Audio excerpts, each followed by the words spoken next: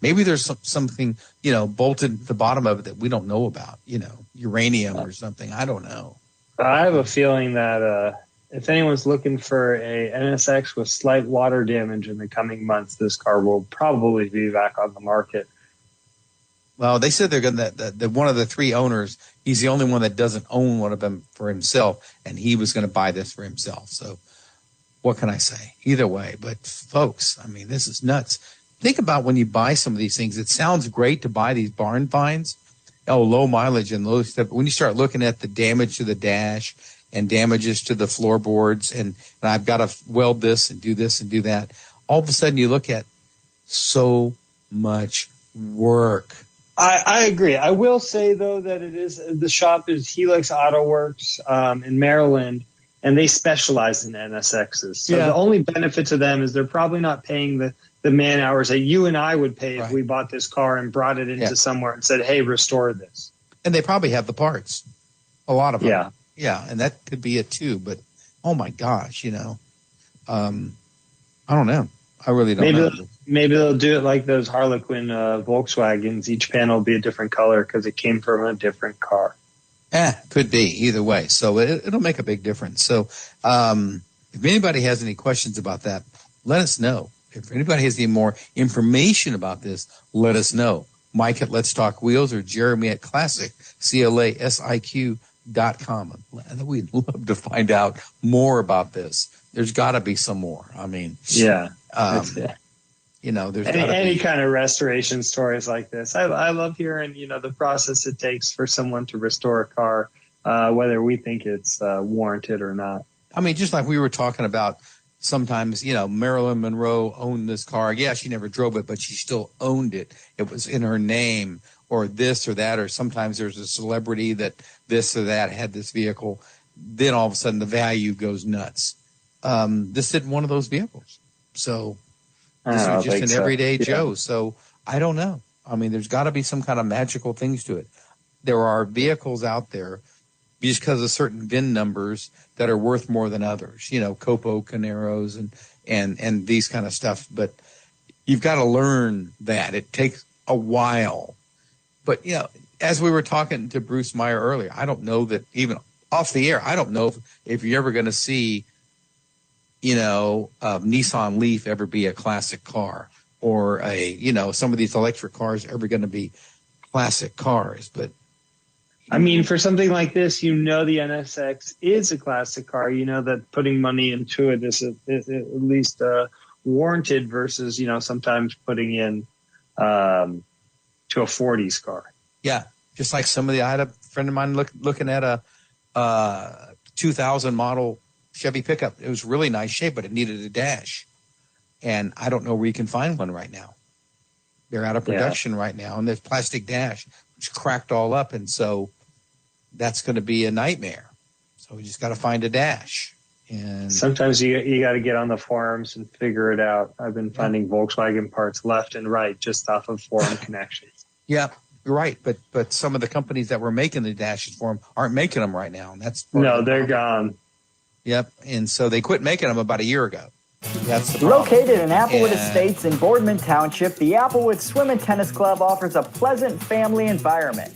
Choose a membership that meets your needs and enjoy a relaxing venue that includes not only swimming for the family, but also youth activities such as competitive swimming, tennis, and more.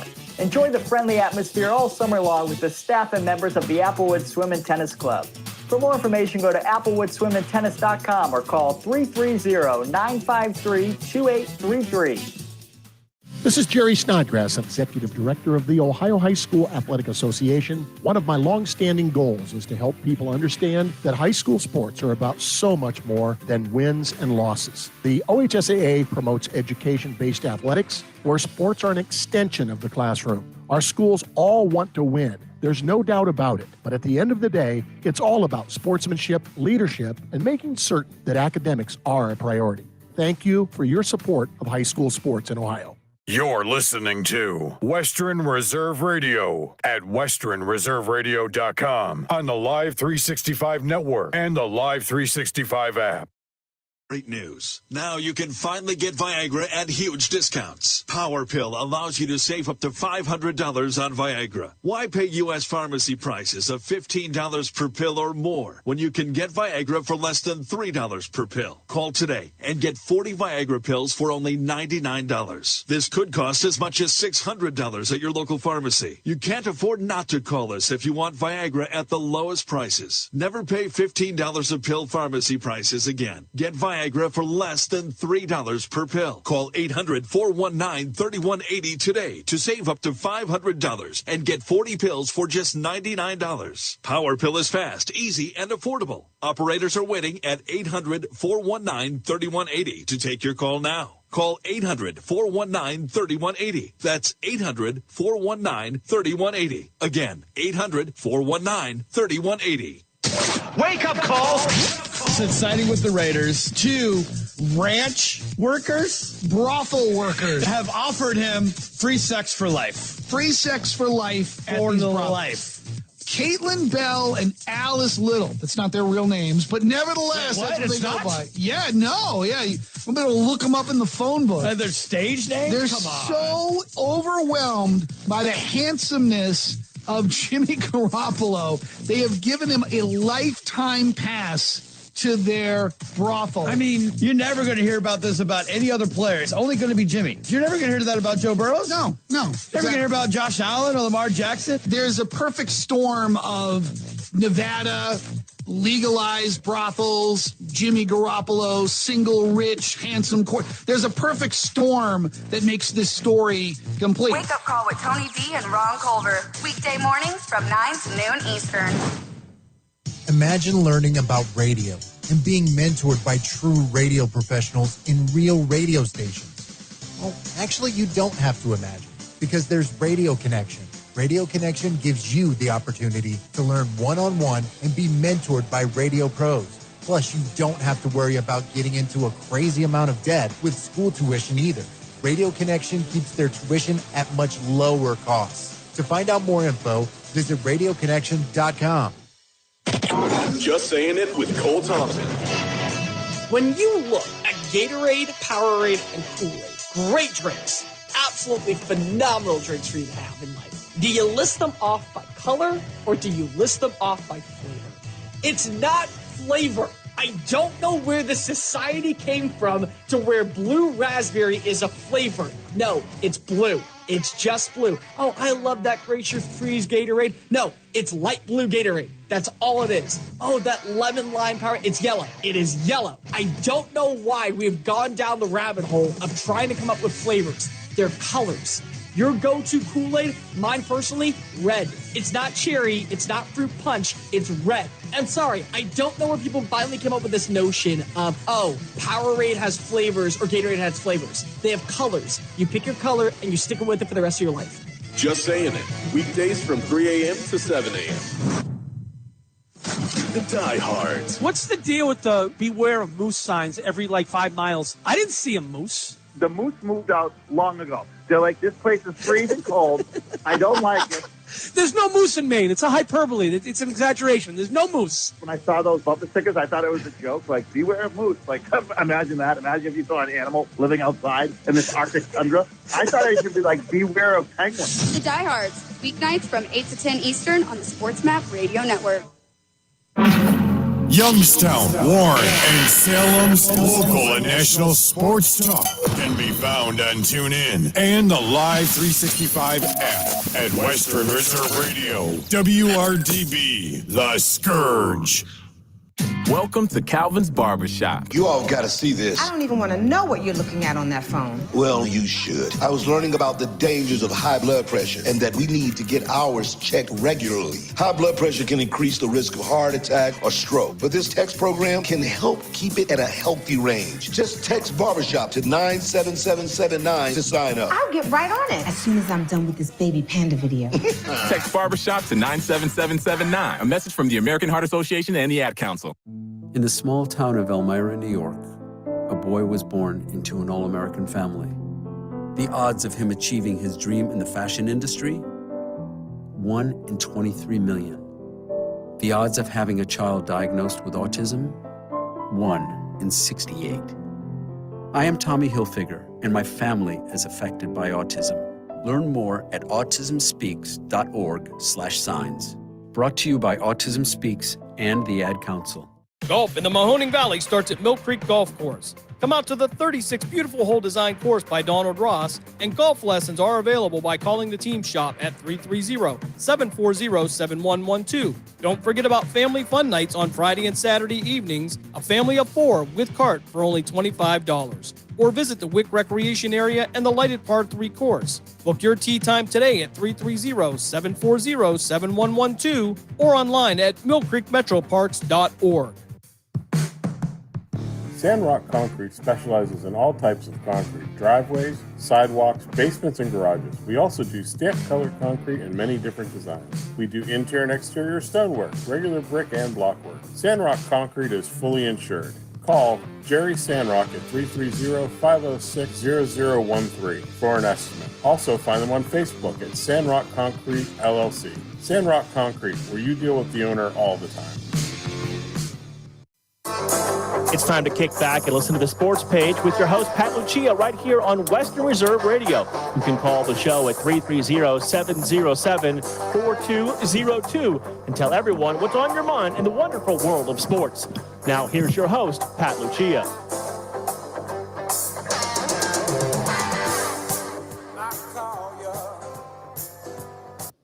Saturday morning sports page.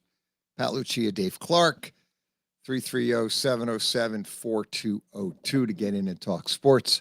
We do it every Saturday morning here on Western Reserve Radio from the Gessler Propane Studio in Struthers, Ohio. Dave Clark.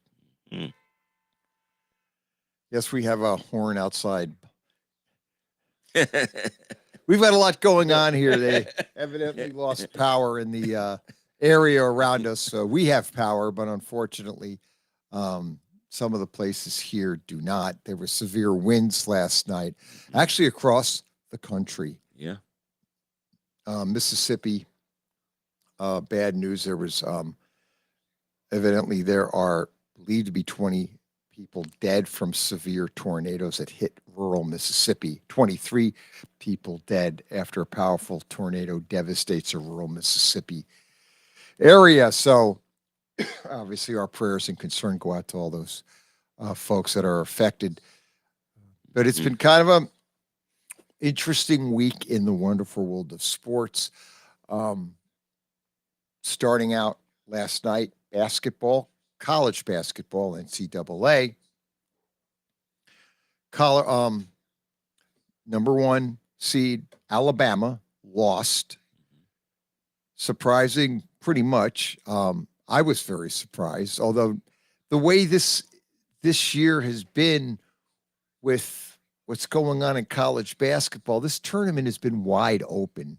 Going into it, you always felt that there was no dominant team. Alabama was the number 1 overall seed. They lost last night. San Diego State beat them. San Diego State goes to the Elite 8, and this is the first time in their history in San Diego State. And you said, Dave Clark, that's the where Kawhi Leonard went to school with San Diego State. Yep. So they had a real big win, 71-64. That was number 1 seed. And then Houston was upset yesterday. So Houston takes it on the chin from Miami, ACC representative. Miami was very impressive last night. I was watching that game, and Miami might be playing maybe the best in basketball in the tournament right now. Big win last night. They do away with the Houston Cougars, so they will go ahead and they will proceed to the Elite 8. So we've got basically no number 1 seeds in the Big 8, or Elite 8, I should say. So that is a first in NCAA basketball history. And I suppose if there was a year for this to happen, this was the year. Yeah. I mean, every year I've done brackets, except this one. I didn't even think about doing it because I don't see where it's a favorite. It's the whole season's been like that. if people remember, I don't know how many different number ones we had during the season. You know, you hear somebody's number Right. one, that same week they get knocked off. There's somebody new, they get knocked. It was doing that all season long. So it basically the season mirrored what this was going to be. An unknown situation, uncharted waters, and that's what this tournament's been. But it also leads to a lot of excitement for all the schools around the country.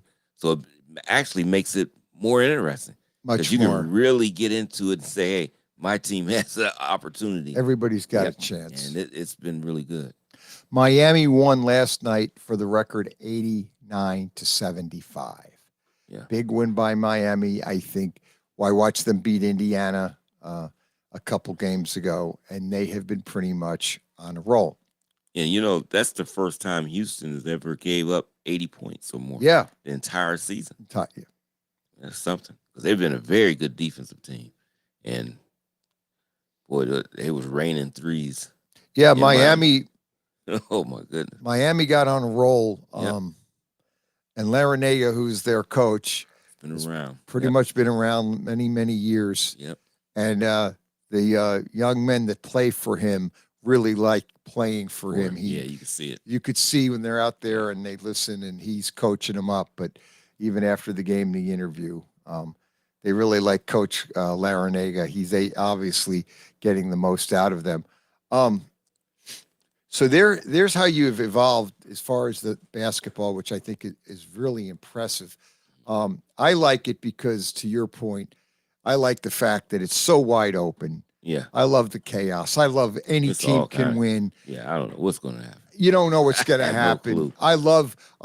I hope the final is like San Diego State and Miami, or whatever. Yeah, that would be. I would love right like there. just an absolute off the wall final. Nobody like who, what, San Diego State, Yeah, that would be something. that would be fantastic. I think that if like you got a final of two teams that no one, like a 5 seed, a 12 seed, or somebody get in there like going, huh? Mm-hmm. How did that happen? Yes, indeed. We would love to see that. That would be, to me, the best thing that could ever happen. I think a lot of this is related to the transfer portal to some extent, because then the talent and kids are staying that aren't going into the NBA. A lot of these teams are veteran teams, guys that are 23, fifth-year seniors, had the COVID year, and they stayed in school and they're playing. And I think that's great for college basketball. And I think that's what you have, these lower-rated teams. They're seasoned veterans, sort of, to speak. Mm-hmm. And, they're not the one and dones. The team has been together. Again, an older team, 21, 22, played 3 or 4 years together. Yep. And I think that has a lot to do with it. And that's why you see these teams rise up that we don't know about and able to win because they've been playing together for so long. And that lets you know, a lot of people say, definitely talent. You got to have talent, but continuity does play a big part in sports in winning.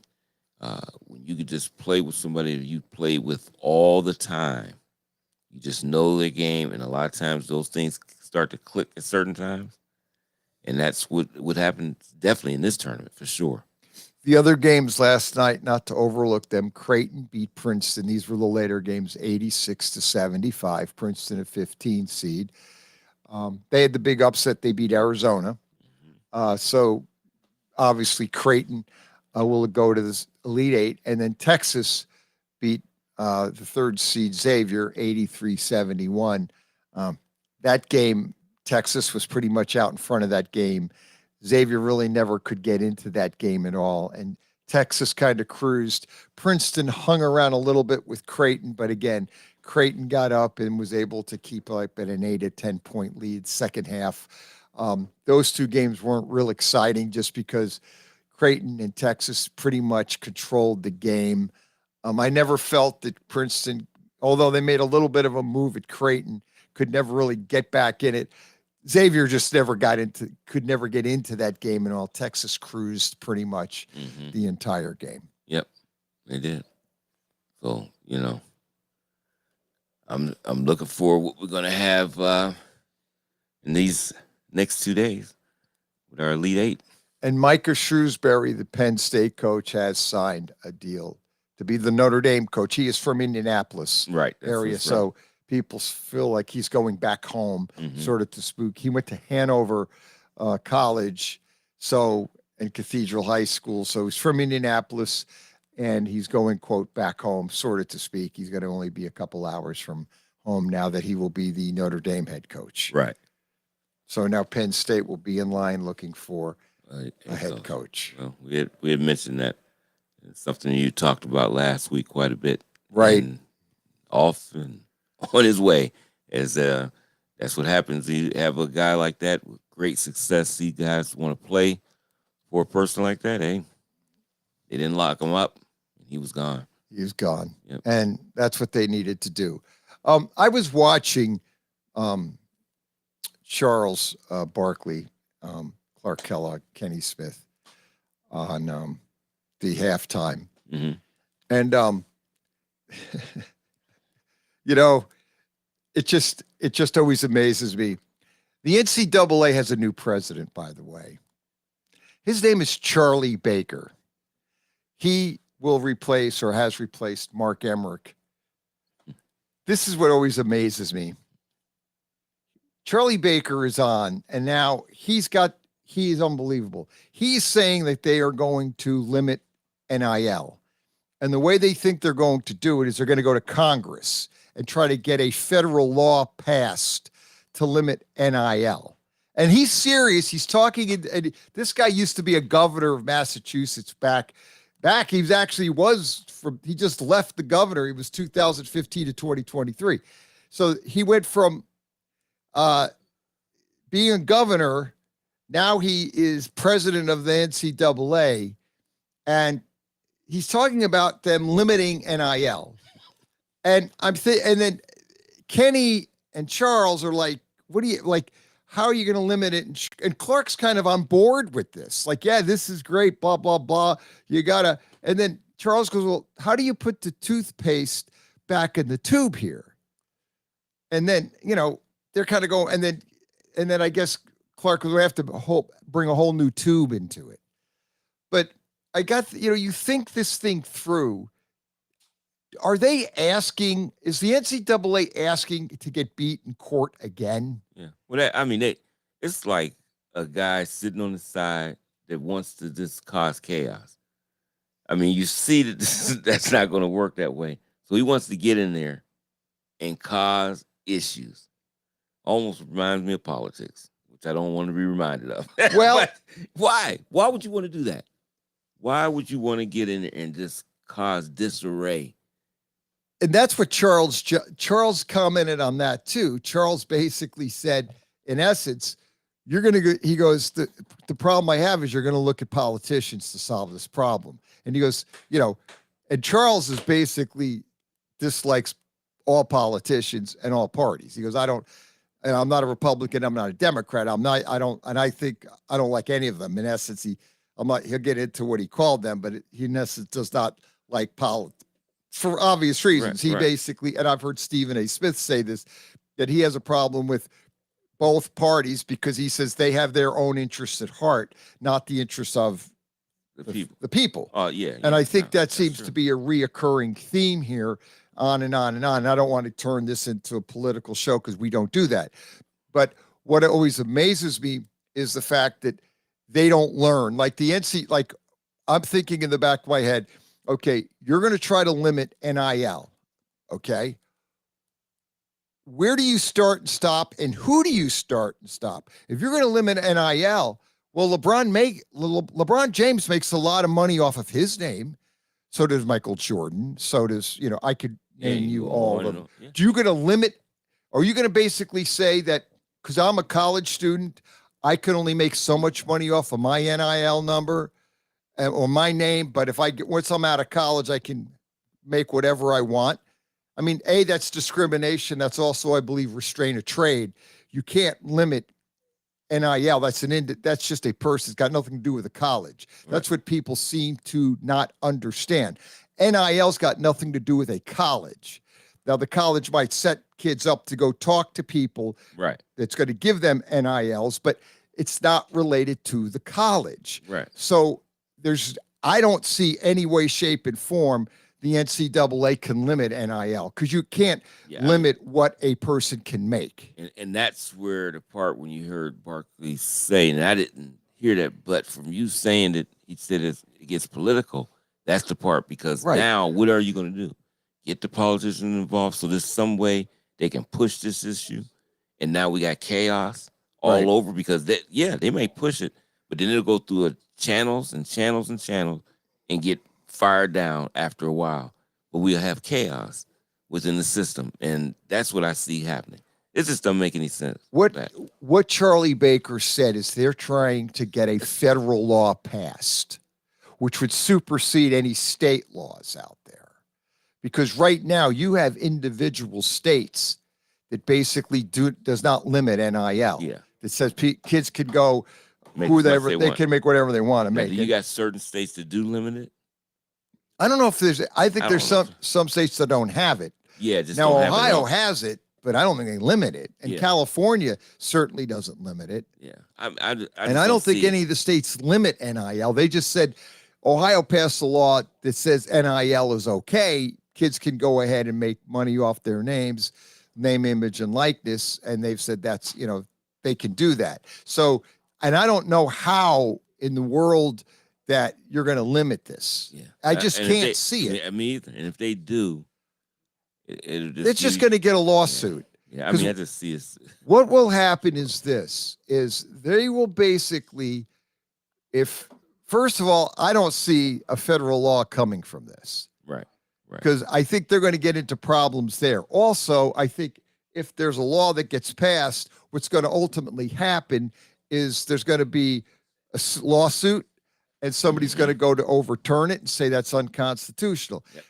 What is occurring right now, and I know this is off the beaten path, but they're trying to say, like, Biden wants to give everybody a break on college, whatever, he's going to forgive people's loans. That's in court. Right. The problem that's running into, in essence, is saying they don't have the executive branch. Biden cannot have the authority to do that. That would have to go through in Congress because Congress kind of controls the purse strings. So that's a mess. Right. And that's going to probably be hung up in court. And I don't know what's going to come from that. Yeah. So that's a fight in itself. Now you're going to turn around and say the federal government can limit what kids make. That's going to if that even gets through the federal government, which I doubt it will, but if it would, you're going to have courts strike that down and say that's unconstitutional. You can't limit what. And was that one of his first make. things, Pat? Like when he came on. Yeah. So that's like the first thing he's on. So he's coming with chaos. He's not talking about how we want to improve some things of the sports.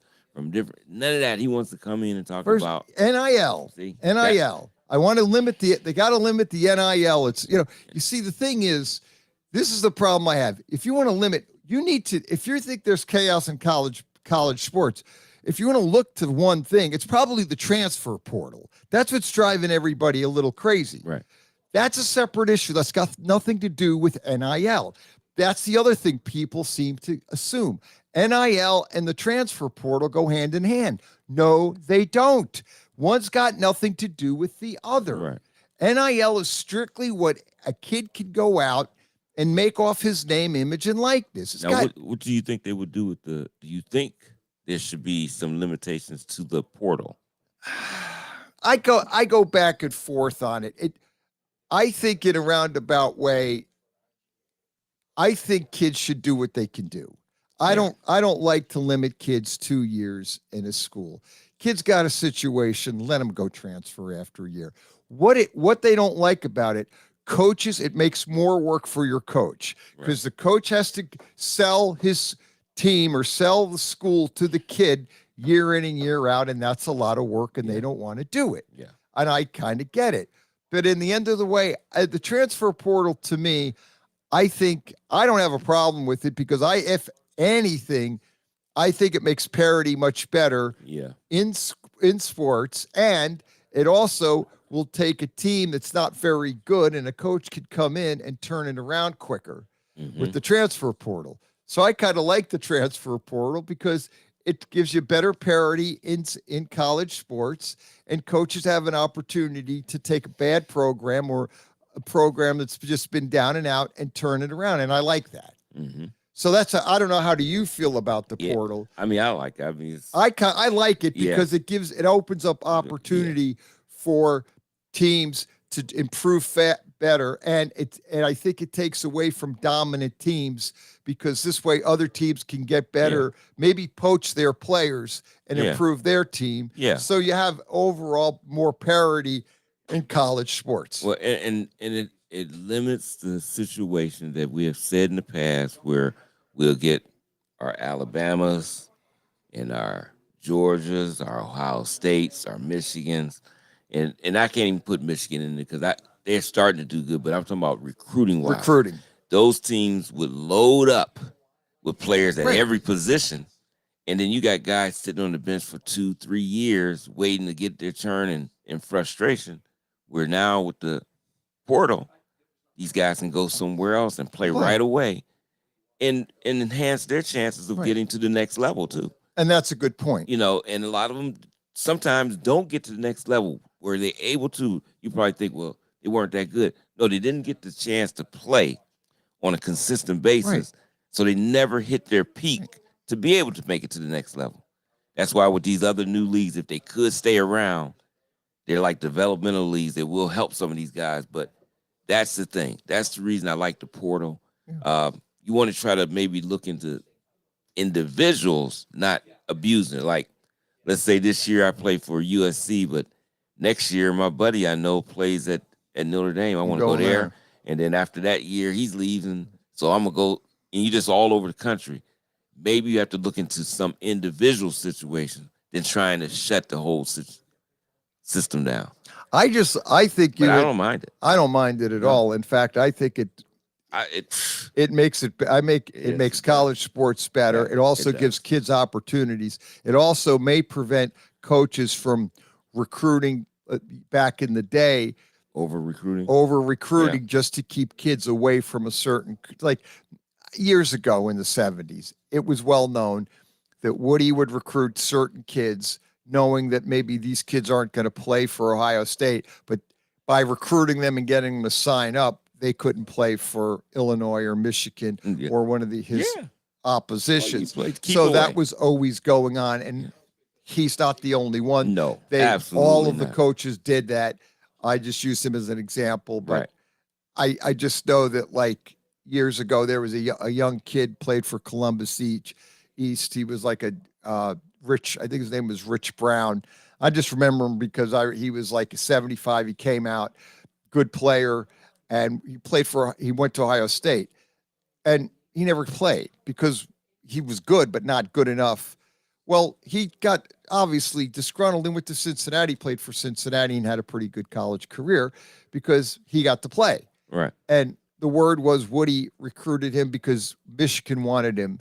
So Woody knew that, so Woody kept him and recruited him, but knew that the kid would never break the depth chart of the lineup because of the talent they had, which, again, I don't mean to say anything negative about Woody Hayes. I'm just saying that's the way college coaches did it back in the 70s and 80s. You don't want no callers to call and think. Screaming and yelling. Yeah, because basically you're saying you were at that area and situation at the time, so you can relate to what was going on. You was actually there to see that. So that's all you're doing. But that's all over the country. But that's just what I looked at, and I was this, like I said, this is 1975. So how many years ago are we looking at? Right. But the point is, that's a microcosm of what went on across the country. Is coaches did that where they recruited players, they could, I don't know, back there was a limitation, was like 80, they had 80 some odd kids on the roster. So they could recruit kids, get them in Ohio State uniform, but the kid was never going to get to play, which in a way ruined it for the kid. And to your point, this way now kids, if they're not playing, maybe they go to either a Miami of Ohio or another school. Yeah. And they could play there. Maybe they make a difference, elevate that team and elevate their chances of maybe getting into the NFL. But at least they get to play versus not sitting at the bench, third or fourth string on the depth chart, sort of to speak, and never get to play. Well, I look at a guy that they talked about, and I just looked at things about him, and people will recognize his name. It's only been a few years back, but he's been playing in all these leagues, XFL, USFL. Bo Scarborough, was a big-time high school player, but he went to Alabama.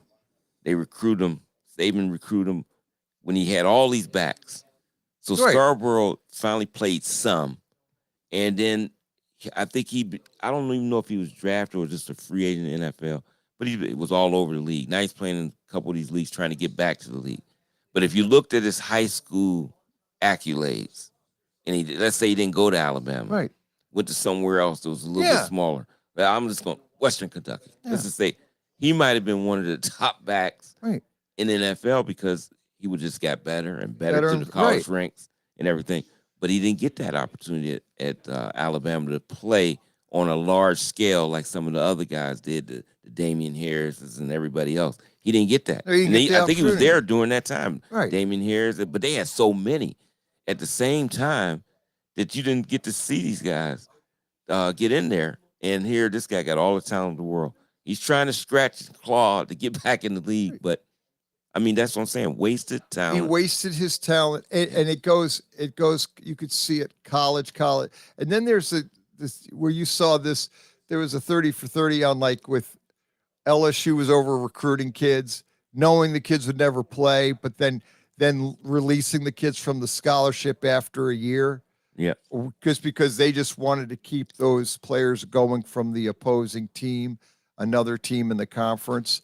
So I think the portal will at least help these kids who either they make a mistake or a wrong choice going to a school, or maybe they have a situation, a disagreement with a coach, and all of a sudden they get down to the 4th or 5th slot as far as, depth chart. Yeah.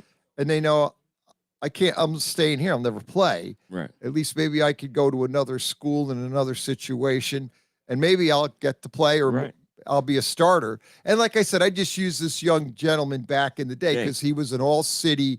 Rich Brown was a good player coming out of Columbus East. Right. It's like 6'2", 235, my memory, and I'm not exact, but I remember he was kind of a lineman, and I just remember him. I go, this is cool. Here's a local guy getting into Ohio State. And then I saw that after a year or two, he transferred to Cincinnati. Now, he played there. Right. But he just got down on the depth chart. Yeah, I was never going to. And then I heard the rumor later on that the motivation was I guess there was another Big Ten school like a Michigan or somebody really wanted him. Yeah. And obviously Woody didn't want him to go to the other opposing team like Michigan. And so strengthen them. Yep. Yeah.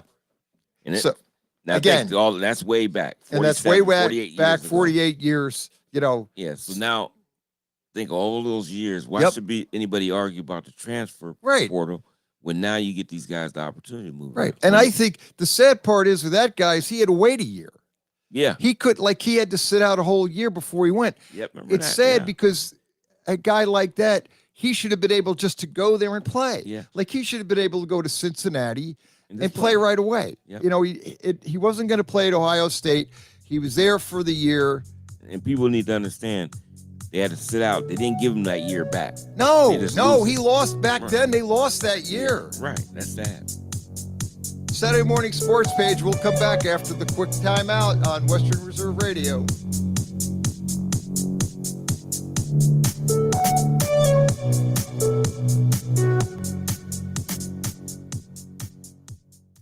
Hey, let me ask you something.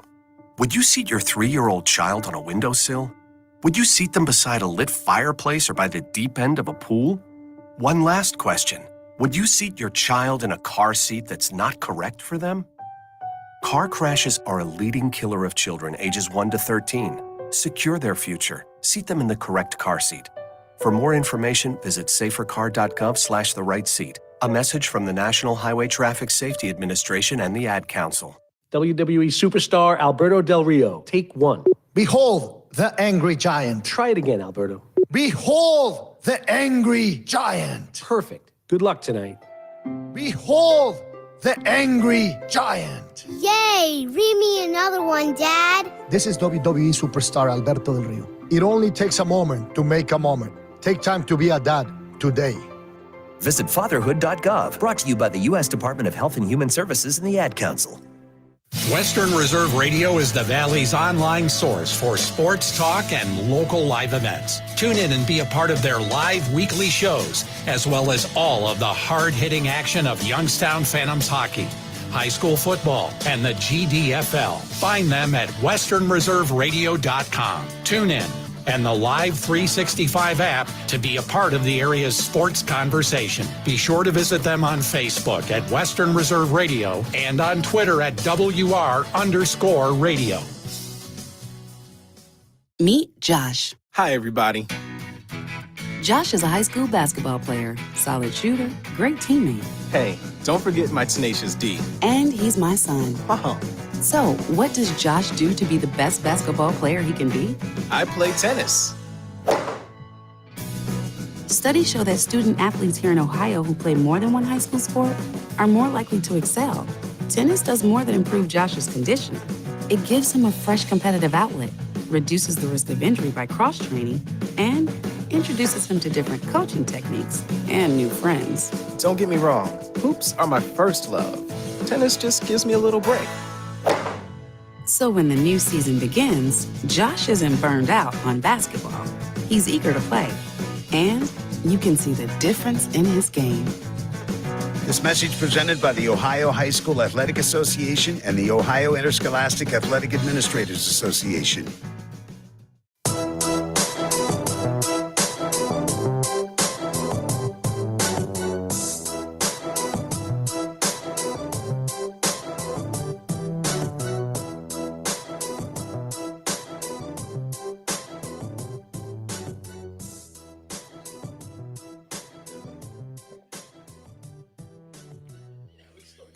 Saturday morning sports page coming right back at you. 330-707-4202.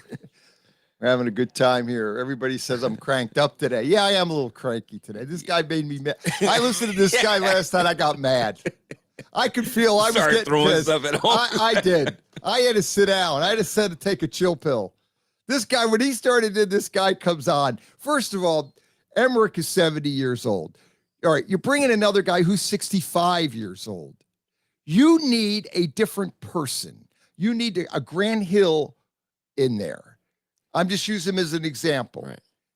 Younger guy, played the game, athlete, played NBA, played college basketball, well-respected. That's the guy that should be the president of the C. They need to go hire a Grant Hill. Yeah. I mean, you need to get it. First of all, if a memo to the NCAA, don't go out and get an older guy to take that job. I know that sounds terrible and that sounds age discrimination, but you need a different lens. You need a person who's looking at it from a different lens, like a player. Right. You need to go out and get a younger guy who is a player and sees the whole picture. Right. You don't do it with going out and getting a guy like Emmerich, and you're going to, Emmerich is the whole blame, to my opinion, of this whole quagmire with NIL. They never got out in front of it. That's what actually Kenny Smith said too. Said, hey, you had the, Kenny Smith was like looking at, when they were talking about this, you could see he was like, yeah, give me a break. The old president didn't get out in front of this and let this thing go. Mm-hmm. And we've said that time and time again, that Emmerich never got out in front of the NIL and fought it. Well, you got a result and you're stuck with it. And, one of the reasons I'm going to say, and maybe it's off the cuff of saying this, but he didn't fight it because he thought he won a big thing when you go all the way back to Tressel and everybody, hey, you see what I did? You can't do this. Right. You can't sell your memorabilia. You can't do any of these things. So you see what we did with that and think that was going to limit things. People are going to find a way to where they feel that stuff is not legal, in the realm of checking things out. And I think that's what they did. And now that's why we have NIL. Right. And they didn't do anything. They just figured, you seen what we did before, we'll stop it. We're not worried. Right. Really, they were arrogant. When you think totally. We're arrogant. We're not going to do it. And then when it all hits them in the face, Now they want to go out and cause more chaos. You probably could have not stopped NIL, but if you got in front of it, you probably would have been able to have a limitation, a ceiling of what you can make. You might have been and able to get away with that. might have been able if you did it 2 or 3 years ago when this started to come up to light, and you knew the NIL probably weren't going to do well in court. If you had foresight to say, "Oh, wait a minute," get with the legal people, analyze it, and say, "Where do we really stand on this? Do you really think we can win this in court?" Think, man, we probably, because you're getting into, anytime you start dictating to people what they can make and limit it, this is America. Yeah. I.e., can't do it. Yeah, that's why I just think when that situation happened back with Ohio State. Oh, the tattoo game. Yeah, the tattoo. And I just think right then, as a logical thinking person, I would have think, okay, all right, let's look at this from both sides. We don't want all kinds of things. You just out here creating money situations, blah, blah, blah, and it doesn't look good for the NCAA and college athletics. Okay. But these kids are out there really making big time money for these colleges and for college sports all over. So how can we compensate these guys and give them something? Now, we're not trying to make them millionaires before they get to the level in which you can make millions, but let's see how we can compensate them. I think if they have put some type of compensation package together, that's true. We'd have seen as we move forward, if they had a compensation package, there would have been arguments about how can we make more on this compensation. That's just a part of business. We see it all through business now. So, but if you had that, you have more sensible talks about it, more discussion on trying to get more money, but not these things where it's just off the cuff. They can make anything. Now you're mad. So we go back and forth. I mean, some of the parents I hear now, and I'm an older parent, to think about these guys. I'm so sick of them making all this money. Well, hey, it was times back in the day, you didn't want these guys to make anything, but that your business, your company, your school was making millions off of them. And nobody blinked the eye. And that's why I even talk about people with the NFL. They always cry about these. They're not worth that. Maybe not. But this is the thing. Is the owners worth what they're getting? They get this money, make all these, they're billionaires. But you're going to cry about a guy get a 200-something million, as in Watson or Aaron Rodgers, or I don't care who you bring up. You're crying about they're making this money and they're not worth it. Well, these owners are making we can, 10 times with these guys. We don't have any problems with that. That's okay. Right. That's okay. Yeah. But these the players, owners you can don't do rake in, and the NCAA can rake in all the money. Yeah. But, oh, my gosh, if a player can make more money, that's horrendous. And they're out there putting their body on the line. They're the ones that are, as you said, well put. Like, they're putting their body on the line. Right.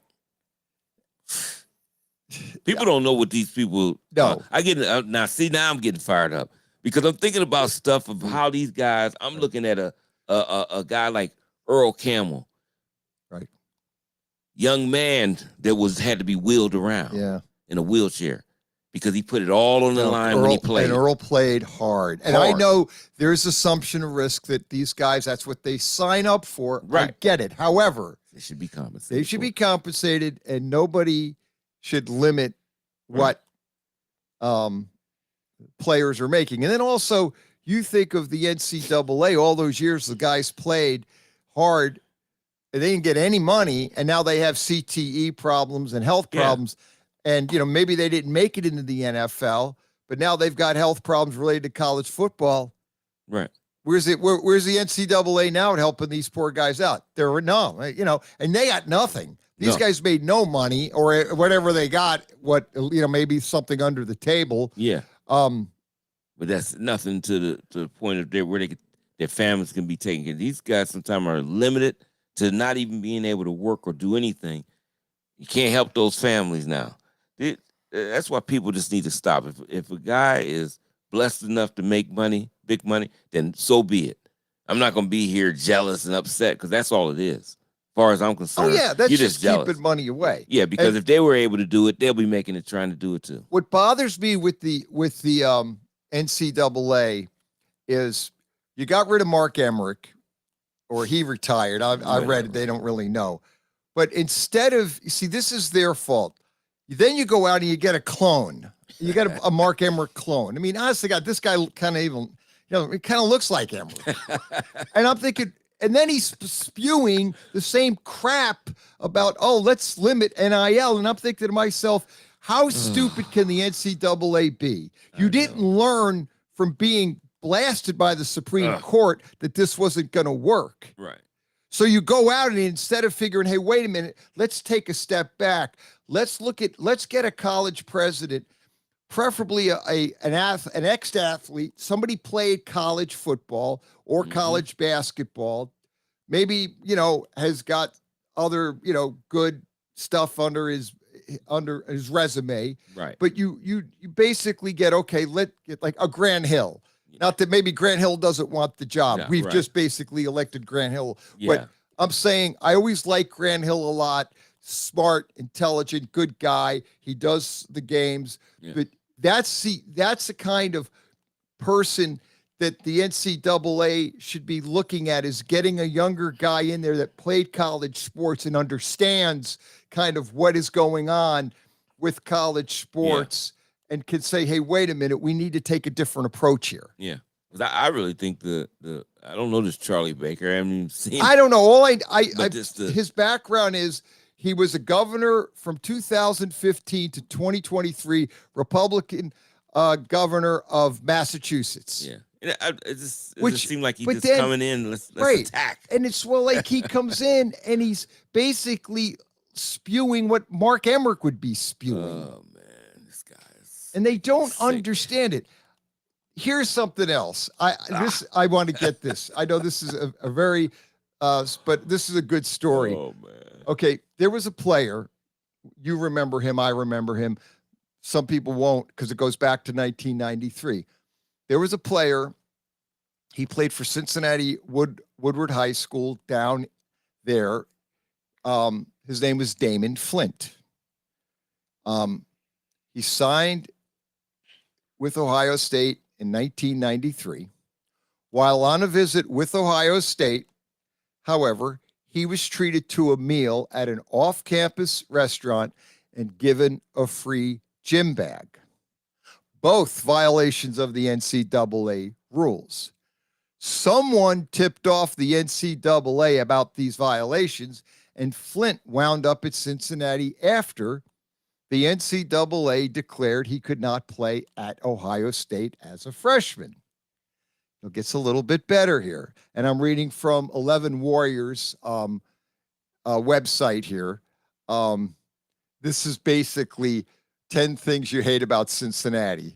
But anyway, let me go on. It remains unclear as to Bob Huggins' role in the fiasco. According to a published NCAA Fractions report, Flint was on his Ohio State visit with an assistant high school coach at the time. The NCAA learned of the violations by an anonymous tip, or at least an anonymous within the report. Perhaps not by coincidence, the junior varsity head coach of Woodward and assistant on that staff was now head coach Mick Cronin. After Flint ended up at Cincinnati, Cronin was promoted to video coordinator for the Bearcats under Huggins, straight from Woodward High School. Here's the thing, yes, giving a kid a free meal in a gym bag is technically against the rules, but let's not pretend Cincinnati has any room to be the moral police of the NCAA basketball. So this has got a couple prongs that, first of all, Damon Flint was treated to a meal at an off-campus restaurant and given a free gym bag.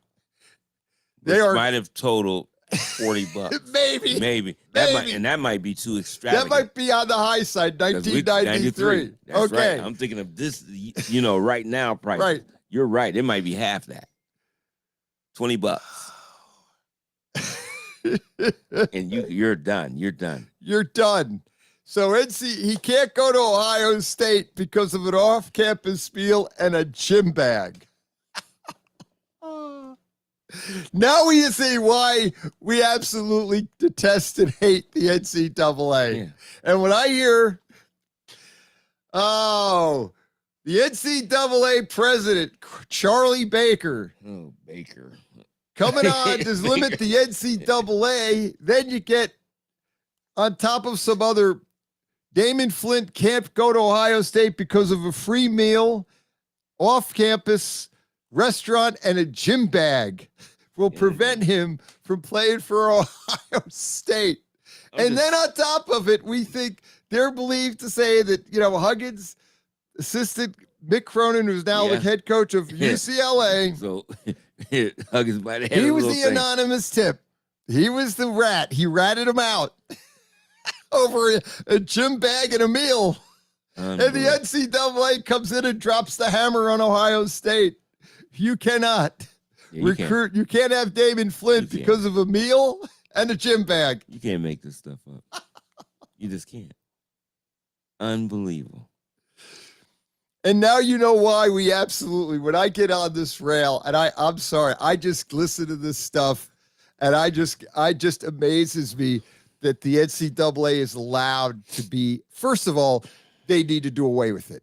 They just need to carte blanche, do away, just fire, get rid of the NCAA, get rid of people like Charlie Baker, just fire them. Move on, start over, get either go out and you want to put a NCAA type of thing together, get players, ex-players, something, bring in guys that played the sport that, or coaches, like bring in ex-coach, like bring in a coach, bring in a player, a Grant Hill type, look at some retired coaches, maybe like a Boeheim's old, but I'm just saying, do something outside of that. Yeah. Go outside and get people that played or coached in the sport. Football coaches, football players, something. Not bring in no more Emmerichs. No more. We don't need that. 65 guy that was he's a politician. And that's what Charles Barkley basically said on the show. Keep the politicians away. And Charles, yeah. Oh, yeah.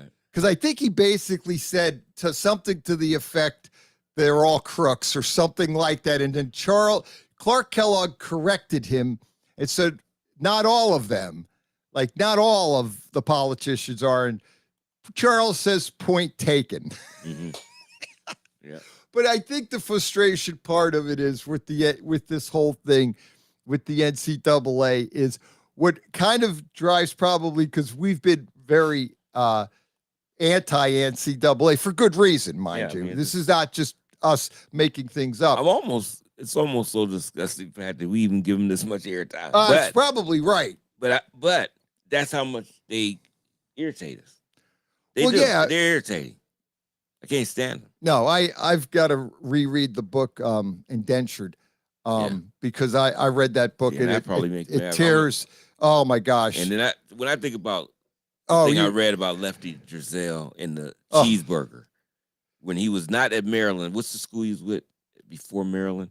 Lefty Driesell, and that's one of the reasons he left the school or something because they were all over. I don't think he was at Maryland yet, but he bought a cheeseburger for a kid. And an actual McDonald's cheeseburger. And think about it back then. Back then, it was only, I don't even think they were $1. They were probably like 50 cents back in those days.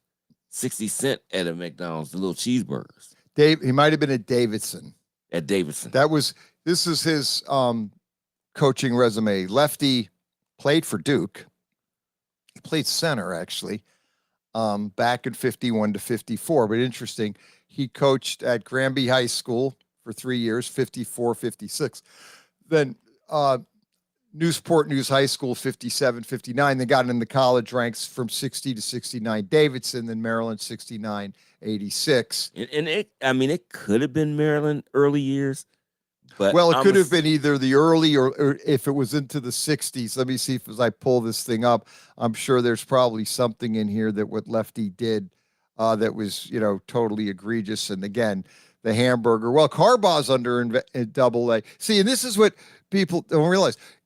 Jim Harbaugh's under investigation by the NCAA for getting a kid a hamburger. Yeah, right now. Right now. We're not talking about back. No, I'm not talking ago. back or 1993 where Damon Flint got a meal at an off-campus and a gym bag. Right. That was 1993. It's 30 years we gotta ago. Find out what kind of hamburger. It might have been Five Guys. It could have been a Five Guy. I wonder if it was. Well, that was back in '93. I don't know if Five Guys was No, around. I'm talking about for Harbaugh. Oh yeah, Harbaugh. Yeah, See, that's the there's something to do. There's something to do with food in the NCAA. They don't want kids to eat. They don't want it. No, this is true. When you get a guy like Quinn Snyder that he's not buying anybody anything at a restaurant. His wife is cooking Sunday dinners.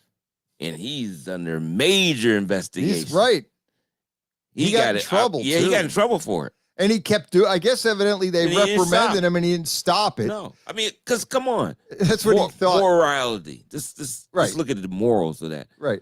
How is that an issue that I'm going to cook you something a Sunday dinner? Right. How is that? Should that be a problem? Right. Or a violation? That's what I mean. If anything, don't you think it's good that he has the kids together and he's interacting with his team and making sure, hey, you're here. You got a problem, you could always come talk to me. You got issues, I'm here. Come over for dinner.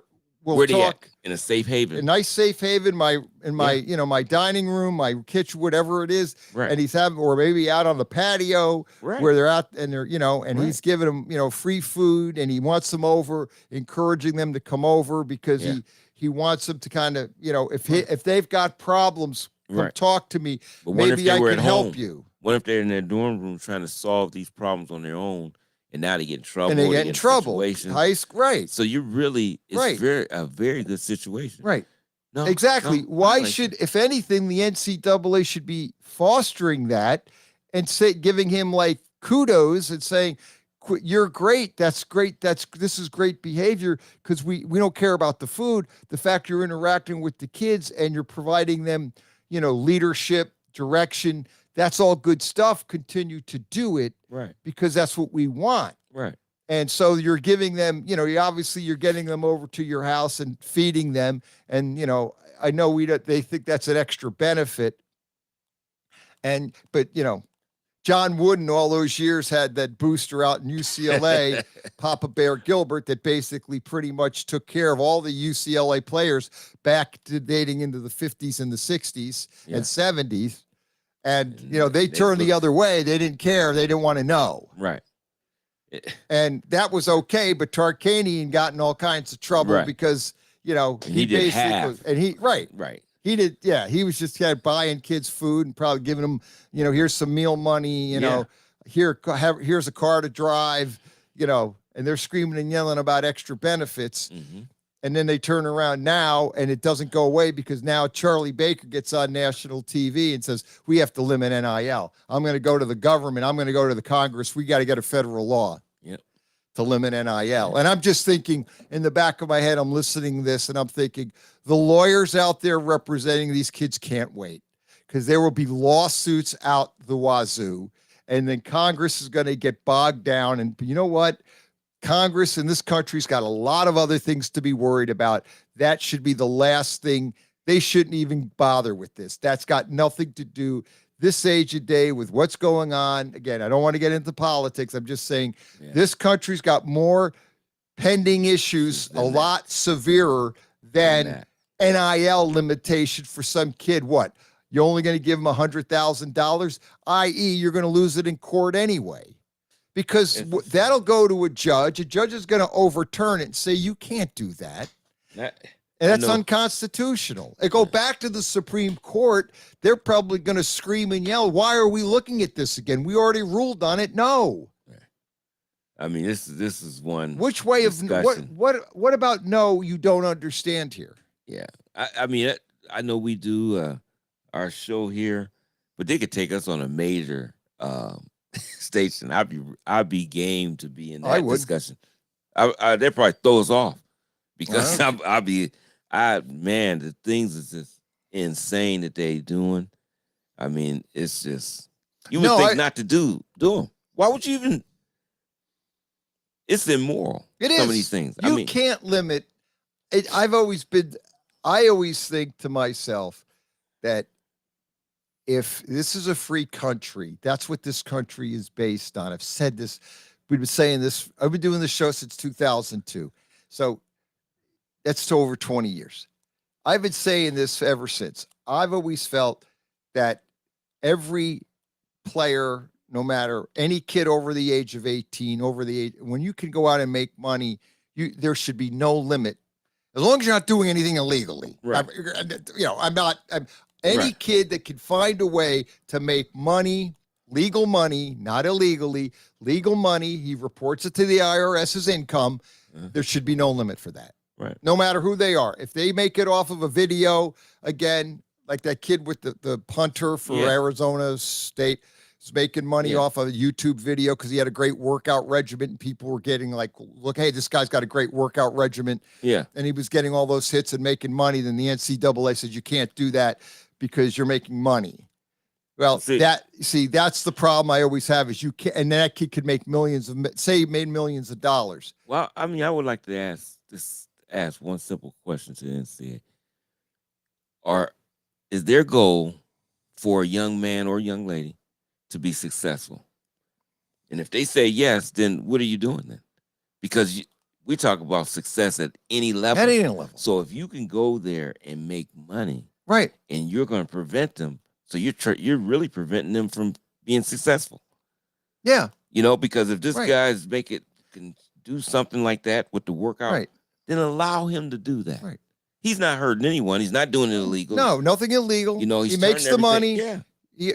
So you basically saying I got to see the people don't want to hear that the old time slavery or different things. But what is this? When you hold it, you're suppressing a young lady or young man. You're suppressing them from advancing in their life because you're saying you can't do that. But it's nothing that's illegal about it. It's what goes on in America. We make money. We get in businesses to make money. And now you have a young man or young lady that is smart enough to be able to make it at a young age. We prevent them. What is that about? Restraint of trade is a common law doctrine relating to the enforceability of contractual restrictions on freedom to conduct business. i.e., I'm looking at it up. It just says it is a precursor of modern competition law. Well, I think basically what you have is I think that you cannot restrict a player or a person from making money. I mean, if it's illegal, that's different. That's breaking the law. Right. But if a person is making money, regardless if he's in or he or she is very resourceful and can go out and make $1 million doing whatever they can know, you can't say you can't do that. Because our country is based on that freedom. That's what this country was based on. Halftime. Come back after a quick timeout. That was a quick hour.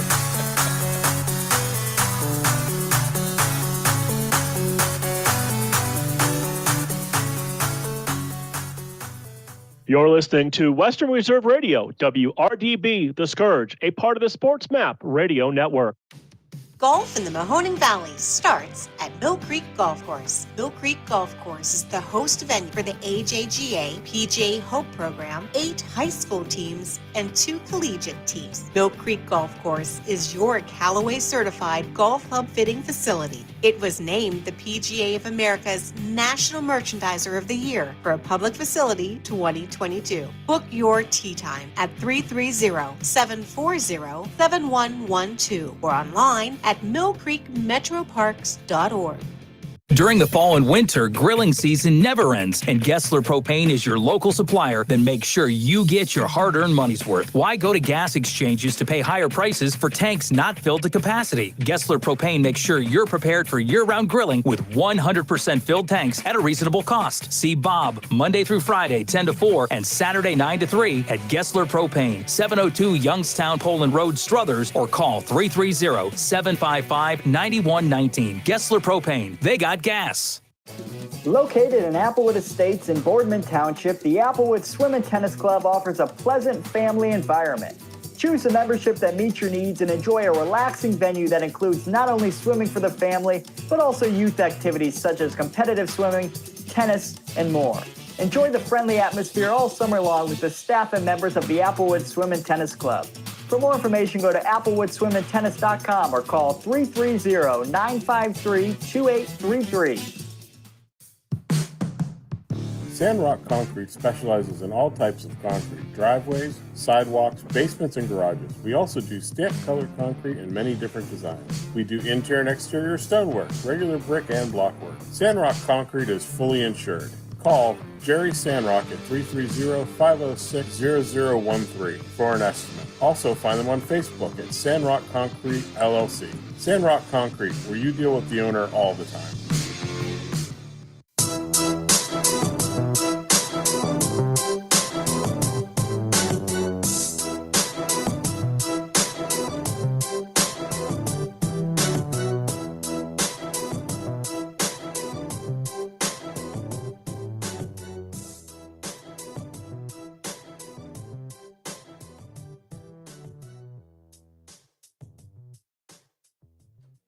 Saturday morning sports page, hour number 2. I lost the headset. Anger and Struthers. Anger. This is anger. We've got anger. We're cranked up today. Well, here's what it is. We'll move on. Yeah. But the problem I always have with an NCAA, we brought this up. Don't bring a politician in. Yeah. The guy was Charlie, whatever. Baker. Baker. Thank you.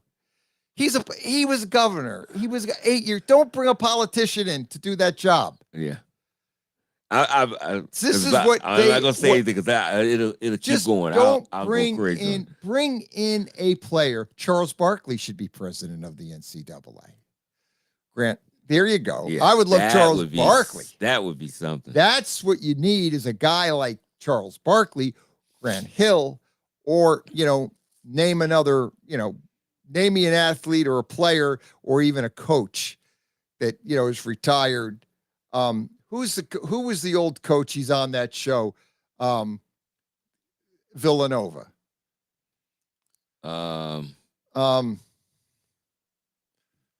I know you're talking about. It's the guy. He's not coaching now, right? No, he's on Jay Wright. Yeah, I was gonna say because his sister used to coach, and I remember she was Wright, a great coach. Yep. Bring in, all right, if you're gonna put someone, Jay Wright. Yeah, he's retired in his 50s, coach, great coach. Uh-huh. But bring in somebody like a Jay Wright, a Grant Hill, a coach or player, played college sports, coached college sports. It said, okay, here. Uh-huh.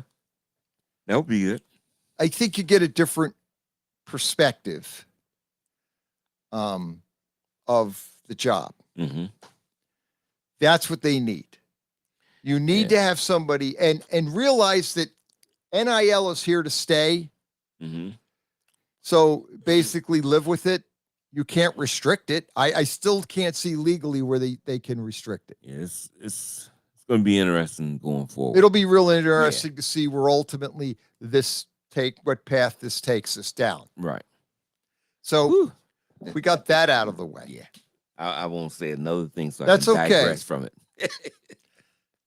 Well, I felt like I had to get it off my chest. Yeah, that's okay. Get it out. I had it.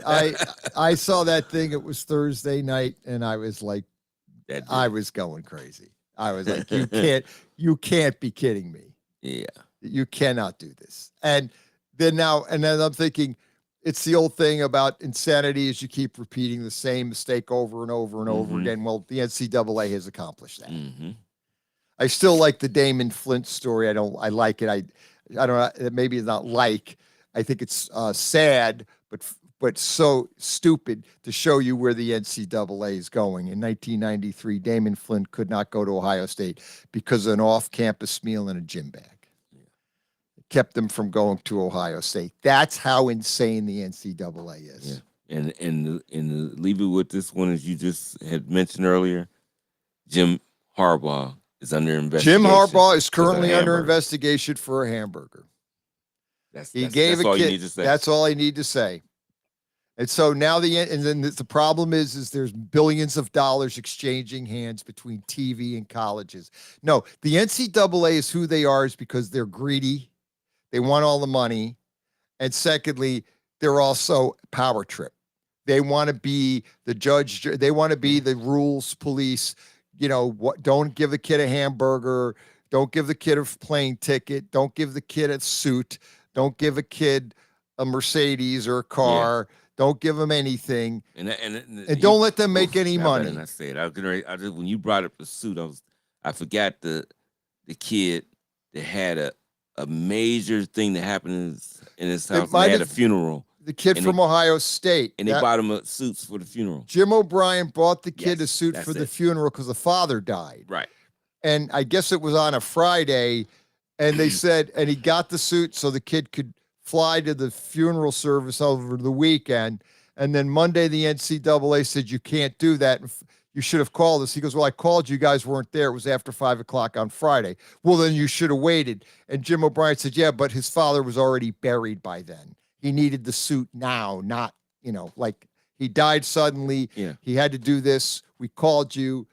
You weren't there. So, and then he got in all kinds of, Ohio State caught all kinds of hell for that disaster. But again, that goes to show you the limits of where the NCAA and there's some morals. You could morals, just, right. Hey, we don't want this to happen, right. but we understand under these circumstances, let's just not worry about that. Right. And that's the problem you have with the NCAA. They do not have the capacity to look into situations, but realize that's like the whole hamburger thing and the whole other, come on. Will they stop with this, with the meals and Harbaugh buying a recruit some food? And they're acted like that's a big, that's what's ultimately going to lead to the demise of the NCAA. And there's been talk about this is the football, especially on the football side where the money is, these Power Five are going to break off. It'd be great. I would like to see that chaos. Yep. And their own thing. The kids can get paid, do what they want to do. Yep. Whatever they have to, and move on. You think people are going to stop watching? Absolutely not. No, but that's the other thing. The ratings aren't going to be affected by any of this. Do you think anyone cares? Do you think watching a football game, you're watching a game Saturday night, say it's the late game. Do you care? It's Utah playing Oregon, say, a Pac-12 good team, say it's a good game. You want to stay up, watch it. Do you care if Utah's on some kind of, they gave a kid a meal or they gave a kid money or they did, I don't care. Like Ohio State, I root for Ohio State. Do you think I care if the offensive lineman has somebody's putting money in his pocket or he's got a big NIL deal? I'm not going to stop watching football because kids are making NIL money. It's got nothing to do. I just don't know about this system. Sometimes don't even understand the world. No. The way people react to dumb It's situations. stupid. Yeah. Totally stupid. This is totally ludicrous. Woo. You've got to be, bottom line is, and again, the thing that bothered me more, I guess, not bothered me, I guess did, is because obviously I'm talking about it, but I'm just saying when they rolled out the new president, Charlie Baker, and I'm looking at this guy and I'm thinking, what did they just get another Emmerich clone? And then he's spewing this crap about limiting NIL money. Yeah. And it's like, and Clark Kellogg's kind of like, yeah, this is what we need to do this. Oh, really, Clark? Why don't they limit your NIL then? Yeah. Where do you start and stop with limiting NIL? Because you can't limit, if you're going to just limit the kids over 18, do you limit LeBron James's NIL? Yeah, good luck. Or Scottie Pippen, where do you start and stop with that? Yeah. It just don't make any sense. Anyway, let's slide over to the quagmire, some quagmire. The whole situation, we got two situations in the NFL, the quarterback that is getting to be ludicrous. Okay, with Aaron Rodgers and the New York Jets, evidently I'm reading that in NFL.com, there is a video that states that the Jets and the Packers are far apart on compensation. Well, what is it? Get it done or forget it. I'm the New York Jets. I told you this last week. Right. I would give the Packers a day next week, Thursday. This is the deal. You want it or not. You don't want to get, evidently the argument is the first round pick, the 13th pick. The Jets have the 13th pick in this draft. Evidently they're looking for a center. And so they don't want to give that first round up. They're looking at the kid from Ohio State. Is one of the players, but they're looking for the O-line. They don't want to give it up. The Packers evidently want it. This is what the rumor mill is telling us. I think the Jets already made a trade with Cleveland to get a second round pick. Yes, yeah. So they've got 2 second rounders here.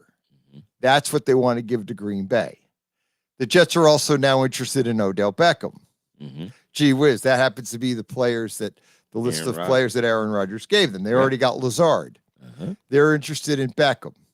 Beckham is basically saying, who came out with $20 million a year? Like evidently there was a report, Odell Beckham was looking for $20 million a year. Odell says, no, I'm not. I'm not looking for $20 million a year. Like he's like, where did that come from? So here's the bottom line. The Jets will probably sign Odell Beckham to a deal. I.e., if I'm the New York Jets, I would give the Packers a date. And if they don't go, I pick up the phone. I go Lamar Jackson. And I go, okay, Lamar, what do we need? Let's sit down. Problem, I guess, now with Lamar Jackson is he's got this guy who's not a certified agent allegedly doing negotiations for him, but we're told that's not the case. But he's saying it's not. There's reports otherwise saying that he's got this non-certified representative. Right. So I think if you're the Jets, you pick up the phone, you get Lamar, get him in, go see him and say, you want a lawyer with you, Lamar, because you want the guy to look at the contract or whatever. Sit down and negotiate and get something done. Lamar says he's not looking for all guaranteed money now. I think Lamar and the Ravens are headed for a divorce. Okay. Yeah, because if he said that, maybe he's trying to look for a way just to go ahead and get out. I think he's looking out. I think he wants out. I think he wants out of Baltimore. There seems like to be bad blood there with the way the negotiations, something happened there. Yeah.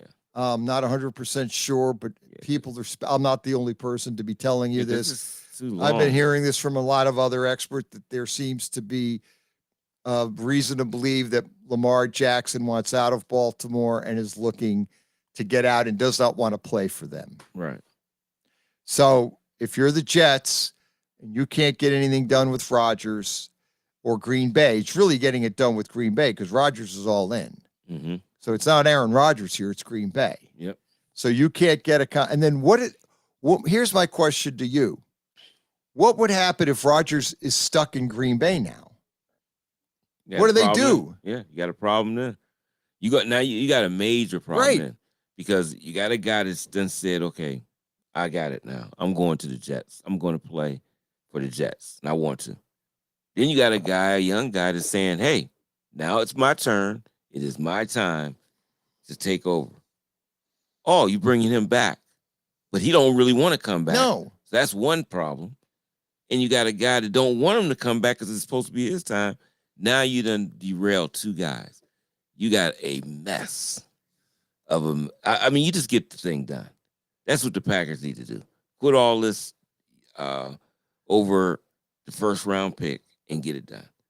Yes, Aaron Rodgers has that type of ability, but let's be realistic. They might want to give you 2 first rounds. They might, I'm not first round, but second rounds, give you a player or something else and whatever else they can do. You almost have to take it because you want to be realistic. He's 39. And yes, he can still play, I think, a few more years at a top level. But still, that's speculation. It won't be speculation if he was in his 10th year. That's a big thing. You look at it and say, I know he, We know he's got more. Yeah, in the you tank. want your first. So, come on. You got to be realistic to the Jets, too. What if Aaron just wanted to play 1 year and that's it? We don't know. He might want to play several years, but he might just say 1 year and I'm done. And they want to give, come on. Well, here's the other thing, too, It's the that Packers. he's 39. Yeah. Maybe he only has 1 year left. Maybe based on, last year was a rough year for him. It wasn't one of his better years. Maybe Father Time has caught up with Aaron Rodgers. I mean, you have to be thinking along this line. So you have to think this guy could have 1 year left. And then after that, he may want to play, but he may not be very good because he's 39. He will be 40 years old. Right. We have seen that time and time again. Peyton Manning. Yep. His last year was not a very good year for Denver. They won a Super Bowl, but it wasn't because of him. Mm-hmm. He was, he couldn't throw the ball down the field any longer. Right. So he was done. And that's what happens to old quarterbacks is when they basically, when the career ends, it's like falling off a table. Yeah. Like, And he had was to- good. Now he's not anymore. Yeah. Donovan McNabb kind of had that happen to him. Yeah. He was good, but then all of a sudden, Father Time caught him and he just didn't have it anymore. But like, it wasn't like borderline. No, he went from pretty good to not good at all. Yeah. But that happens to older football players. And to their thing, Donovan had some injury issues Right. towards the end. And then you remember Peyton with the nerve damage. The nerve to in the neck. Fortunately, Aaron Rodgers has been pretty healthy. That thing he had with his hand. So he may have some, but it's all up to the mental part. Do he feel like dealing with a training camp for 2, 3, 4 years? It's a year thing. He may be ready this year, but depending on how he enjoys that season with the Jets has a lot to do with whether, hey, do I want to go through this again? Older players get like that. Hey, I don't want to go through. Right. I don't even want to go through. And they the camp. talk a lot about that. When you sometimes I don't listen want to to. older players, I don't want to go through that. they have it. They talk about, and Aaron has talked about that, about retiring. He said when he came out of the hole, it was 90% he was going to retire, and then he decided not to. But I mean, that's how far into retirement this guy was. So thinking about he's it. thinking about it. So what? And a lot of might, it. and it might spark something. Get to the Right. Jets and it spark that energy. Put a couple more seasons, but that's what you don't know.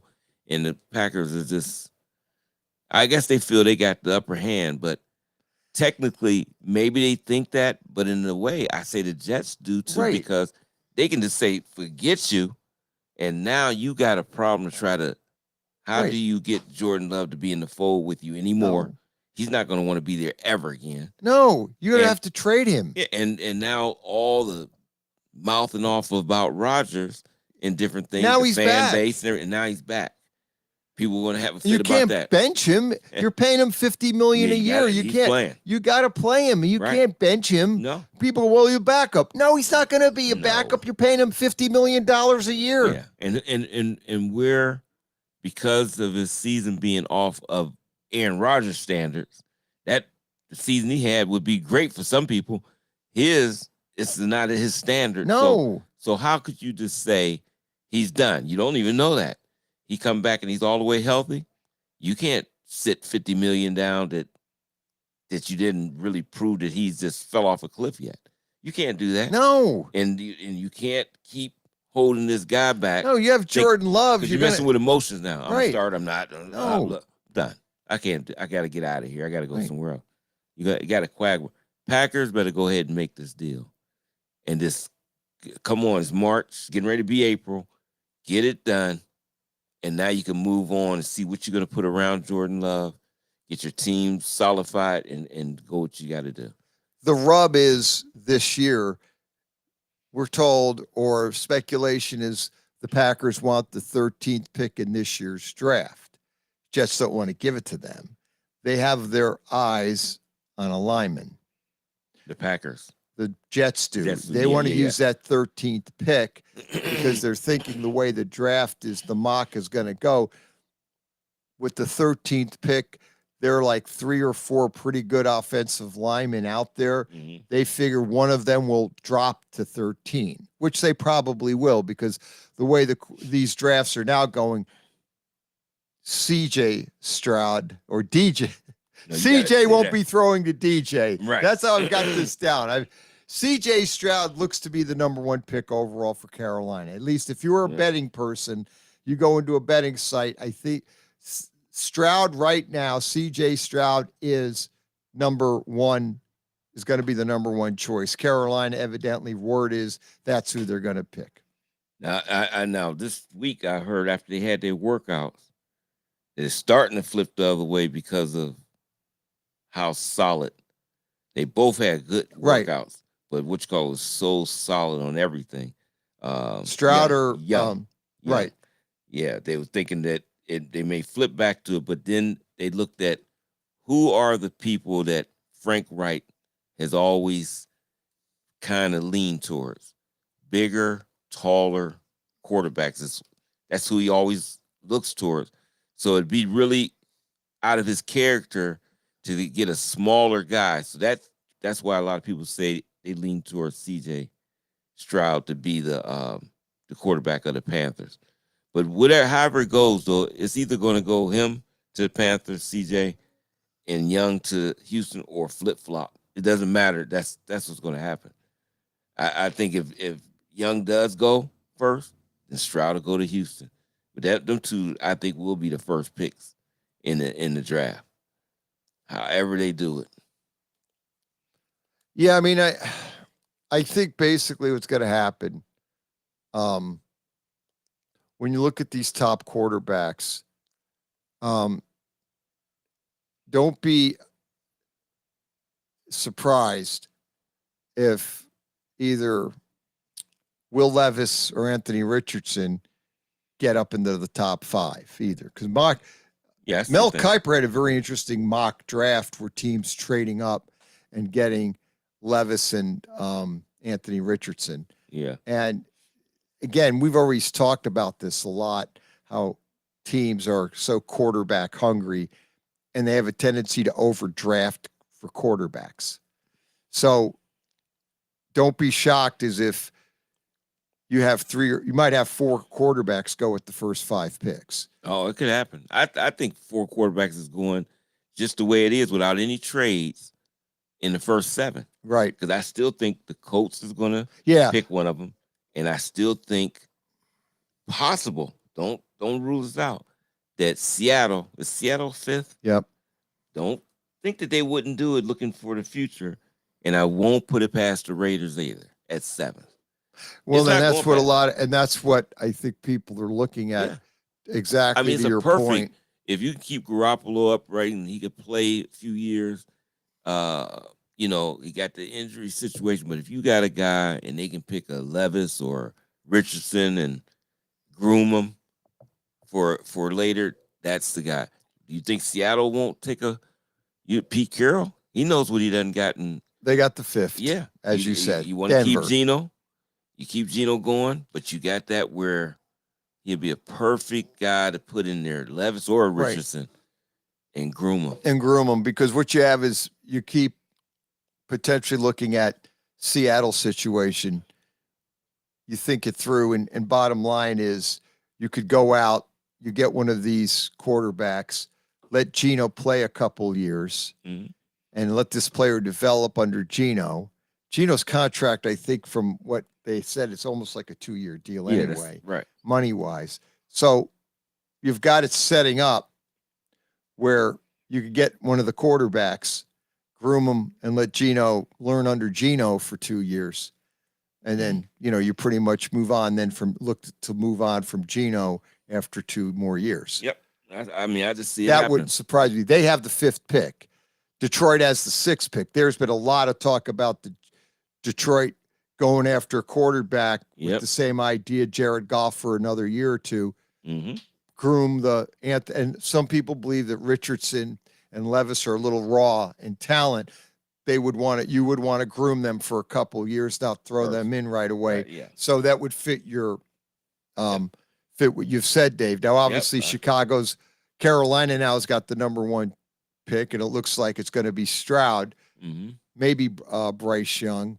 Houston's number 2, and obviously you've got to figure now Houston will probably go after a quarterback, no doubt. So Houston's taking one of these. I think Houston's either going to take who Carolina doesn't. Yeah, that's what it is. However it go. Now Arizona's 3, Indy's 4. Now maybe somebody decides to call Arizona. And say, well, how about what would happen? I don't know if the Jets would do that, but what if the Jets get real antsy with this Rodgers thing? Maybe they don't go Lamar, but they get on the phone to Arizona and say, pick up the phone and work out a trade and get the 3rd pick overall, and they look at one of these quarterbacks. Yeah. I don't know if that's likely to happen because I think they want that experience. Yeah, I do. Veteran. Because he knows. He got the defense. Right. And he done brung in veteran guys. And they already failed with Wilson. Yeah. So I don't know if the Jets would move up, but that doesn't say there's another team out there that gets antsy and wants to move up and take either Levis or Richardson with the 3rd overall. Oh, yeah, I agree. I think Indy's going to probably take a quarterback, no doubt. Yeah. So and they could flip-flop. They could flip-flop with Arizona if they want to get, or Indy could take the approach is we're not going to get Stroud, we're not going to get Bryce Young, then Arizona won't draft a quarterback. Right. Although you never know in this day and age. I don't rule anything out, but they're highly unlikely not. That big contract that they paid. Kyler Murray, I don't think they're looking at a quarterback. The Colts definitely have to be. Yeah. So, and I think they're the ones that might want to move up because they want to protect anybody moving in front of them. Or they figure maybe they have Richardson and Levis on the same level. So they'll figure we'll take either one. Right. We'll stay at 4, knowing at the end of the day, we're probably going to get Will Levis or we'll get Richardson. Either way. So we'll take either one of them and we'll see what Arizona. And then anybody moves up in front of Arizona, we'll take. Indy might have it in their mind. We'll just take the who doesn't get drafted with number 4. That obviously leaves Seattle at 5.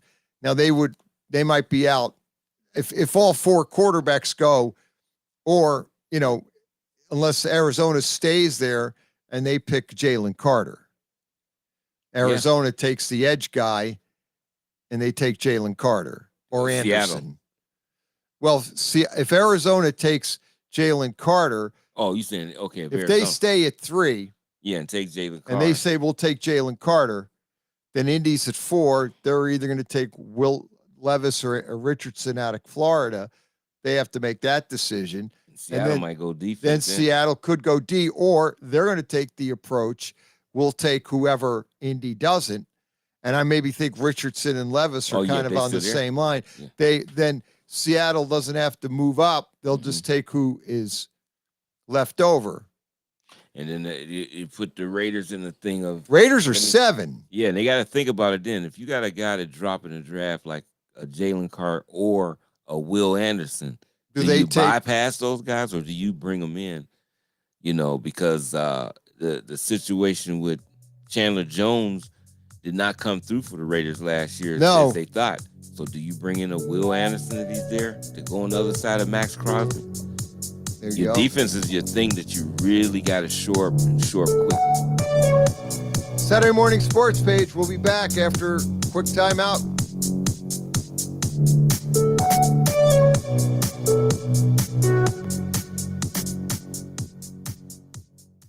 Welcome to Calvin's Barbershop. You all gotta see this. I don't even want to know what you're looking at on that phone. Well, you should. I was learning about the dangers of high blood pressure and that we need to get ours checked regularly. High blood pressure can increase the risk of heart attack or stroke, but this text program can help keep it at a healthy range. Just text barbershop to 97779 to sign up. I'll get right on it as soon as I'm done with this baby panda video. Text Barbershop to 97779. A message from the American Heart Association and the Ad Council.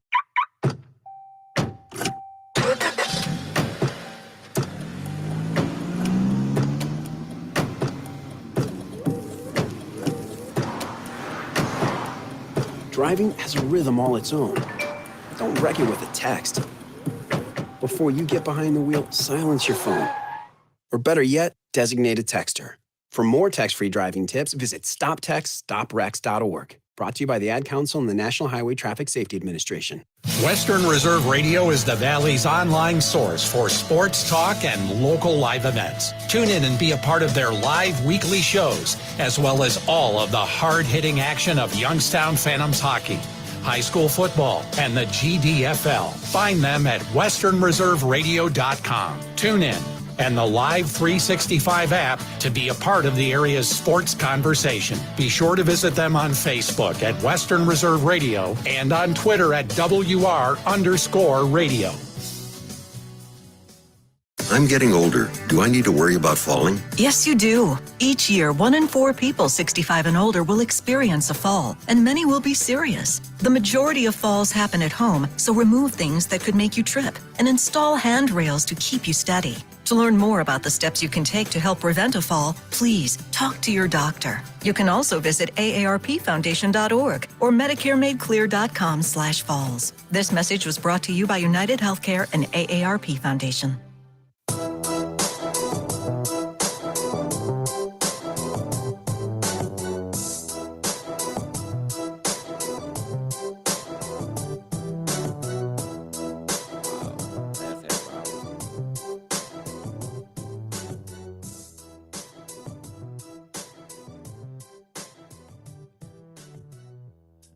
Saturday Morning Sports Page, Pat Lucia, Dave Clark, 330-707-4202. Obviously, we talked a lot about the NCAA and the new president who's going to limit NIL, Charlie Baker. Good luck. That's all I could basically say.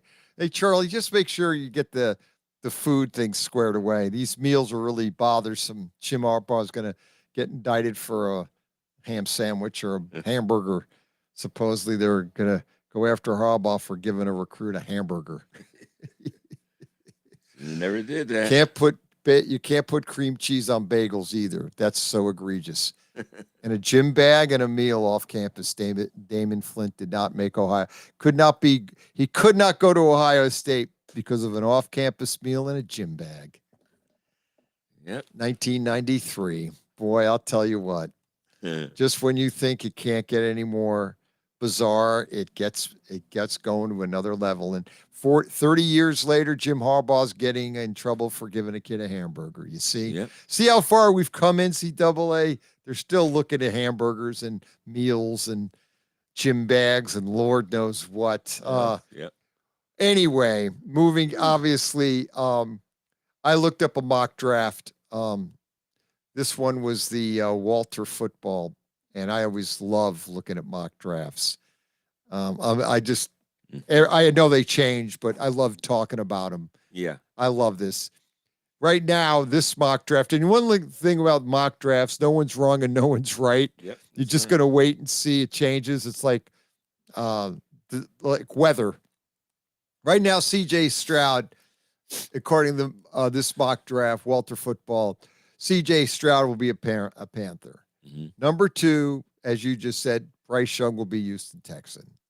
3, they have Arizona picking Christian Gonzalez, cornerback out of Oregon. Yeah, that's possible. Possible. Mm-hmm. Number 4, we talked about it, Will Levis goes to the Colts.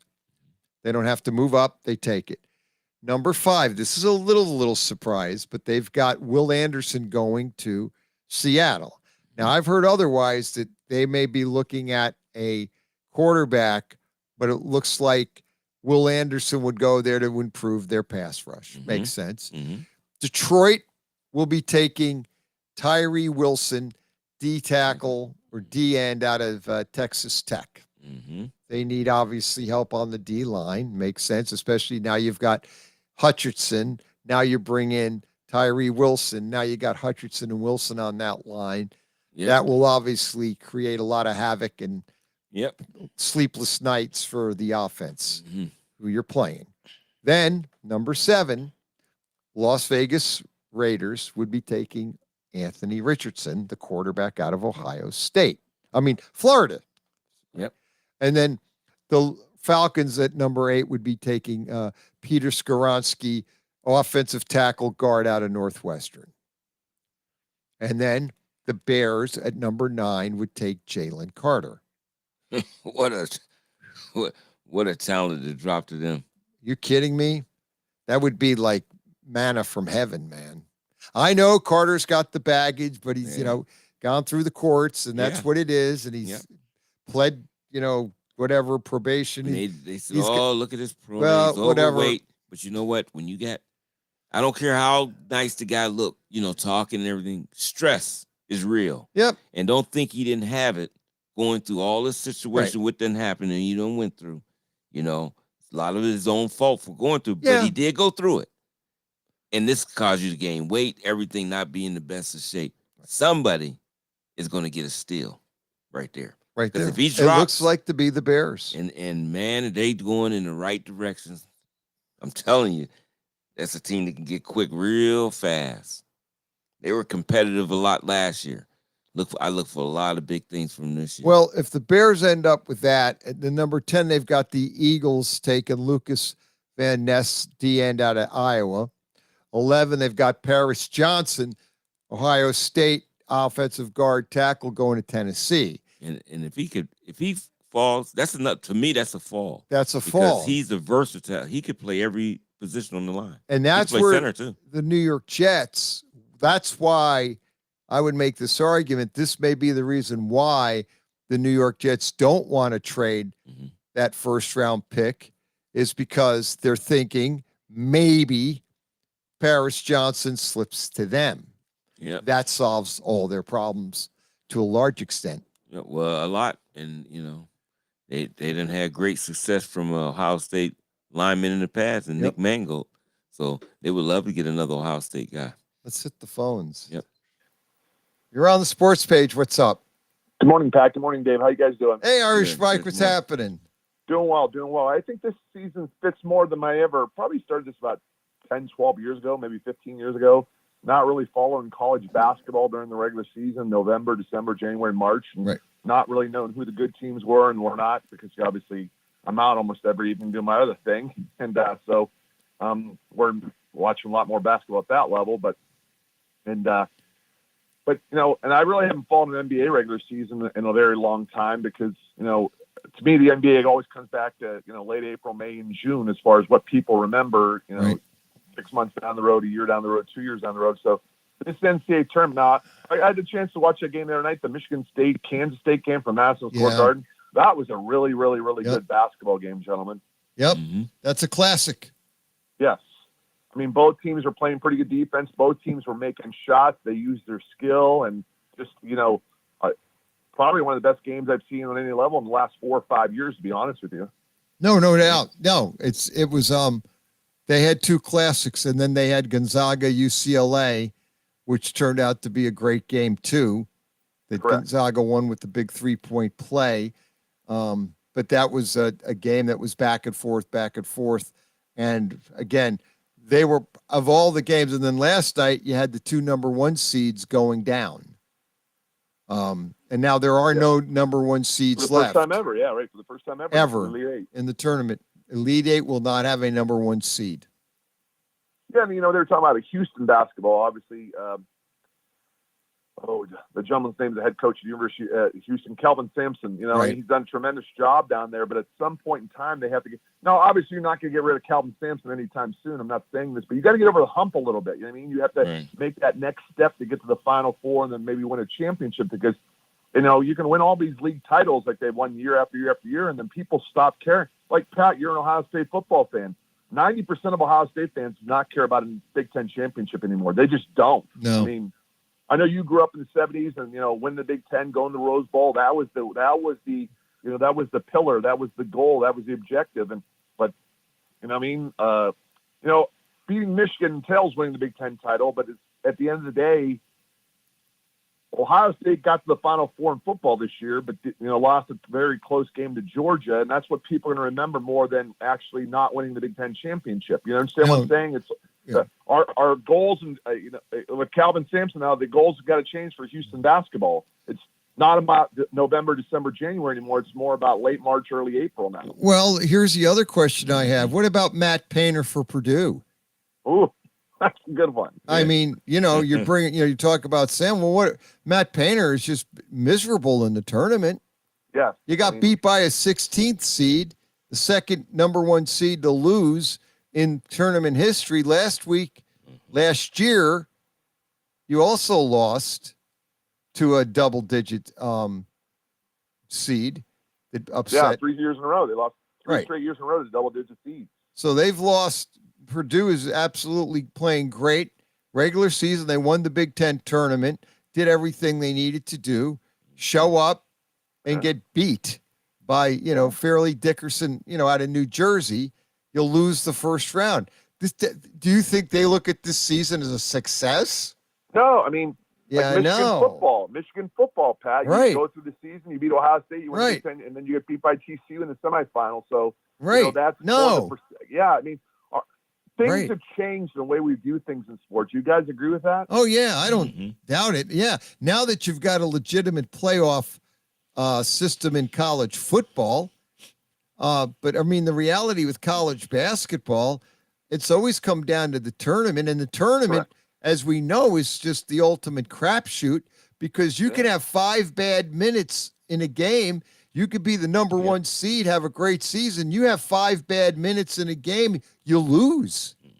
You go on a bad, and you have 5 bad minutes, and then a team you're playing is playing good, and they don't have those 5 bad minutes, and you lose by 2 or 3 points.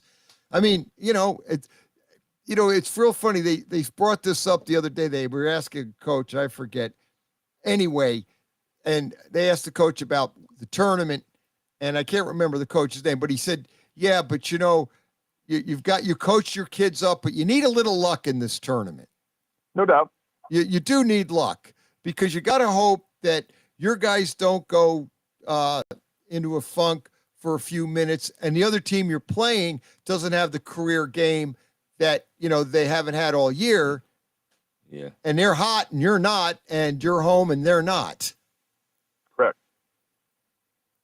Yeah, but, I mean, I think that's where we come to in sports. Yeah. You mentioned Matt Painter at Purdue, I don't know if you guys remember, it was about 15, maybe it was back in, I can't remember what year, maybe 07, 08. They ran Joe Tiller off at Purdue as a football coach, and he had a lot of success. And, they wanted to go to that next level, and they never did. If anything, they went backward. And my buddy said to me one time, sometimes when you're at Purdue, you got to accept that you're Purdue, meaning more football, not basketball, because Purdue's more, we all agree, Purdue's much more of a basketball school than football.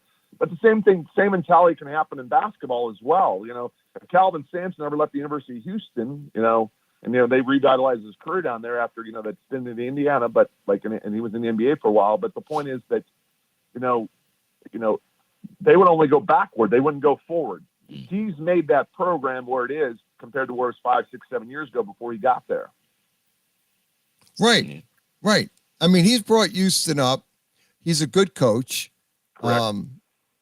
And he's, like I said, he ran and got in trouble with the NCAA and had to sit out 5 years.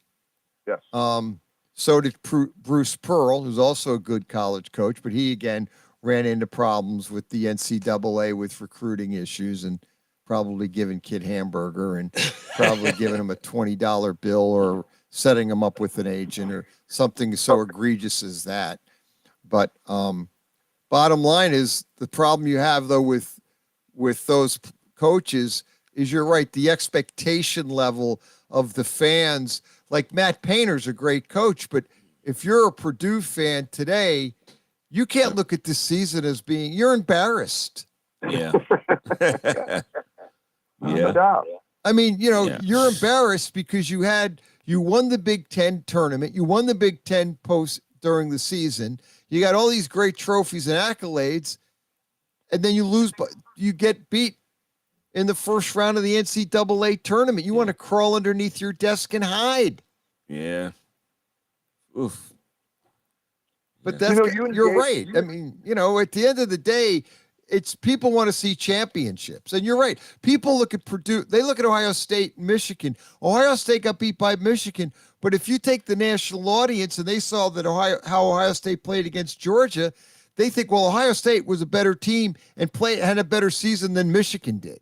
Correct, yeah. Yeah. Because that's their last image of what they Your saw last in image December. is Michigan underperformed and played really bad and let a team like TCU beat you and set us up for a blowout national title game. Yeah, the Georgia beat by 400 points. Right.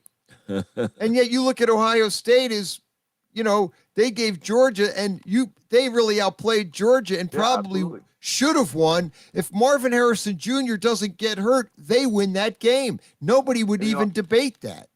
I'm on a group text with a bunch of guys around the country, Notre Dame fans, and after TCU upset Michigan, I said, this Ohio State-Georgia game's for the national championship. And they acted like I was the world's biggest moron for saying that. Right. And then, 9 days later when that, okay.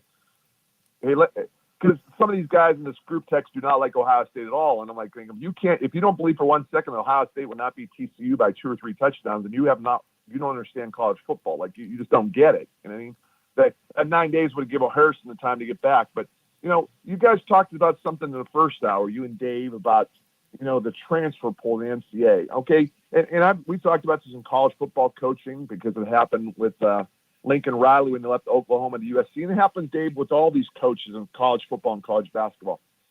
Notre Dame hired the Penn State basketball coach, Michael Shrewsbury. It was all over the internet. Wednesday, he got the job. He was leaving. He did a good job at Penn State. I have friends who follow Penn State athletics and think he's the best basketball coach they've had there in 20 years, and he did a good job. Now, obviously, his background is Indiana, Butler University, and, Brad Stevens, he went with him with 6-7 years as assistant coach in the Celtics. And when Brad went to the front office, he went to Penn State, and he wants to get back to Purdue. He was assistant at Purdue. But the point is, he was officially hired at Notre Dame yesterday. Here's what I don't like, guys, about college athletics. All the kids from Penn State that signed with Penn State last December, basketball scholarships, okay, guys, you know where this is headed. They all want out of their scholarships now. Yep. They're high school seniors, and they say, well, I don't want to go to Penn State now. I don't go to Penn State now. And probably 2 or 3 of them guys are going to end up on Notre Dame, okay? I don't know if that's right. I just that always sits wrong with me. Am I wrong, guys? Whether it be college football or college basketball, these players want to follow the coaches around more than the institution itself. Yeah, because I think that's how the recruiting, usually the players are identified with the coach first and the school second. And do you fault the player for doing that? And there's your dilemma is some of these kids maybe don't have a father figure in a household coming from a single parent household. So they go to a school like a Penn State or any school because their coach is potentially a father figure that they don't have. So when that coach leaves, that's who they first identified with is the coach and not the school. They want to go with that coach. Right. The coach can up and leave. Now the kids can up and leave. And we kind of talked about it in the first hour, but at the end of the day, I don't know. I don't know the answer. I guess that I don't know if I could. I don't think I can fault the kid for that. 18. See, one thing we have to remember: we were 18 and 19 years old one time too. We're old men now. But my point is, you have to put yourself in the mind of an 18, 19-year-old kid. And if a kid did not have a father figure in his household and he really identifies with that coach up and leaves, the kid wants to go. Mm-hmm. I don't really fault the kid for that. Yeah, me either. Because they're 18 and 19 years old and that's how they're thinking. And again, I was 18, 19 too.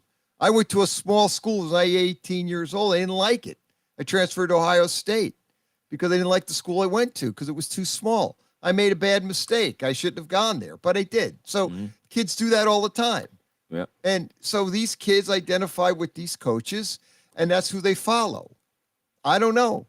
And now the kids have the right to do the transfer because the portal's there. I guess that coach has to think it through. I'm going to take some of these kids with me, and the kids are going to go. And the schools, see, the problem is that never happened before because they couldn't transfer. Now they could transfer. Coaches leave. Kids are going with them. I don't know. I don't fault the kid, though. Yeah, I guess, Dave, we could look at the reverse of that. How many, whether it be football or basketball, how many kids have been sat down by their football or basketball coach after a year being on campus in the program and basically politely telling them, you can't play here. Right. Like, there's no, you can stay if you want, but there's no path to the field. There's no path to the court. Right. So basically, I don't want, I guess we can use the phrase, they chase kids out of programs because they want that scholarship to bring another kid in. Right. Well, they don't renew. Well, here, you just said, good point. How about the coach does one better? We're not renewing your scholarship. You could stay, but you got to pay your way. We're not renewing your scholarship because I recruited you, maybe keeping you away from a school. But now that you're here, you're not what I thought you were. I'm giving your scholarship to someone else because I can do that. So, because the scholarships go year to year. What about the kids that don't get the scholarships renewed after a year? Then they're out. Then they have to go find another school to go to. And maybe, they have to find a way to get them, then all of a sudden they got to pay their own way or get another scholarship from another school. This cuts both ways. Yep. That's why I don't get real upset when kids follow coaches, because you just brought up a good point. The schools could turn around and tell the kids, you're out. We're not renewing your scholarship. Yep. And I asked a coach one time at a big-time college level, how long does it take you to identify kids at any position, whether we be football? Right. He said, usually about 4 or 5 months. Like, we know pretty much. And they mean for the next 4 or 5 years. They don't mean just for that season. They mean for their future, like where they're at in the program. Right. Wow. Yeah.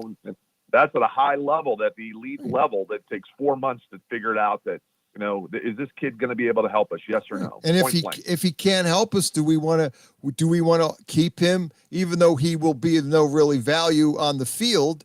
Or are we going to keep him and let him play under scholarship? Or are we going to cut him loose? Correct. And how many coaches are going to want to keep a kid that gives them really no value because they're looking to get better? They want to go out and get a better player. And they're going to cut the kid loose. Dave Clark, I have a question for Dave. When we go back, Dave, to, C.J. Stroud had his pro day the other day down in Columbus, okay? All these teams came to see him. Yep. And you know who the most impressive guy was in the pro day?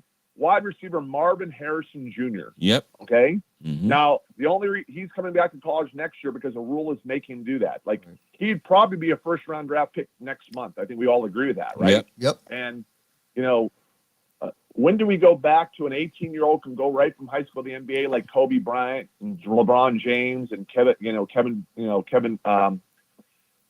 Garnett. Garnett. Yeah, Kevin Garnett. Thank you. And you know what I mean? When do we go back to saying that, even a kid can enter NFL after 2? I realize they're afraid in football because it's a much more physical sport that some 19 to 20-year-olds will make a horrendous mistake and enter the draft way too early when they should go back to college for at least another year or two for their junior and senior season. I get that. But what do we do with the Marvin Harrison Jr. that could clearly play in the NFL this season as a 20-year-old junior? Yeah. I think he definitely could play, but I do believe they're going to, what you just said, just because of the physicality of the sport, they're going to try to keep that at a certain limit. I think that will always happen as far as that because of the phicality.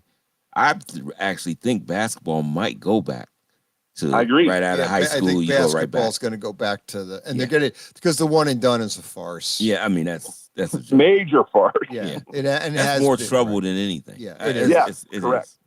It creates. And it's not fair to the coaches in college. It's That's not for right. the kids either. Absolutely. It's not fair. That's the system set up. You can't enter the NBA till you're 19 years old. Some of these kids are going to these semi-pro leagues and playing there for a year, going over to Europe and playing a year because they really want to go to college. And I get that too. I get it. They think basketball is their future. But here's where NIL can be help though, because a kid can say, I'm getting an NIL deal. I'm going to stay in college because my NIL deal is paying me more than I can get in the G League. Yeah. So I might stay and play college football, college basketball for an additional year because I'm getting 1.5 million, whatever the heck, and that's better than what I could get in a in a G League. So and I'm getting exposure out there, playing it on national TV. I don't get any exposure in a G League, so I'm going to stay under and I'm going to get to play on Friday night on an elite, trying to get in the Elite Eight. I'm just saying that maybe kids, NILs will at least make it more attractive for some kids to stay in school. That's the other advantage of that. But go ahead. And we've seen kids, Pat, basically skip their junior year of college. Micah Parsons did it at Penn State. Jamar Chase did it at LSU. You know what I mean? They skipped their junior year and play. Or let's use other examples. Two kid from Notre Dame, Kyle Hamilton, a safety. 4th or 5th game of his junior year, he hurts his knee. Oh. Okay, and literally, he in normal circumstances he'd have missed a game or two, but he missed the last 8 games plus the bowl game because mom and dad said that's it. Boom, we're shutting it down. And who was the player from Ohio State? The wide receiver, right? Yeah, the wide receiver. Yeah, he'll be in the draft next. He's going to be in the draft. I'm looking to see where he's. I can't. Yeah, Jackson Smith Najigba. Between 20 and 25, somewhere around there. He's got right now the mock draft we pulled up. He's going number 12 to Houston Texans. Okay, and that could happen. And that looks like because they're need it. Yeah. But what I'm saying to you, Pat, is this middle of next September. If Marvin Harrison tweaks a knee or something happens to the hamstring, would it shock you beyond belief where he doesn't play again? No, because Jackson Smith did the same thing. Yeah, he hurt that. He did it to Ohio State. Kyle Hamilton was rated as one of the top 3 safeties in the NFL this year as a rookie with the Ravens. Right. Those last 8 games in Notre Dame did not hurt him at all by not playing. Right. Yep. And neither will it hurt Jackson. Correct. Because it didn't hurt Micah Parsons and it didn't hurt Jamar Chase when they sat out their whole junior year. Yeah. It didn't hurt him at all. Yeah, Chase didn't even. That's right. He didn't even play. He didn't play. He didn't play. But they're gonna because the pros are just looking at him. What can he? What is he going to do for us? I don't care. They know how he played. They can look at his sophomore year and say, "This guy's a stud. This guy's great." Okay, he didn't play his junior year. The only people get mad at that year are the college fans. They want their team to win the game so they can pound their chest at the water cooler on Monday morning. Right. That's exactly it. They get mad at the kid for not playing. We should make them pay for their scholarship. Yeah, right. I That's know. what they say. I know. They get. I've seen these arguments. I've had arguments with friends. I'm like, "Are you kidding? If they don't play, they should make them pay for their scholarship." Yeah, right. Sure. Yeah. And what about all the money the school generates? Yeah, I mean, it kills me when people are recruiting in football and basketball. Kids pick their school and they get real excited about it because it's going to help them win. But as soon as they realize those kids are just there for football or basketball, and that's why they're there for no other reason, then they get mad at them. Right. Then they get mad. I know. Baker. That's the Don't get me mad. I want to start talking about Charlie Baker again. Oh, that's the NC. Yeah, you missed our rant and rave. I don't know if you listened to us the first hour. Oh yeah. We were Charlie Baker. I mean, you know what? I got news for you. They're not going to limit NIL. I don't know what planet these administrators and what they're How about thinking. the op-ed in the New York Times on Thursday by Father Jenkins, the president of the University of Notre Dame, and Jack Schwarbrick, the athletic director. I don't know if you guys got to see that op-ed in the New York Times on Thursday, but they want the NFL to look at making a minor league football system, okay? And they want kids to be able to go right from high school directly to the NBA and not have to play that year of college. They basically think it's making a farce of the college. That they want, quote, pure student athletes. It ain't happening. Not when they're making billions of dollars through TV. No. Jeez, give me a break. Hey, you can't write an op-ed in the New York Times. You're Jack Schwarbrick, who's a good AD, does a good job. We all know the negotiations he kept during the COVID. He kept college football season alive. Thanks, Irish Mike. We're out of time, buddy. I'll talk to you later. Dave Clark. Thanks for doing the show. Ranting and raving like lunatics today. I was. We'll do it again next week. Do not drink and do not drive. Stay safe and get a designated driver.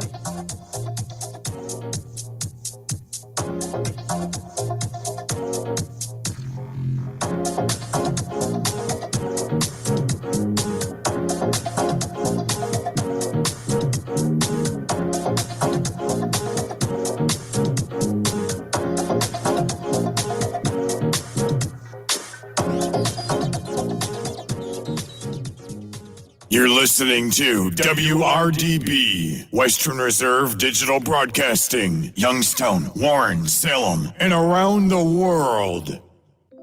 Keyboard Cat, Hamilton the Pug, and Toast Meets World. These are some of the internet's most beloved pets.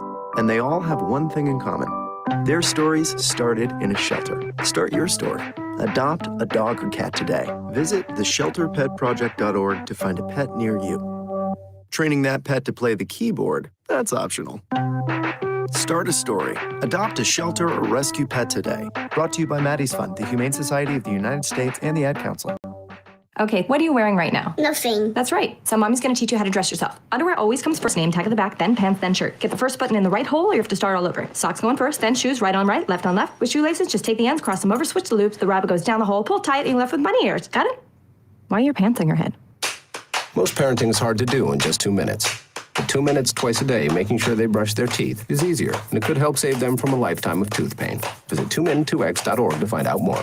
A message from the Partnership for Healthy Mouths, Healthy Lives, and the Ad Council. How's it going? I'm having a stroke. Are you going to shake my hand? I'm having a stroke. Wow, you're not even moving your arm. I'm having a stroke. When someone is having a stroke, they may not be able to say it with words, but their body language will tell you loud and clear. Look for FAST. F, face drooping. A, arm weakness. S, speech difficulty. T, time to call 911 immediately. Know the sudden signs. Spot a stroke fast. Visit strokeassociation.org. Brought to you by the American Stroke Association and the Ad Council. The storks are bringing me a baby brother. We can do this together. All right, let's go. Storks know how to keep kids safe. Do you? What? Oh my gosh, you don't know. I know. You don't. Oh man, you laugh when you're uncomfortable. No. Making sure your child is in the right car seat is one of the steps to safer travel. I will rock this. You will rock this. To know for sure that your child is in the right car seat for their age and size, visit safercar.gov/the-right-seat. Cool. Very cool. Brought to you by the National Highway Traffic Safety Administration and the Ad Council. WWE superstar Alberto Del Rio. Take one.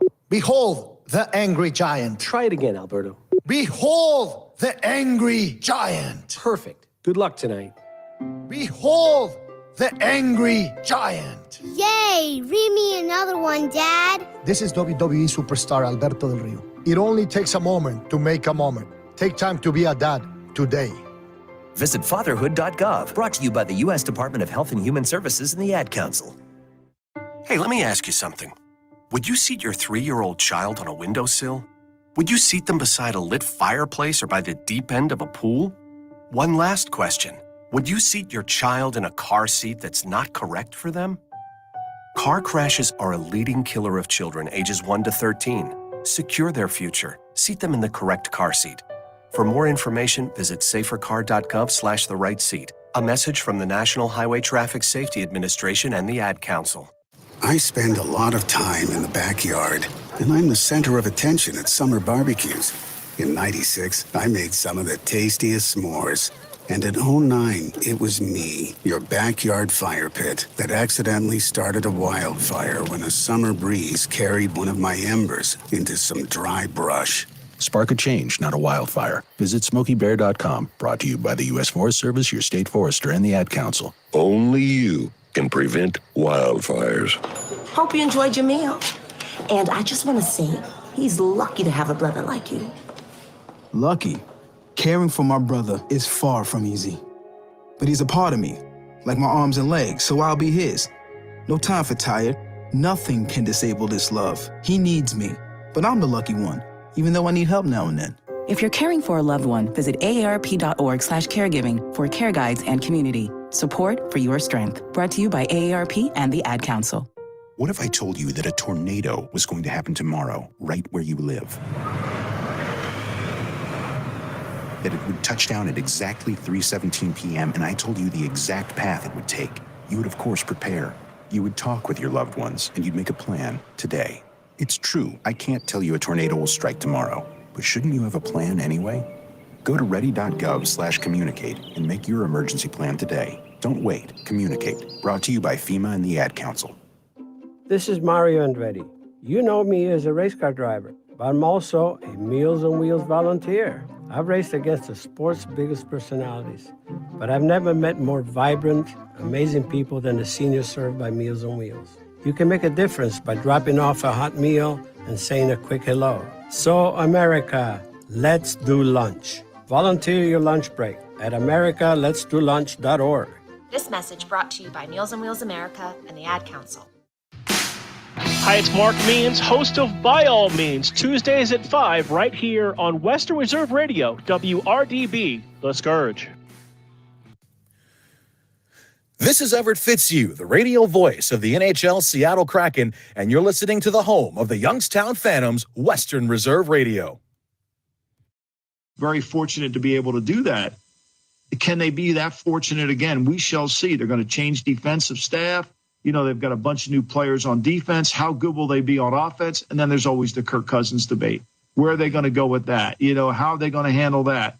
You know, they lose Tomlinson, who was a big inside player, older player. You know, he goes to Cleveland. So it's going to be interesting. I think, to me, Detroit becomes the favorite because they're the best of the average, right? They're not an elite team, but they're the best of the average. No, I think that's a good way to put it, because somebody has to win this division. Whoever wins the division is going to get a home playoff game. On the Detroit side of it, because they have picks number 6 and 18, so 2 first-round picks in this draft after making that Matthew Stafford trade a couple years ago. With pick 6, do you think they might go all in and take a quarterback to try to draft that quarterback of the future? I don't think so. I think pick 6 will be a defensive player. I think pick 6 will be unless they fall in love with Richardson or Levis, which I can't imagine that they would. I think they're going to pick in the top. To me, if you're Detroit, this pick has to really impact your team and really give you somebody. Would they pick Carter from Georgia? I think they got to do their homework on him because he's probably going to be there at 6, right? Would they pick the pass rusher from Texas Tech? You know, they got to do that. They need that. They need another rusher to go along with Hutchinson. So, and they need a corner. Even though they've signed corners, they still need corners. I think they need a rusher. I think a front 7 player is going to be the pick here at 6. I think he'll be a defensive player at 18 as well. They've got enough weapons offensively. Now, I know they lost Chark, so they lost their outside, but Jameson Williams should be healthy this year completely. I think he'll make a huge difference to what they do. But to me, they've got to increase their talent level on defense, and this having 2-1 certainly helps them do that. I don't think they can kind of get away from that. That's going to separate them, and that's going to close the gap. Let me ask you this question, Femi. If Daniel Jones and the New York Football Giants were in the North, what would their odds be here? I think they would have better odds than the Bears and probably better odds than the Vikings. I mean, I think that they're being power rated better than Minnesota. I don't think they would have better odds than the Lions, though. The Lions would still be the favorites, I believe. Yeah. I think the Lions, the betting market still gives them the edge. I think it would be close, though, right? Yeah, I think it would be close. Yeah, it'd be close. And that's the point I'm trying to make here is, are the Lions that good? Because we know the Giants are a flawed team. You know, I know they paid Daniel Jones. I know they have Barkley, but we know they're going to need a really good draft. They're going to need to get better on defense. We understand that, and it's still ahead of them. But to me, you know, they're an average team. And a lot of it is going to be predicated on the schedule. We were talking about this before the show. Xavier makes it to the Sweet 16. Was Xavier really good, or did they benefit from being able to have play Kennesaw, beat a bad Pitt team that doesn't play defense, and then the liability of Xavier shows up. They can't play defense. So to me, I think, you know, a little bit of the Giants' luck was that last year. They played some teams that they were fortunate. Houston doesn't punt in the second half, but they turn the ball over so damn much, and they lose that game. I mean, Houston, loses the game. So I think this Detroit team is good. I don't think they're great, and I think this draft is going to be the difference maker. And I think if they have a good draft in terms of getting defensive players, I think you'll see their odds move a little bit more. Yeah, there's a lot of positive buzz about this Detroit Lions team. I'm just concerned sometimes going from the hunter to the hunted. Sometimes it's a different dynamic. So how does Detroit handle this offseason when it feels like everyone's tripping over themselves to praise this Lions team because we all fell in love during Hard Knocks?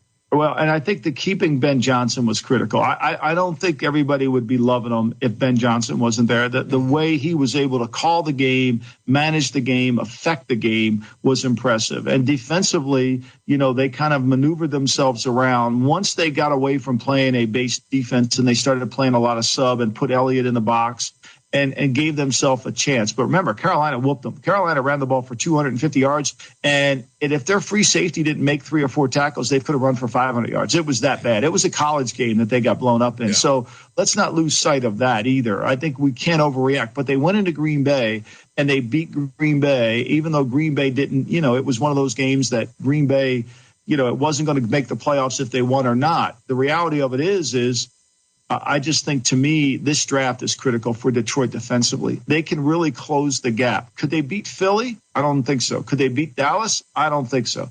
Could they beat San Francisco? I don't think so. Yeah, that's kind of where I'm at, too. I'm like, those 3 teams are still head and shoulders above the rest of the NFC. And maybe Detroit, injuries happen in the NFL, so stuff could always change. But as of right now, I think it's still the 3-headed monster that we had last year. How about the Chicago Bears, though? Right now, they're 3-1. Their conference 20-1, Super Bowl 40-1. 40-1. Seriously, are you kidding me? It's year 3. Could we see another leap for my guy Justin Fields? Are you implying he made a leap last year? It was better than his rookie year. That's not saying much. The guy fumbled 16 times. He threw 22 passes a game, the lowest passing attempts of anybody in the league.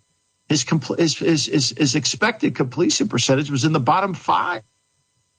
Why are we thinking that this is just going to change overnight? Who's going to be more frustrated? DJ Moore when he gets overthrown the ball?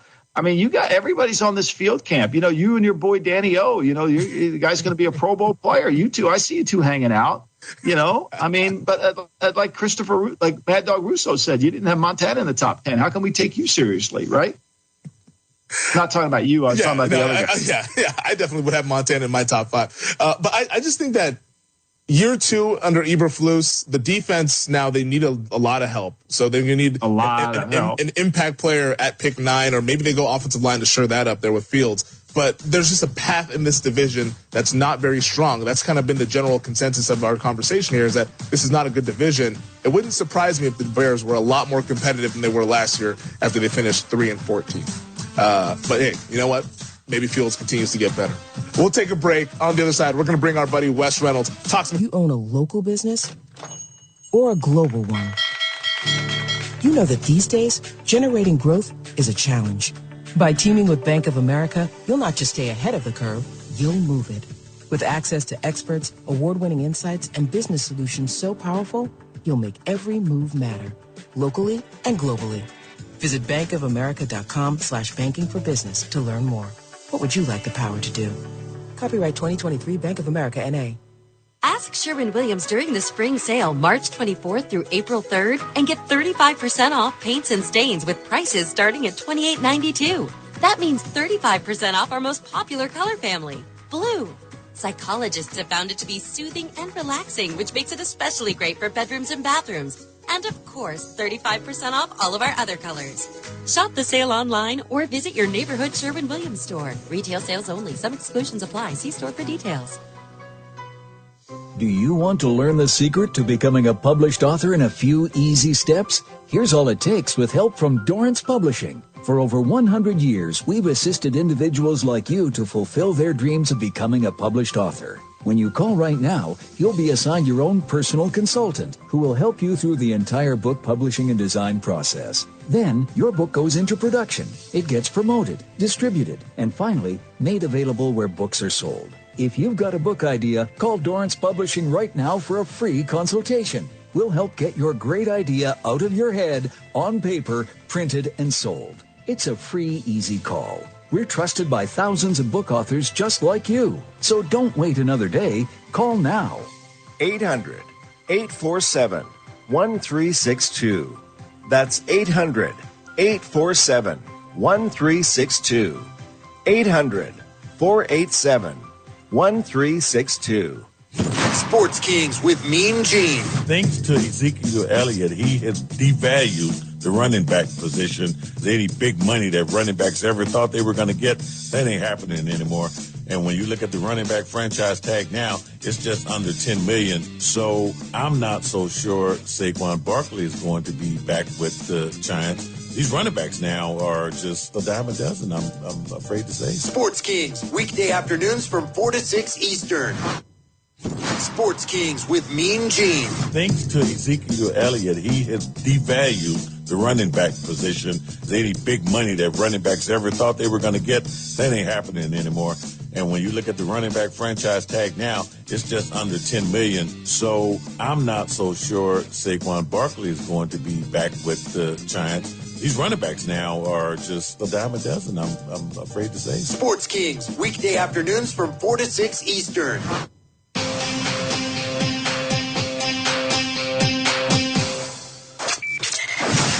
This is Brent Musburger, and you've got the best of both worlds. VSiN programming on the Sports Map Radio Network. This is the Lombardi Line with former NFL executive Michael Lombardi. Now here is your host, Femi Abebefe, on VSiN, the Sports Betting Network. It is time to download Nevada's premier sports betting app, BetMGM Sports. BetMGM has all of your favorite wagering options, along with in-game betting, boosted odds specials, and much more. Download the BetMGM app today and stop by any MGM casino on the Strip with your state-issued ID to open an account and start placing sports bets from anywhere in Nevada. Whatever your sport, whatever your betting style, you're going to love BetMGM state-of-the-art technology and fan-friendly specials every day of the week. Visit BetMGM for terms and conditions. Must be 21 or older and physically located in Nevada. Please gamble responsibly. Gambling problem? Call 1-800-522-4700.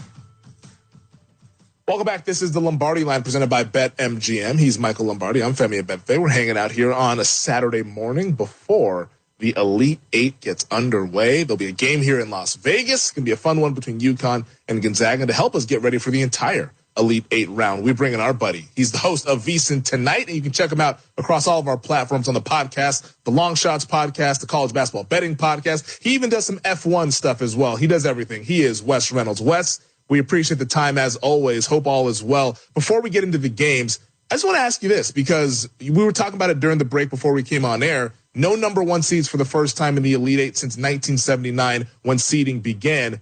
Who's going to win the national title? Well, I think it's going to be Connecticut, and that's who I picked before the start of the tournament. I have a little future pending on them.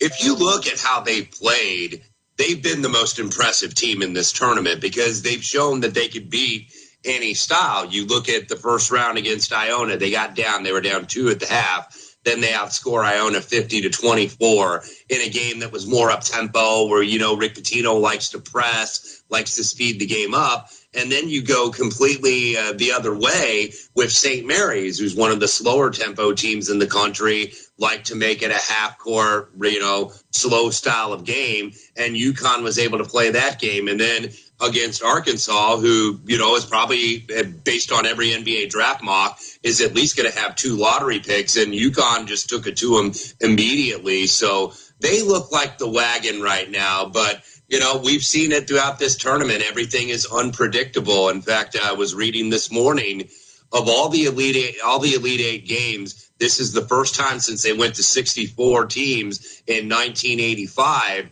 All of the Elite Eight games have spreads of 4 points or less. So I think the odds makers and the bettors are just as kind of unsure of who is going to win this thing. But I'm going with the Huskies.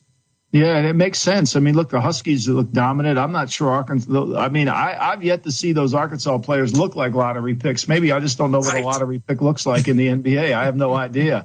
I mean, to me, they looked anything but a lottery pick. But, to me, let me ask you about this one. How much do you think the UCLA war for Gonzaga will affect them today against UConn? Well, I think it very well could, Michael. And you saw them get down big on Thursday where UCLA was just hunting ISO with Jaime Jaquez, basically. And they were really, I think, exploiting the guards for Gonzaga. And Mark Few made the right decision, but I think what is the tough decision. And he pretty much sat the starting backcourt for most of the second half, that being Rasir Bolton and Nolan Hickman, and went with the defensive lineup, went with Malachi Smith and Hunter Salas for the most part to get some stops, because I think Mark Few knew that he had the exploitable matchup, that he had Drew Timme. And UCLA without Bona, who was a late scratch before the start of the game, and we know Jaden Clark has been out for the rest of the season, UCLA just had no answer for Drew Timme as he was getting everything he wanted. I think he had 36, and he was like, okay, I know I can score every time. So I need to get some stops with my backcourt, and that's how they did. And I think UCLA kind of played into Gonzaga's hands, too, because you could see, even in the first half when UCLA looked like they were scoring at will, Mick Cronin wanted to slow that thing down. He did not want to go up and down with Gonzaga. Perhaps he slowed it down a little bit too early and allowed Gonzaga to get right back in the game. But I think, look, fatigue can absolutely materialize here this afternoon. And you got a UConn team that is just really, really deep. I mean, they're going to play 9-10 guys. And usually I like shorter rotations, but I just think physically UConn is so good. Sonogo down low, I think maybe could get Timmy in foul trouble. So they're probably going to have to try to double on Sonogo today, even though UConn has a guard or two that you can sag off of a little bit. But it's like, okay, we're going to let these guards, we're going to let Caravan and Newton, who I think Gonzaga is going to try to exploit defensively. We're going to let those guys try to beat us instead of Sonogo trying to beat us. Yeah, it's going to be an interesting game. Westo liking UConn to win the title. Not necessarily a bet, though, in that game with the Huskies and the Zags. I do have a bet in the game, though. For the record, I did bet money line minus $1.30. Okay, there we go. So UConn on the money line. We saw actually the betting market recently go to 3, then went back to 2.5. So it looks like 3 is probably the resistance point there where you get some interest coming in on the Gonzaga Bulldogs. Let's talk about the game that's later on, or earlier, I should say, over at the Garden in New York between FAU and Kansas State. K-State's turned into the public darling because everybody wants to bet on Marquise Noel, and how could you not with how exciting he played in Thursday's contest. But FAU, they're catching 1.5, total 143.5. How does the Noel ankle injury kind of factor into your handicap here? Yeah, Femi, I think it's probably taxed in a little bit because after the game, right down there at Circa, Matt Humans, my co-host, and I were kind of like, okay, what's the number going to be? You're thinking maybe 2.5 or 3 was going to be the number because it was obviously going to be discounted with FAU having upset Tennessee and then the Noel injury that you mentioned. But comes out 1.5 at a lot of places. So there's respect for FAU. And my old college classmate from Indiana University, Dusty May, former graduate manager under Bob Knight there in the late 90s. And he's 1 game away, Greene County, Salisbury, Indiana, 1 game away from the Final Four. So I'm pulling, obviously, for Dusty and FAU from a personal standpoint. And what you really got to, I think, be optimistic about with the Owls is the fact that they didn't even play well against Tennessee. They really did not shoot the ball very well. They turned it over at a 21% rate, and they allowed 38% on the offensive rebounds. But it was FAU, actually. The way they won the game, I think, was really surprising because they were able to hold their own and even out-rebound Tennessee, who is a much bigger and I think much more athletic team. But this FAU team is not your average mid-major, I don't think. These are guys that, are pretty good athletes. It's a pretty young team. So everybody's like, okay, where's Dusty May going to leave? I'm like, hey, he's got a pretty good team coming back next year. He can maybe be choosy about some of these jobs that are opening up. So I lean FAU. I have not decided if I'm going to bet it as of yet. I do have a little bit of concern about Noel's ankle. I think he was playing on adrenaline on Thursday when he came back and set the all-time single-game tournament assist record. How do you think they'll play him? I thought that Izzo would have played off him and just forced him to shoot 3-pointers and forced him to shoot jumpers. He didn't shoot well in the game, but the 19 assists and when he starts to take off to the rim and his eye awareness and his ability to throw passes from every angle is remarkable. What do you think the approach will be from FAU in terms of trying to corral him? Yeah, I'll be interested, Michael, to see what kind of ball screen coverage that FAU applies here because Noel has shredded it all tournament. He did so against Kentucky, did so against Montana State, and then we saw what he did on Thursday night. So when you look at what Kansas State, the way they want to play, they play up-tempo, 3 and rim rate. That's what every one of these teams want to do, shoot a bunch of threes, get to the rim. These guys, Noel and Johnson, look, they like to create one-on-one matchups, but these guys can, shoot you a little bit out of a game too. I mean, they are, kind of like unstable dynamite, but very explosive, but can take some ill-advised shots. So I think they're going to do a little bit of drop coverage, and try to let them, take threes, and maybe it'll be fool's gold, and that's how FAU can stay in the game. Yeah, Noel took a couple of those 35-footers there that probably they would have brought the house down, but also probably not the smartest plays from a basketball standpoint. Wes, we got about a minute left here. You talked about how we have close spread games all throughout the Elite Eight. Well, the biggest spread is in tomorrow's game between Miami and Texas. Longhorns 4-point favorites, total 150. Yeah, and look, Miami, everybody was kind of going against them 2 games in a row. They shred Indiana. They do the same thing to Houston, which was really surprising because how good Kelvin's team is defensively. I like what Texas did last night. They were able to exploit that backcourt with Kunkel and Boom, and I think that they could probably do the same with Nigel Pack and also Miller. So, Texas, you got to look at what they've done so far. They've been able to play half-court teams. They've been able to play full-court teams like they did with Xavier last night. The concern for Texas, though, Dylan Disu in that walking boot and questionable for Sunday. So that's going to be a feather in Miami's cap because Miami's been outsized, even though it really hasn't mattered so far in this tournament. So still got to wait to see what I want to bet here. I think Texas wins the game, but now that line's going up to about 4.5. He is Wes Reynolds, host of VSiN Tonight. You can also check him out on a number of VSiN podcasts, the College Basketball Betting Podcast, the Long Shots Podcast, Masters in a couple of weeks. You want to listen to that. And also he does some Formula One stuff as well. Wes, we appreciate the time. Good luck with the bets today. Thanks, Wes. Guys. Thank you. Awesome stuff from our buddy Wes Reynolds. Coming up, Thomas Gable. You own a timeshare? Well, face the facts. You made a mistake. You made a bad purchase. A timeshare is not an investment. It's a money pit that continues forever. If you use your timeshare, that's great. But if you don't, and you want to legally get out of your contract, call my friends right now at the Timeshare Exit Hotline. They're an experienced team of lawyers who help good people like you get out of a timeshare contract that they just don't want. Don't throw away your money on maintenance fees. Use it for things you really want. We can help you end your timeshare contract and stop the money drain immediately. If you're ready to move on with your timeshare, call our team right now. Cancel your timeshare now with a free call. 800-858-6811. 800-858-6811. 800-858-6811. That's 800-858-6811. First Name Sports with Greg Frank. Giannis Antetokounmpo was 1 rebound shy of a triple-double.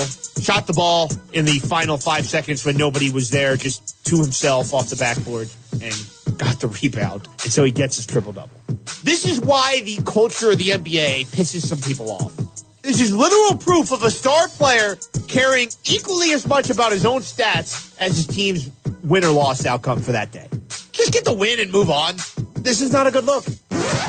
A few moments later. The league has rescinded Giannis Antetokounmpo's 10th rebound from Sunday night against the Wizards, and thus his triple-double. Yeah, you weren't trying to play the game smart. You weren't trying to look out for anybody's best interest other than yours, and now looking out for your best interest. Unfortunately, sorry, Mr. Greek Freak, but you don't have that triple-double. So there, take that. First Name Sports, weekday afternoons from 2 to 4 Eastern. If you're missing the cash-in with Jason Page, then you're missing this. Well, what does it mean for Jimmy Garoppolo? I mean, if I'm Garoppolo and I walk into a room and I'm the same age as Derek Carr, I've won more. I almost won a Super Bowl. Derek Carr, the closest he's gotten to a Super Bowl is buying tickets. He should get at least $35 million a year. Jimmy Garoppolo's not going to get the same thing as Geno Smith, you're telling me? The Cash-In, weeknights at 10 Eastern, 7 Pacific on Sports Map Radio. Just saying it with Cole Thompson. So much that I look at right now is going to be based in the very early stages of the NFL offseason with the New York Jets. They need to land themselves a quarterback. But if you're trying to win now, which does feel like the window of opportunity for New York is open after what they did last 2 drafts, then you have to go ahead and get the best option. Aaron Rodgers is the best option.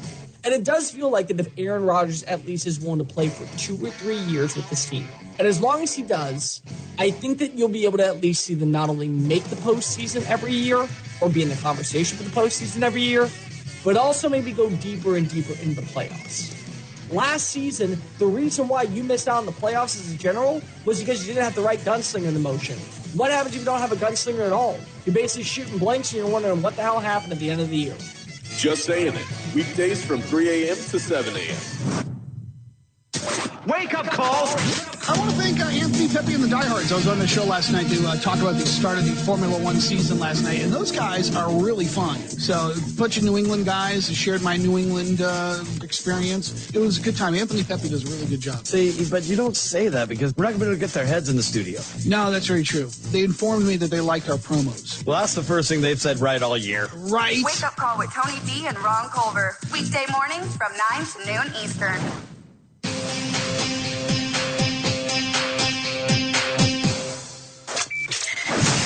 This is Brent Musburger, and you've got the best of both worlds. VSiN programming on the Sports Map.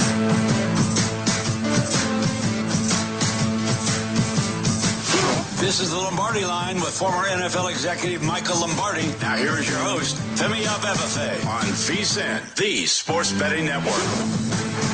Get everything you need to bet on baseball this season with our MLB betting guide. It is available now and has futures, team previews, and best bets. Steve Makinen has power ratings on every team. Plus, Adam Burke breaks down how the new MLB rules will impact bettors. Whether you bet baseball every day or looking for valuable futures bets, our baseball guide has it all. Sign up today and get full access to VSiN for 30 days for only $19 at VSiN.com/subscribe.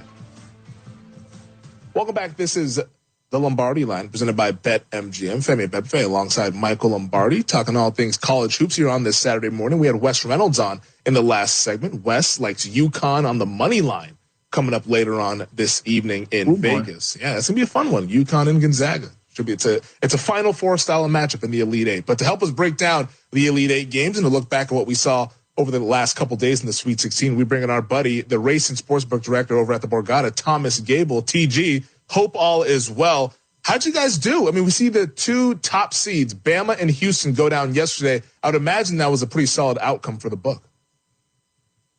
In a couple ways, it was. The Alabama-San Diego State game was a really good outcome for us. And, you know, kudos to San Diego State and Stormy and her team there. They played exactly as they needed to play. They played physical.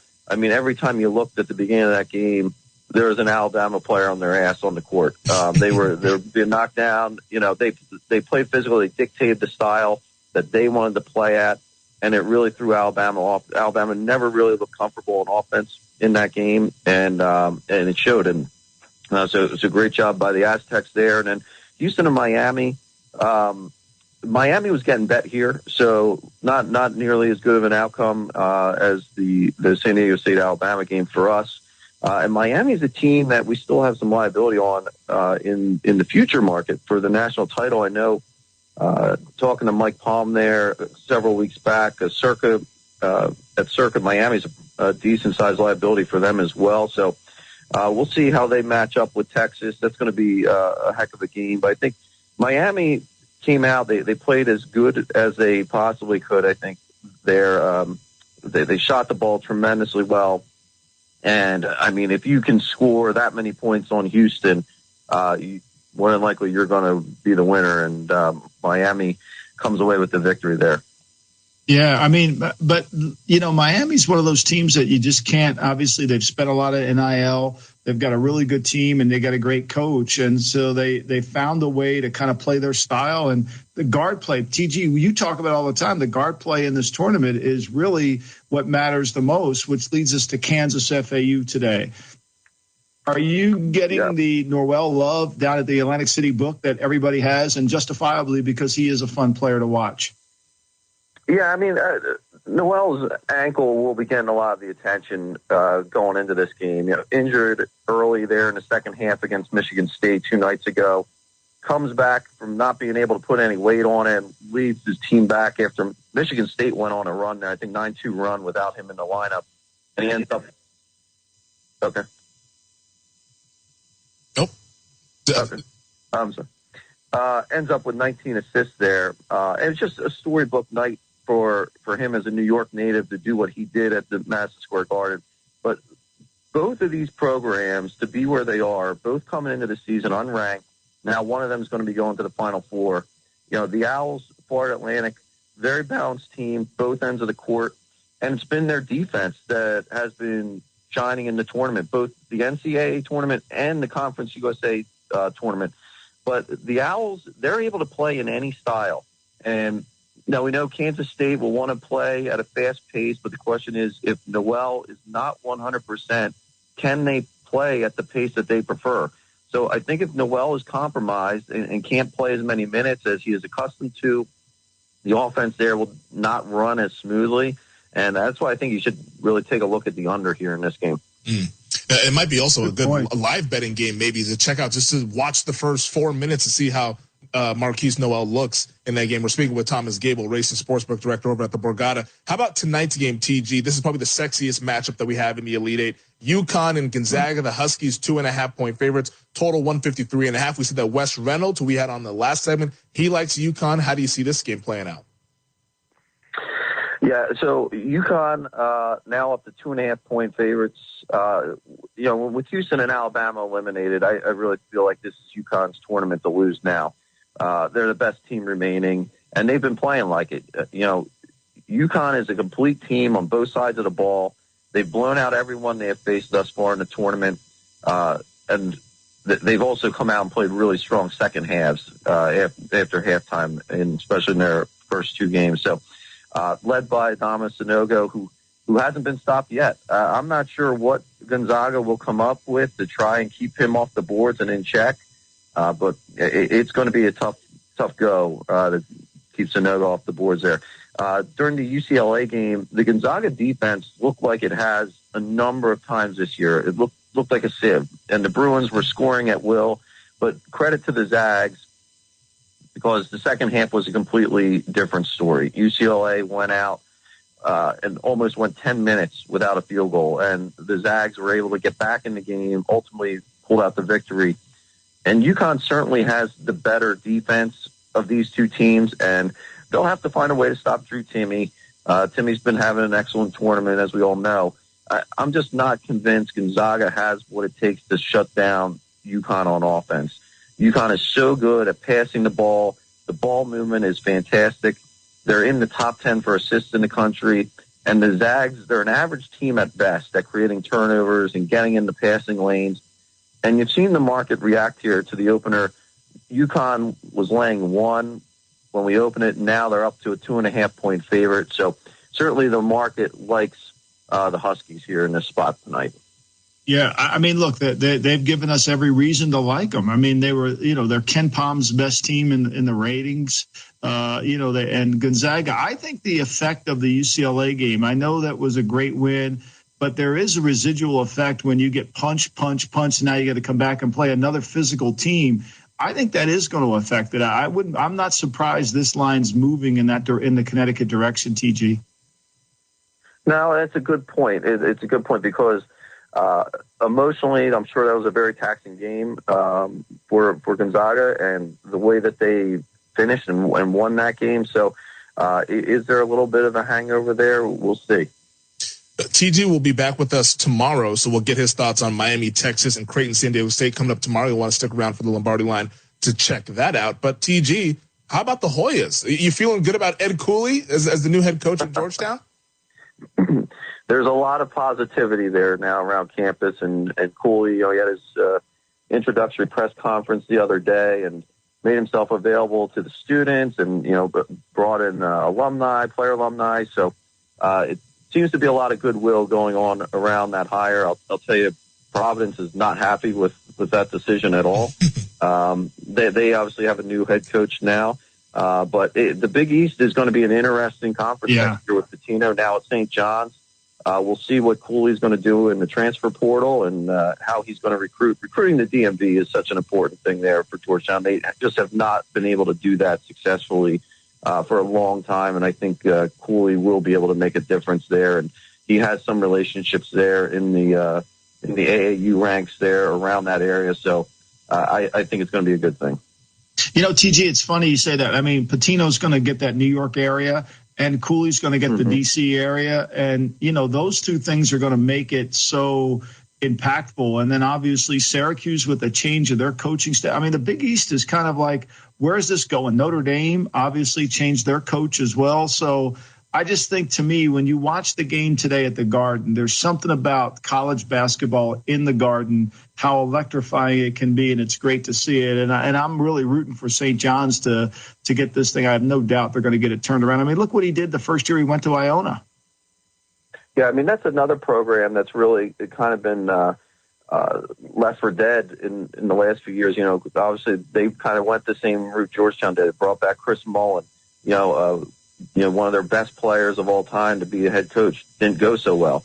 And I think Pitino's really going to put a charge into that program, and you're going to see a lot of excitement now. You're probably going to see more games played at Madison Square Garden than you have in the past few years with them. So, and the way that the Big East has played so far in this tournament with the top teams, obviously Creighton and UConn still there. Marquette had a very good year. They're going to be good next year as well. And Xavier had a run to the Sweet 16. I think the Big East is going to be very competitive in the years to come here. Yeah, the Big East is alive and well, which is what we love to see. It's one of my favorite conferences to watch, especially the conference tournament at the Garden.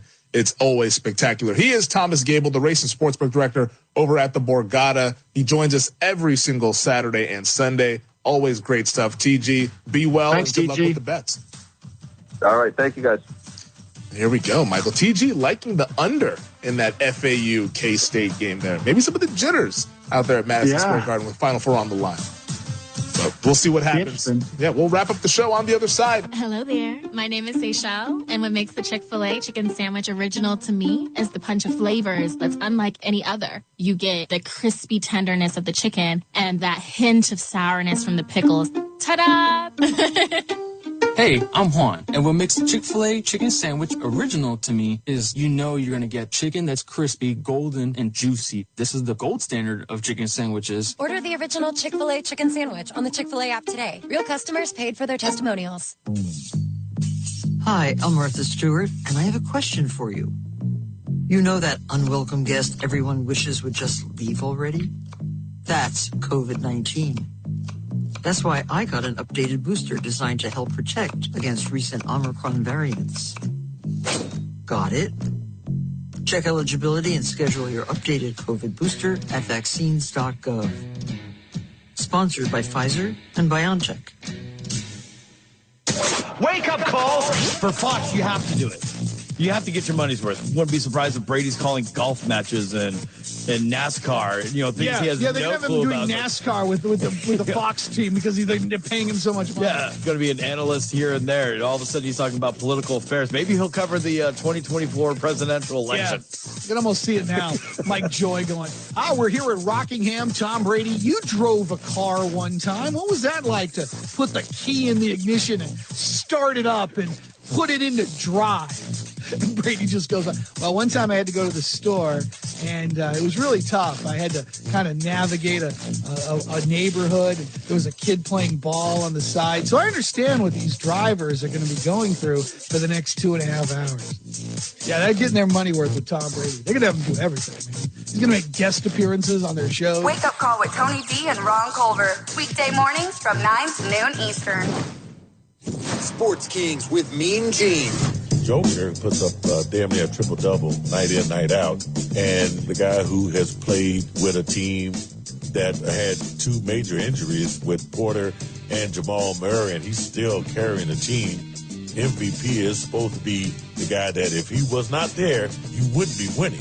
The Joker is that guy, and I think he's going to win another MVP. Sports Kings, weekday afternoons from 4 to 6 Eastern. If you're missing the cash in with Jason Page, then you're missing this. You have to start asking this question if you're Tiger Woods. At 47 and gone through everything he has, the Nordegren stuff, who was the skier? Lindsey Vonn. Now this. I mean, it's got to get you to the point where you wonder if it just sours Tiger on relationships altogether. Imagine being so big and so protective of your privacy that you have to have a woman sign an NDA every time you date. It's not even worth it. Have your fun. Do what you do. Stop getting into relationships. If you want life to be a buffet, then live your life at the buffet. You can't live your life at the buffet and live it at the steakhouse where, you're having that one steak. You can't have it both ways. The Cash In, weeknights at 10 Eastern, 7 Pacific on Sports Map Radio. Imagine learning about radio and being mentored by true radio professionals in real radio stations. Well, actually, you don't have to imagine, because there's Radio Connection. Radio Connection gives you the opportunity to learn one-on-one and be mentored by radio pros. Plus, you don't have to worry about getting into a crazy amount of debt with school tuition either. Radio Connection keeps their tuition at much lower costs. To find out more info, visit radioconnection.com.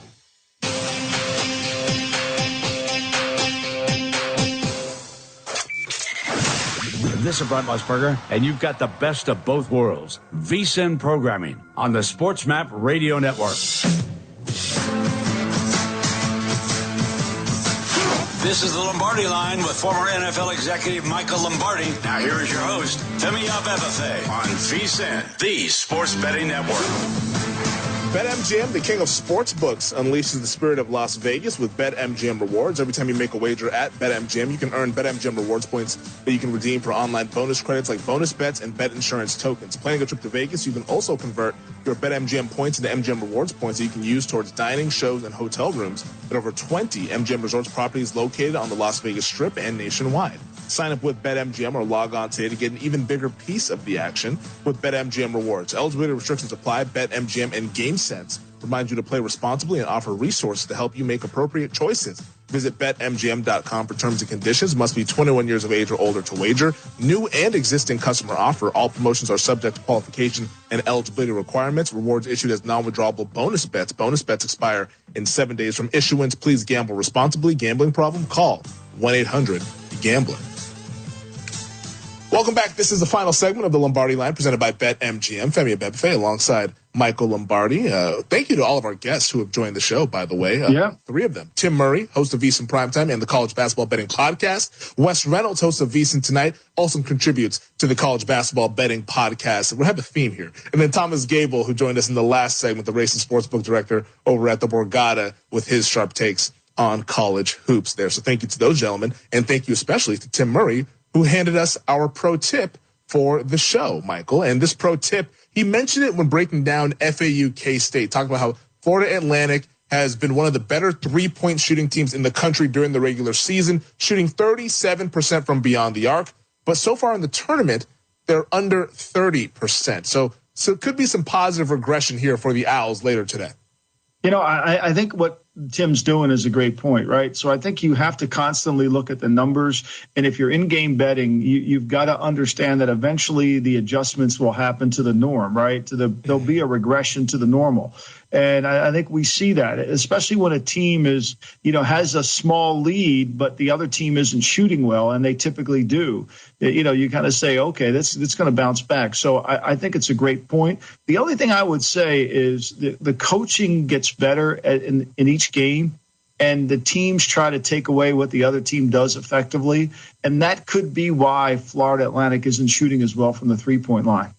Yeah, no, that definitely is true, because you have more time, especially when you go from the first round and then you go from the Sweet 16, there's more time to kind of devise a game plan. Now, maybe it's a little bit different, though, with the dynamic of only 1 day of preparation in between the Sweet 16 and Elite 8. So that's the fascinating part, the coaching, the counters, and the matchups, the X's and O's stuff that we'll see out there with this tournament setup. But it's interesting because Kansas State, we've talked about how they've become the public darling because of Marquise Noel and how exciting a brand of basketball. I mean, they threw an alley-oop with under a minute to go in overtime. That's the kind of brand of basketball that people want to see, and they want to bet on that. They want to root for that. Well, that's come to fruition in some of the handle and the tickets. I mean, K-State has the most bets, and the most money is on them to win. But we've seen the line kind of go the other way with the Owls at +1.5 being the number here. So I don't know who's going to win this game. If you made me pick somebody, it's hard to go up against Kansas State. We had Tate Frazier on yesterday. He's talking about how Marquise Noel kind of is a Kemba candidate. He's got that Kemba Walker vibe to him, playing at MSG. He controls the game, but they're going up against a really good team in the Owls, who won 34 games this season. This is a literal coin flip, I think, Michael, of who's going to win this game. Kind of similar to K-State, Michigan State that we saw on Thursday. Yeah. And, Michigan State could, for all the talk about, maybe they didn't belong. I mean, this team, the Florida Atlantic, I mean, they start the season off. They have a bad loss to Ole Miss, which wasn't a good team. We know that, right? And then they bounce back and they go on the long winning streak and they stumble against UAB.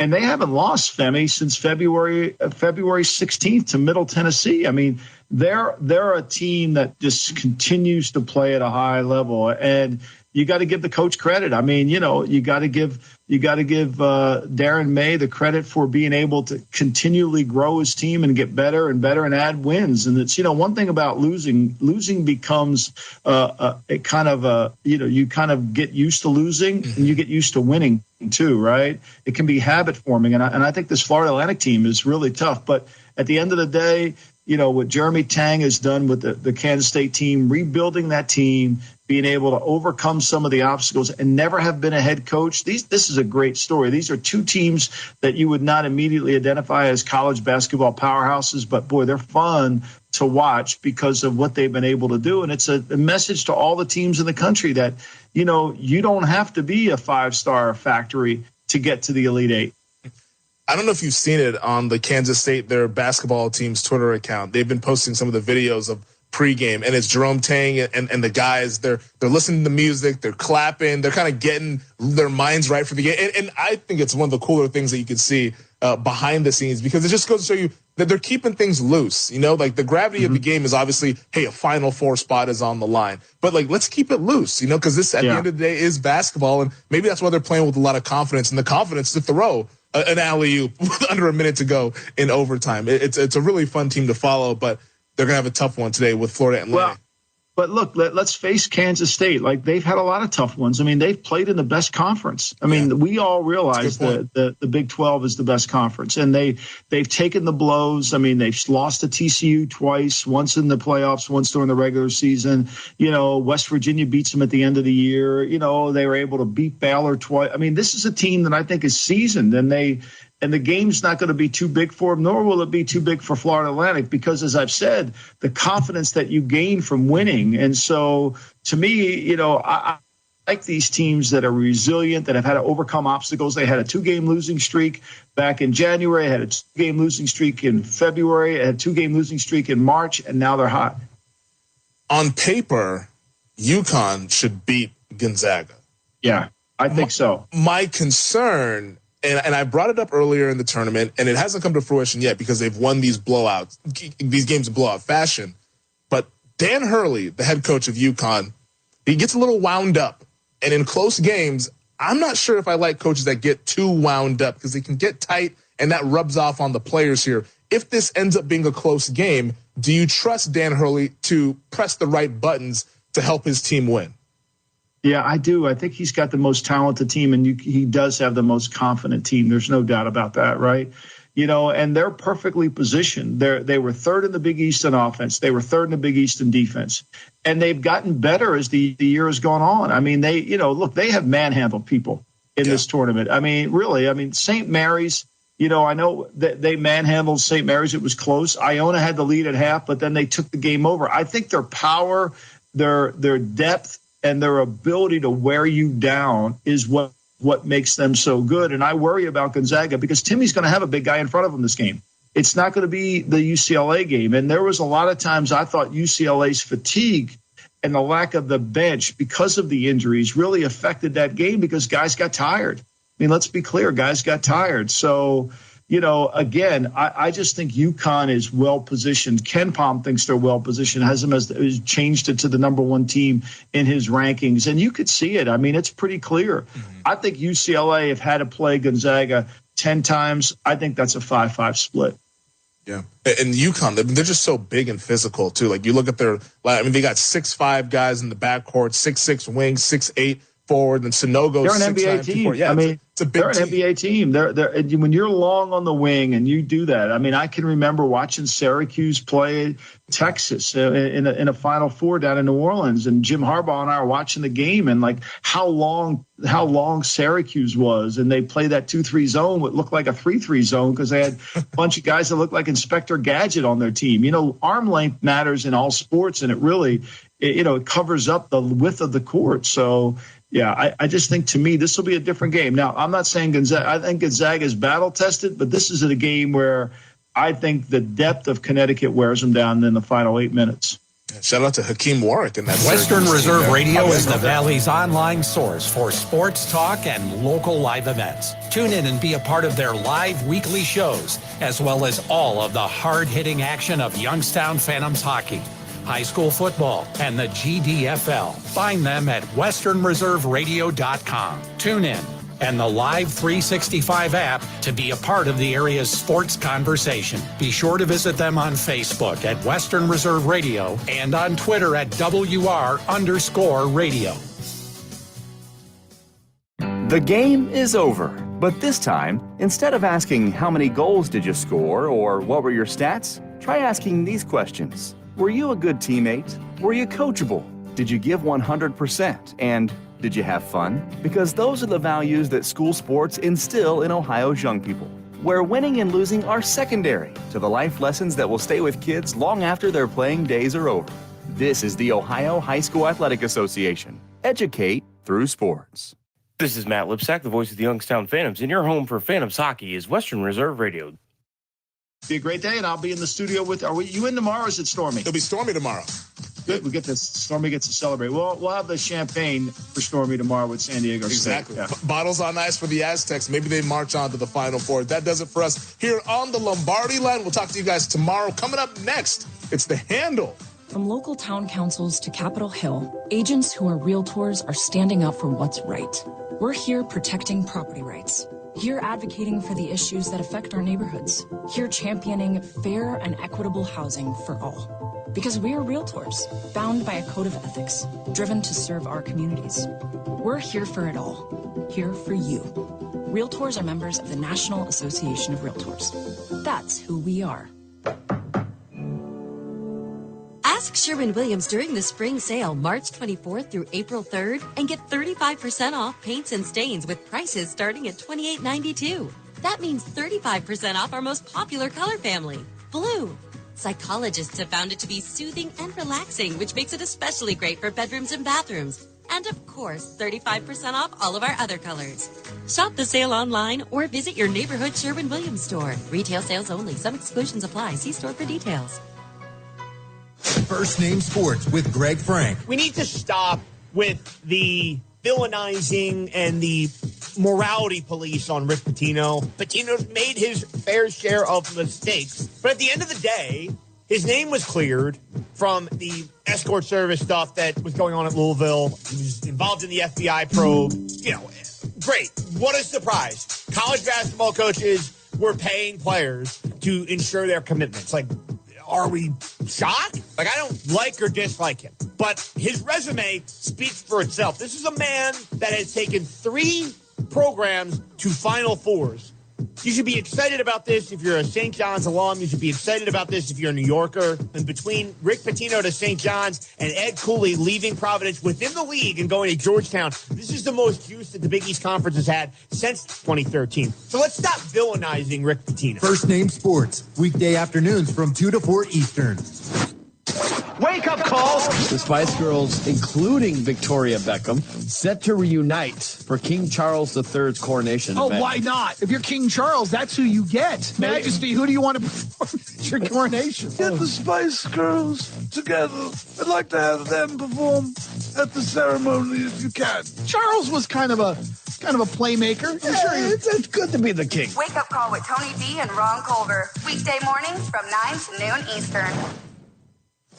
The diehards. It's Patrick Mahomes. It's Tom Brady. It's Joe Montana. Are those your top 3 quarterbacks of all time, or do you have a different order? I think you got to have Tom and Joe above Pat. After LeBron's second finals win, were you going to put him next to Jordan? No. He got a couple more, and then you start the conversation again. Patrick Mahomes is still 27 years old. He's fresh off his second Super Bowl victory. He's dominating the AFC conference, right? I mean, you have the AFC West loading up with Russell Wilson. The Chargers got a whole new defense. You got Devontae Adams go to the Raiders, and then Patrick Mahomes without Tyreek Hill is still in the Super Bowl. So the path is clearly there. Once we get into, 3-4 Super Bowl wins, I think that's when you can start those conversations. I'm of the mindset that it's going to take time. But I think it's also been evident for a while now that Mahomes could retire having surpassed Tom Brady. As crazy as that might sound to some, that he could go down as the GOAT. The Diehards, weeknights from 8 to 10 Eastern on the SportsMap Radio Network. Sports Kings with Mean Gene. Let's talk about another quarterback. Every year we go through this dog and pony show with Aaron Rodgers and the Green Bay Packers. I've had enough. He's not going to go away. At 39 years old, I wish he would just retire and just stay in that little black hole, wherever darkness he was in. So I'm just not a fan of Aaron Rodgers. At one time I was, though. But I have had enough. Enough is enough. Sports Kings, weekday afternoons from 4 to 6 Eastern. You're listening to Western Reserve Radio, WRDB, The Scourge, a part of the Sports Map Radio Network. Hamilton was adopted from a rescue in 2008. He really likes to be around people. I get out my mat and I'm doing a downward dog and he's underneath. He's quite the pug about town. He gets invited to a lot of parties. He knows he's a pretty big deal. Look at this little face. How could you not love him? Hamilton the Pug, Instagram star and shelter pet. Amazing adoption stories start in shelters. Visit theshelterpetproject.org to find a pet near you. Brought to you by Maddie's Fund, the Humane Society of the United States, and the Ad Council. You make sure his toys don't have any sharp edges. You taught her what to do when the smoke alarm goes off. You do so much to keep your child safe. But are you using the right car seat for your child? Car crashes are a leading killer of children ages 1 to 13. Protect your child's future at every stage of life. For information on the right seat for your child, visit safercar.gov/the-right-seat. A message from the National Highway Traffic Safety Administration and the Ad Council. So you see, son, good manners are important. Should I go through it again? Yes. Yes, please. Yes, please. Exactly. Always say please, thank you, you're welcome, and excuse me. Sit up straight, hold doors open, don't speak with your mouth full, keep your elbows off the table. Share your things, play nice, and generally treat others the way you'd like to be treated. Got it? Got it. And stop picking your nose. Most parenting is hard to do in just 2 minutes. But 2 minutes twice a day, making sure they brush their teeth, is easier, and it could help save them from a lifetime of tooth pain. Visit tunein2x.org to find out more. A message from the Partnership for Healthy Mouths, Healthy Lives, and the Ad Council. I'm a retired school psychologist, and helping people was my thing. After my stroke, when Meals on Wheels started, I was on the other end of the stick, so to speak. My name is Julius Gaines, creative writer, poet, photographer. 1 in 6 seniors faces the threat of hunger, and millions more live in isolation. Drop off a hot meal and say a quick hello. Volunteer for Meals on Wheels by donating your lunch break at americaletsdolunch.org. This message brought to you by Meals on Wheels America and the Ad Council. In the small town of Elmira, New York, a boy was born into an all-American family. The odds of him achieving his dream in the fashion industry? 1 in 23 million. The odds of having a child diagnosed with autism?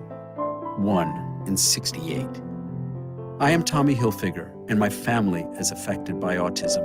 Learn more at autismspeaks.org/signs. Brought to you by Autism Speaks and the Ad Council.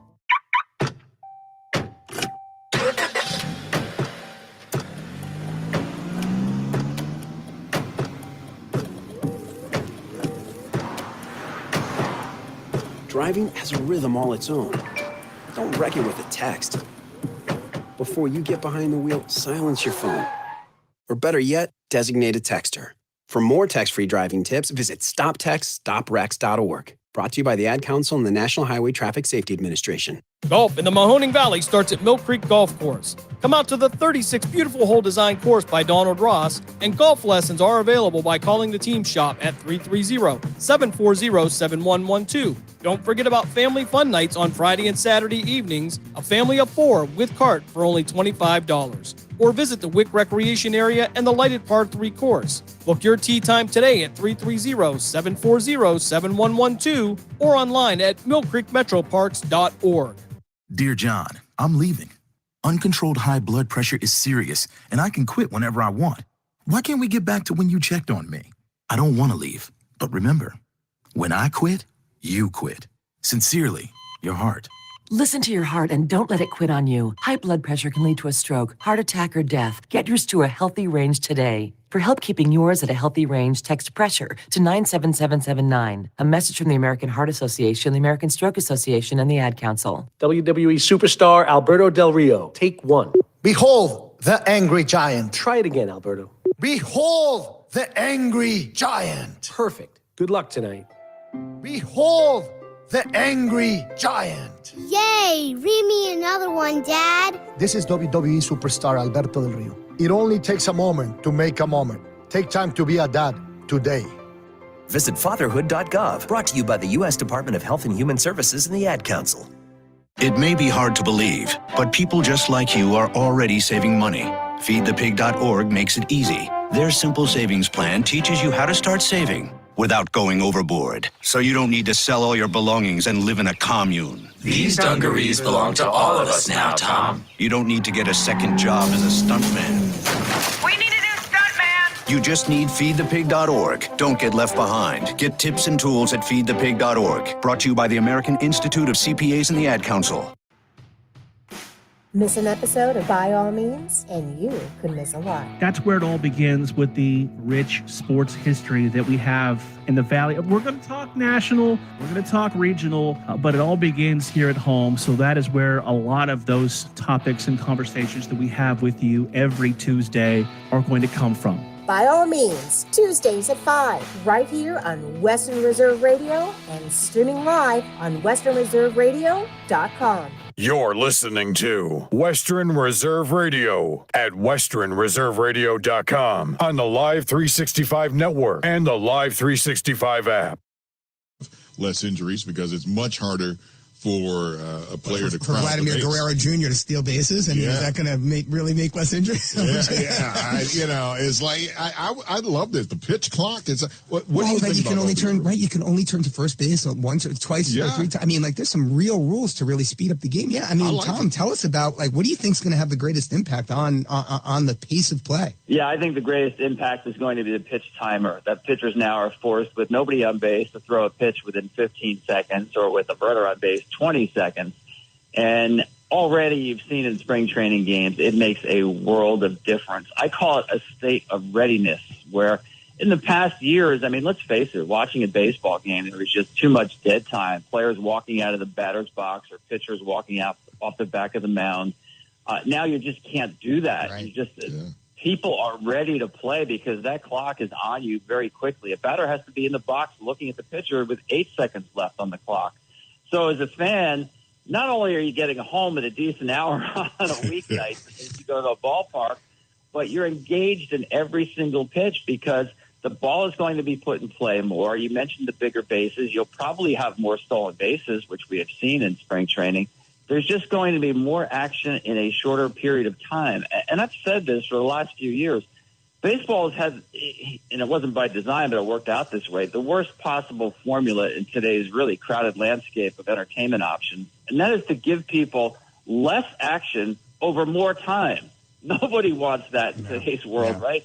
So this is finally going to flip the script, where you're going to get more action in less time. Well, Tom, I mean, for me, the onus, I always thought the onus was on the pitchers taking too much time, but you make a great point. The fact that batters can now get called with an automatic strike within that 8 seconds, if they step out of the box, more than once per appearance, I mean, it's really become, who do you think dictates the pitch count now? Is it the pitcher? Is it the batter? It's going to be interesting to see. Yeah, I think based on what I've seen in spring training, it puts, I think, more power in the hands of the pitcher. I think the pitcher can sort of hurry up the batter and move things along. And we've always heard for years that a pitcher who works quickly has an advantage, in part because his defenders behind him are always on their toes and ready instead of falling asleep by a guy taking so long between pitches. So I think in the early part of the season, you might have pitchers having the edge. But don't forget, the hitters have a big edge this year as well, and that is no more shifts on defense. Yeah. So there's left-handed hitters who got the batter's box, and they look to the right side of the field, and there's no room to get a base hit because it's crowded with bodies. Now are literally seeing the field open up to them. And I do think that's going to add 10 to 15 points overall to the Major League batting average. I think so many more singles will happen, and of course, that means more base runners, more threats of stolen bases. All these things are good for fans. I mean, I know Major League Baseball did this in great response to what do fans want and what do they don't want. And they don't like pickoffs. They like stolen bases. They like the ball in play. So these things are all geared to really appeasing what fans want when they go to a ballpark or watch on television. Now, I like to call it when the batter steps out of the batter's box and there's a strike. I like to call it a batter's balk. That's going to be my term. You can use it. You can take it. It's a batter's balk. That's it. But one thing that I've said and I don't like, the ghost runners. I hated it then. I hate it now. But it's going to be here to stay. Yeah, for me, I think it's an acquired taste, and I actually acquired that taste. I first was thinking, that just sounds too weird by putting a guy on second base who didn't earn his way there. But I can tell you that to me, it introduces a little more strategy in the game. At a time when extra inning games sometimes are boring because everybody's waiting for a home run, you start with a rally right in the middle of things, and you bunt the guy over. If you score in the top of the first, how do you play the bottom of the 10th? It's interesting strategically to me, and it does succeed in getting games over quicker.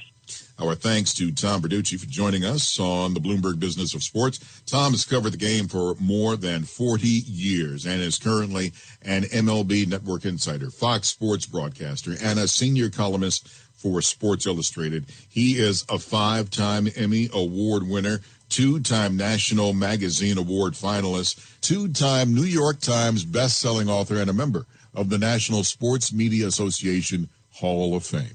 If you missed any of our talk with Tom, it is on demand now on the Bloomberg Business of Sports podcast. That's at Bloomberg.com/podcast and wherever you get your podcasts. Coming up on the show, Apple is looking to double down on live sports. We get the latest on a potential deal that would bring a slate of English soccer games to Apple TV. That is straight ahead on the Bloomberg Business of Sports from Bloomberg Radio around the world. You're listening to the Bloomberg Business of Sports on the Sports Map Radio Network. Technology allows drones to deliver pizza. Here's mine now. The protein drop zone. But to deliver powerful insights that are on target, you need more than technology. You need CDW to help transform and manage your IT environment with a Dell technology solution that lets you slice your data any way you want to accelerate innovation. Delivering. Don't forget to tip. Dell Technologies makes data-driven insights possible. CDW makes it powerful. Learn more at cdw.com/Dell Data Center. I'm Kareem Abdul-Jabbar. I learned about atrial fibrillation the hard way. My symptoms would come and go. Shortness of breath, fatigue. I kept going. Then I got so lightheaded, I couldn't. My doctor said I have AFib, so I'm about 5 times more likely to have a stroke. Other symptoms, irregular heartbeat, heart racing, chest pain can come and go, but the risk of stroke stays. If you have symptoms, tell a doctor. Visit notimetowait.com. Sponsored by Bristol-Myers Squibb and Pfizer.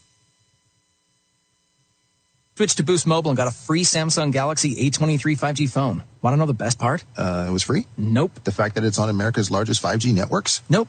It's the ding. Oh, yeah. Love the ding. Right? It's all about the ding. It's the dingarooski, the dingarone, the ring-a-ding-ding. Unleash your power to save with Boost. Get a free Samsung Galaxy A23 5G phone when you switch. Boost Mobile. Unleash your power. And the ding. Limited time offer. New customers only. Available on select networks. 5G not available everywhere. One device per line. Tax excluded. Additional restrictions apply. See your local Boost Mobile store for details. I'd rather ride a bike with my kids than ride in an ambulance. I'd rather have a catch with my dog Curtis than catch pneumococcal pneumonia. If you're 19 or older with certain chronic conditions like heart disease, asthma, or diabetes, you may be at increased risk for pneumococcal pneumonia. Ask your doctor or pharmacist about getting vaccinated with Prevnar 20 pneumococcal 20-valent conjugate vaccine, a Pfizer vaccine that can help protect against pneumococcal pneumonia in just one dose. Learn more at Prevnar20.com. Prevnar 20 is approved for adults to help prevent infections from 20 strains of the bacteria that cause pneumococcal pneumonia. Continued approval may depend on a supportive study. Don't get Prevnar 20 if you've had a severe allergic reaction to the vaccine or its ingredients. Adults with weakened immune systems may have a lower response to the vaccine. The most commonly reported side effect was pain at the injection site. For additional common side effects and full prescribing information, please call 1-855-213-2138 or visit Prevnar20.com. Whether you own a local business or a global one, you know that these days, generating growth is a challenge. By teaming with Bank of America, you'll not just stay ahead of the curve, you'll move it. With access to experts, award-winning insights, and business solutions so powerful, you'll make every move matter, locally and globally. Visit bankofamerica.com/banking for business to learn more. What would you like the power to do? Copyright 2023 Bank of America, N.A. The diehards. I mean, my kids got 17 new ghost bats because of it.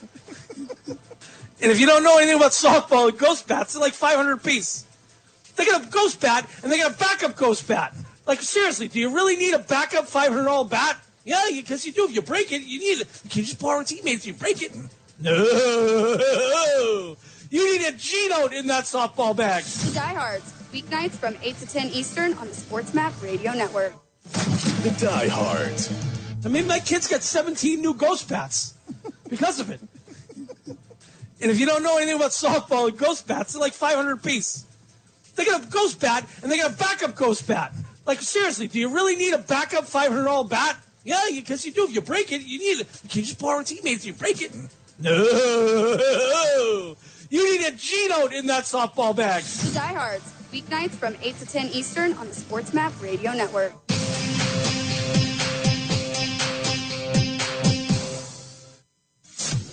This is the Sports Map Radio Network. You're listening to Bloomberg Business of Sports from Bloomberg Radio. This is the Bloomberg Business of Sports show, where we explore the big money issues in the world of sports. I'm Michael Barr, along with Damian Sassower. Scarlett Fu will be back when we get a check on the state of the NBA with National Basketball Players Association Executive Director Tamika Tremalia. At the union, we really wrap our arms around them, right? So that includes everything from, the moment that they start until the moment that the ball stops dribbling for them. But first, there's another big money story brewing involving football and Apple TV. The tech giant is mulling over a bid for the streaming rights to a bunch of English soccer games, which would add to its growing slate of live sports, which already includes a big MLS deal. To give us a rundown of what's going on, we welcome Bloomberg's David Hellier. Thanks for having me. Well, let's start with this because Apple, if they get the bid, let me put that in there. If they win it, they're going to be right up there with Amazon's Prime Video. Can you take us more into that? Yeah, sure. I mean, if they get it, it will be quite complicated, I think, and there's no saying they will get it. But as you say, I mean, Amazon has sort of made a bit of an impact in Premier League, and it kind of for the last few years it's been showing 20 games each season, so it's a relatively small package of games, but it kind of it transformed the way that people think about football and broadcasting because it's streamed. They do all the games in one go, and it was a different concept to watching it on Sky on satellite, and for a long time, football executives have been talking of Apple and Netflix, I guess, and Google, Facebook, and most of them have not really done what the football execs hope they do, and they haven't got fully immersed in football. But it does look as if Apple's moving along that way. Well, David, let's just take a step back here. If I'm not mistaken, the English Football League is offering the rights to seasons beginning in 2024. And I know, when I try to stream, EPL games here in the U.S., I mean, I don't even know where to go half the time. So is this going to be better for the game? Is this going to be better for the sport, better for its, offshore viewers? I mean, having, Apple, basically stream all of the games beginning in 2024, is that really what's on the table here? Well, we don't know for sure whether they've bid. I think the bids were due in yesterday or Wednesday, I think. Yes, I agree. Lots of people tell me it's quite unprofessional. I mean, it's good that it's available. That streaming of Derby County or Luton Town or these teams that do have lots of followers. It's good that it's available, but it's all done through the league, and it's a little bit less professional. I mean, if Apple came in, I think it would have a dramatic impact for consumers. It would change the whole thing. Like they're trying to do with MLS. That's a very transformative deal, I think. All right, let's talk about the elephant in the room. We're talking about Apple because they also stream Ted Lasso, which is probably one of the most popular TV shows out there right now. Can you see a marriage between Ted Lasso, the network that airs it, and Apple? I mean, there's got to be some advantage to that. Yeah, I mean, absolutely. Ted Lasso is very popular here as well, and I think the thing is, that they were lucky with Ted Lasso, not lucky, but clever and lucky. They hit on something, a format which has gone down really well, and it happens to be in football or soccer. But when the possibility of cross promotion is huge, I think. They filmed the second game at Chelsea Stadium, Stamford Bridge, and I've read so much about it. On Twitter, people saying, they did this, they did that, they did this goal, they did that goal. Tremendous awareness of Ted Lasso. Because they're faking Premier League games and stuff. So I think the thing is that with content originators like Apple and Amazon, you can spend a lot of money and not get a great show, and occasionally you get a great show like Ted Lasso.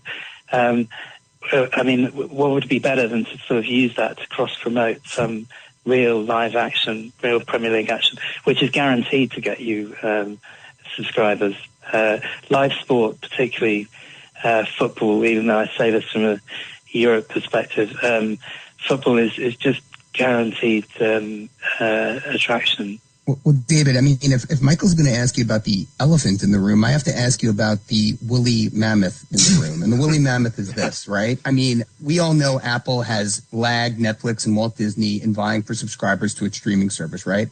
We're talking about a company that has returned $740 billion to shareholders since 2012 and has a cash balance of, are you ready for this? $165 billion. That dwarfs all of its largest tech and internet peers. I'm talking Microsoft, Alphabet, Amazon, you name it. My question is this. There's now talk that Apple might be interested in acquiring a movie studio.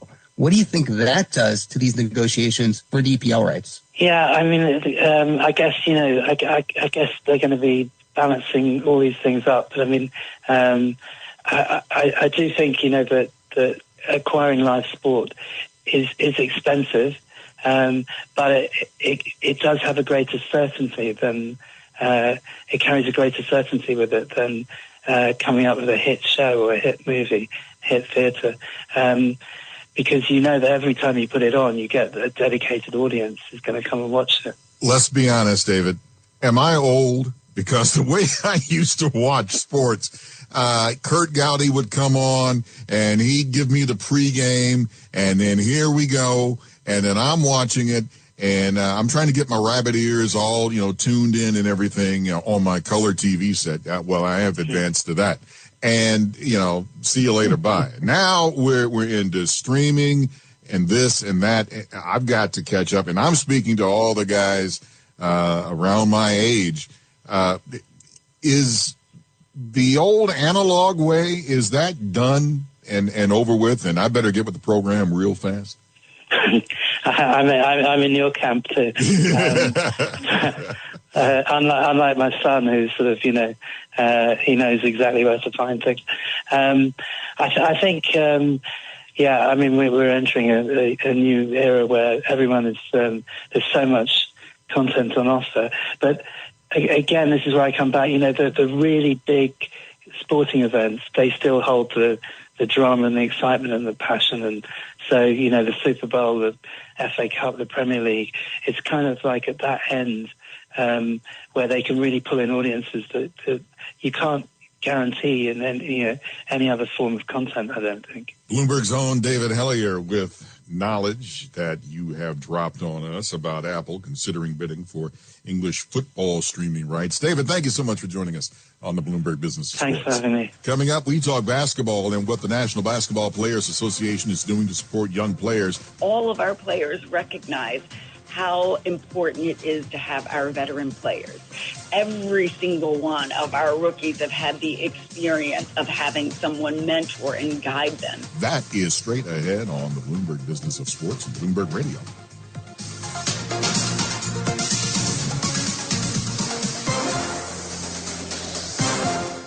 You're listening to the Bloomberg Business of Sports on the Sports Map Radio Network.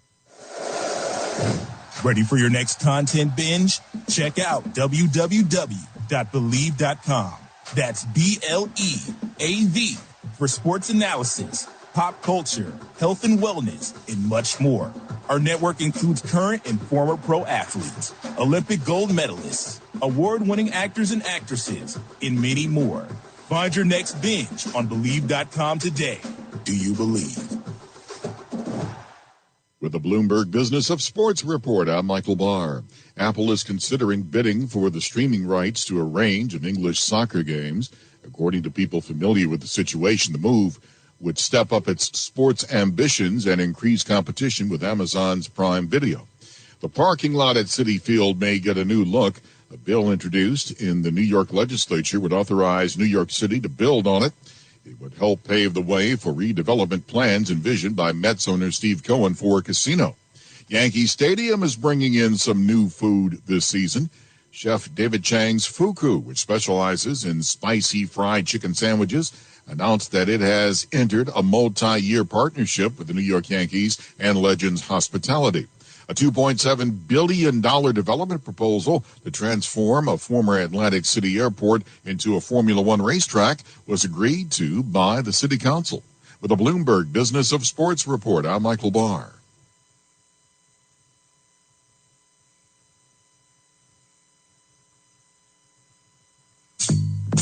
Hi, I'm Martha Stewart, and I have a question for you. You know that unwelcome guest everyone wishes would just leave already? That's COVID-19. That's why I got an updated booster designed to help protect against recent Omicron variants. Got it? Check eligibility and schedule your updated COVID booster at vaccines.gov. Sponsored by Pfizer and BioNTech. I'm Kareem Abdul-Jabbar. I learned about atrial fibrillation the hard way. My symptoms would come and go. Shortness of breath, fatigue. I kept going. Then I got so lightheaded, I couldn't. My doctor said I have AFib, so I'm about 5 times more likely to have a stroke. Other symptoms, irregular heartbeat, heart racing, chest pain can come and go, but the risk of stroke stays. If you have symptoms, tell a doctor. Visit notimetowait.com. Sponsored by Bristol-Myers Squibb and Pfizer. Did you know you can go to a trade school college that has you learning as an apprentice in a real radio station, culinary kitchen, film studio, or in a recording studio? Stay out of debt and out of a boring college classroom and learn on the job in the real world. The Radio Connection puts you in a real radio station. The Recording Connection trains you in a real recording studio. The Film Connection has you learning under a real filmmaker. And CASA has you learning one-on-one in a real restaurant. It's your life. Amplify it now and learn as an apprentice in a unique way to get a career as a broadcaster, podcaster, chef, music producer, or filmmaker. Just visit one of our sites, radioconnection.com, recordingconnection.com, filmconnection.com, or casaschools.com. Or call 1-865-413-5724. That's 1-865-413-5724. Wake up calls. Load management. David Stern hated this, by the way. He used to get on teams and be like, you are playing your stars, especially on national television. We pull up the heartstrings about little Tommy saving up to come watch you play. But the truth is, money. Yeah, you're right. It's all about like making sure the TV people are happy. Not about little Timmy dying to see Steph Curry play in Atlanta. Wake up call with Tony B and Ron Culver. Weekday mornings from 9 to noon Eastern. Wake up calls. Load management. David Stern hated this, by the way. He used to get on teams and be Yeah. like, you are playing your stars, especially on national television. We pull at the heartstrings about little Tommy saving up to come watch you play. But the truth is, money. Yeah, you're right. It's all about like making sure the TV people are happy. It's not about little Timmy dying to see Steph Curry play in Atlanta. Wake Up Call with Tony D and Ron Culver. Weekday mornings from 9 to noon Eastern. First Name Sports with Greg Frank. If Lamar was healthy and just decided we're too close to the end of the season, I'm not playing. On a team that probably would have been a Super Bowl contender, maybe that legitimately turned some teams off. It's kind of screwed up. How it all would have shaken out with a healthy Lamar, we'll never know. But if you're one of those teams that was kicking the tires on Lamar Jackson, and then you saw that and you were put off by it, I can kind of get it. It's easy to sit here and villainize the Ravens for the way they handled it the last couple of years, but now the Ravens are basically daring somebody else to give him the money that he wants. If no other team steps up to the table here, then the Ravens can say, see, we weren't asking for below your market value. The market just spoke to you. But at the end of the day, we are kind of throwing our fishing rod into the sea and hoping that there's a bite here as to why we are still in this guessing game with Lamar Jackson. First Name Sports, weekday afternoons from 2 to 4 Eastern.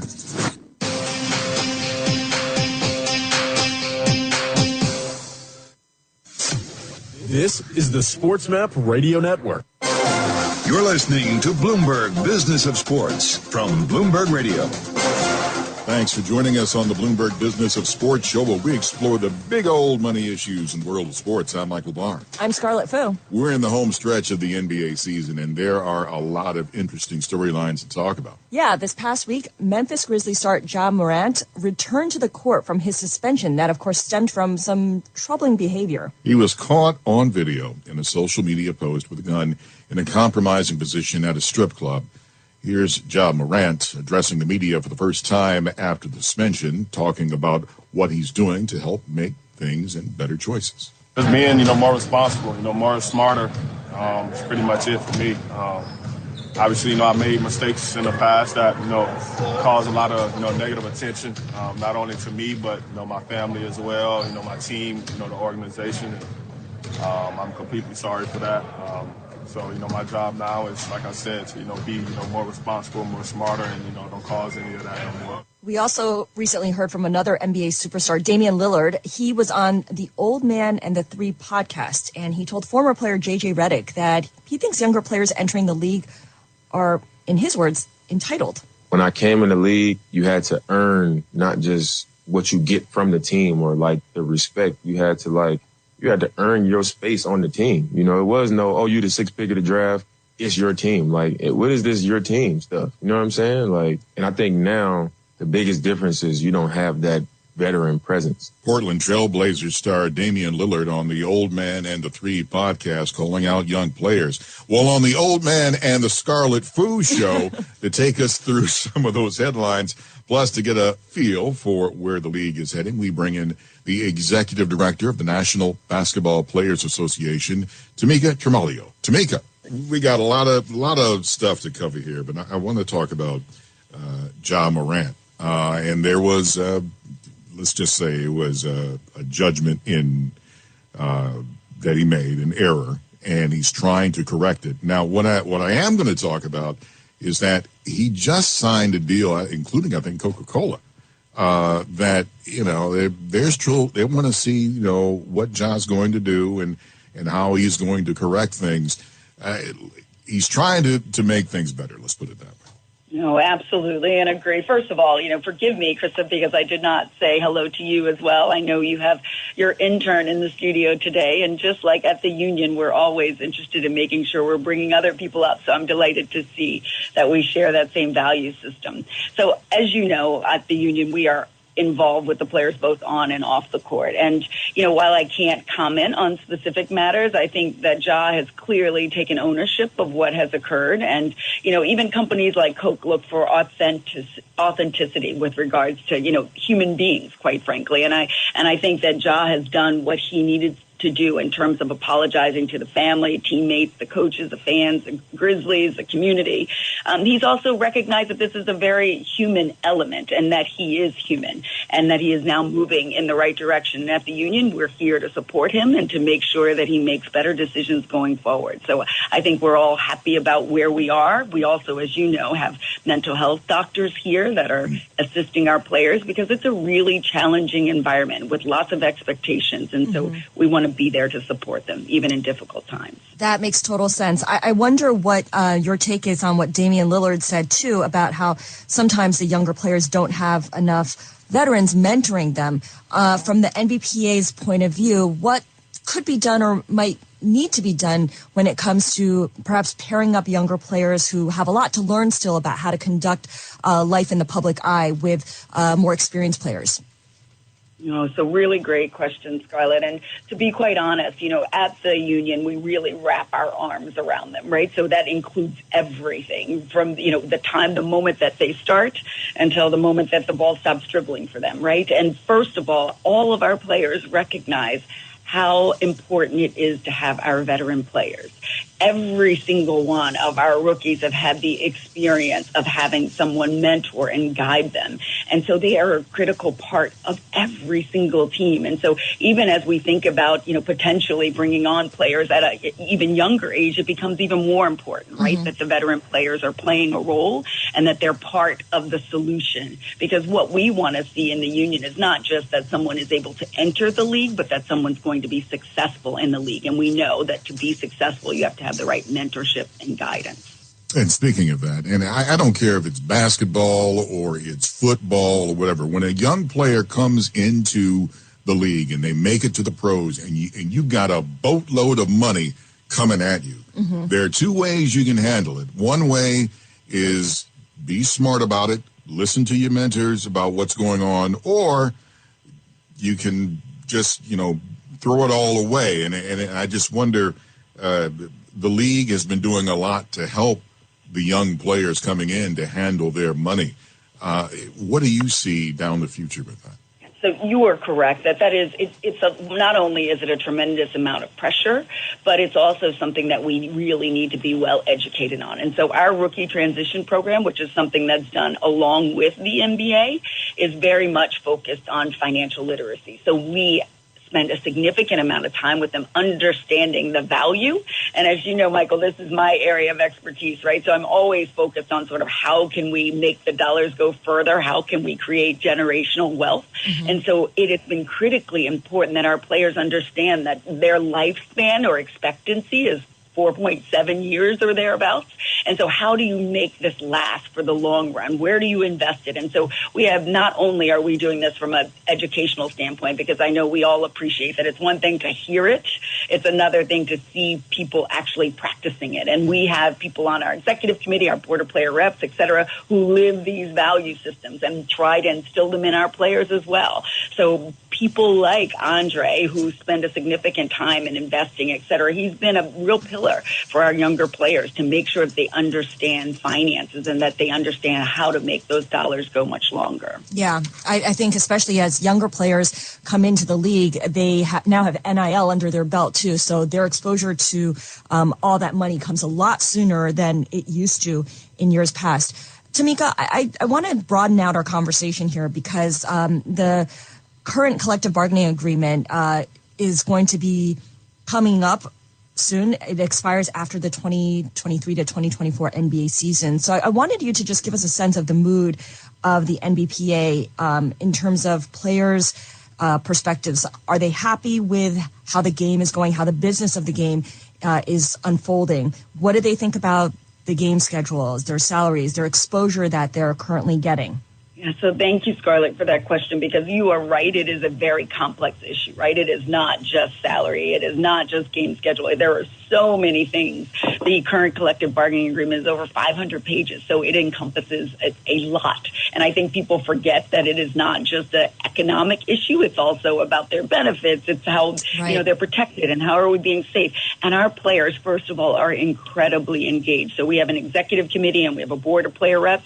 Our executive committee is on it. We speak every single day about these topics, particularly because we're coming up on a deadline of March 31st, so next week.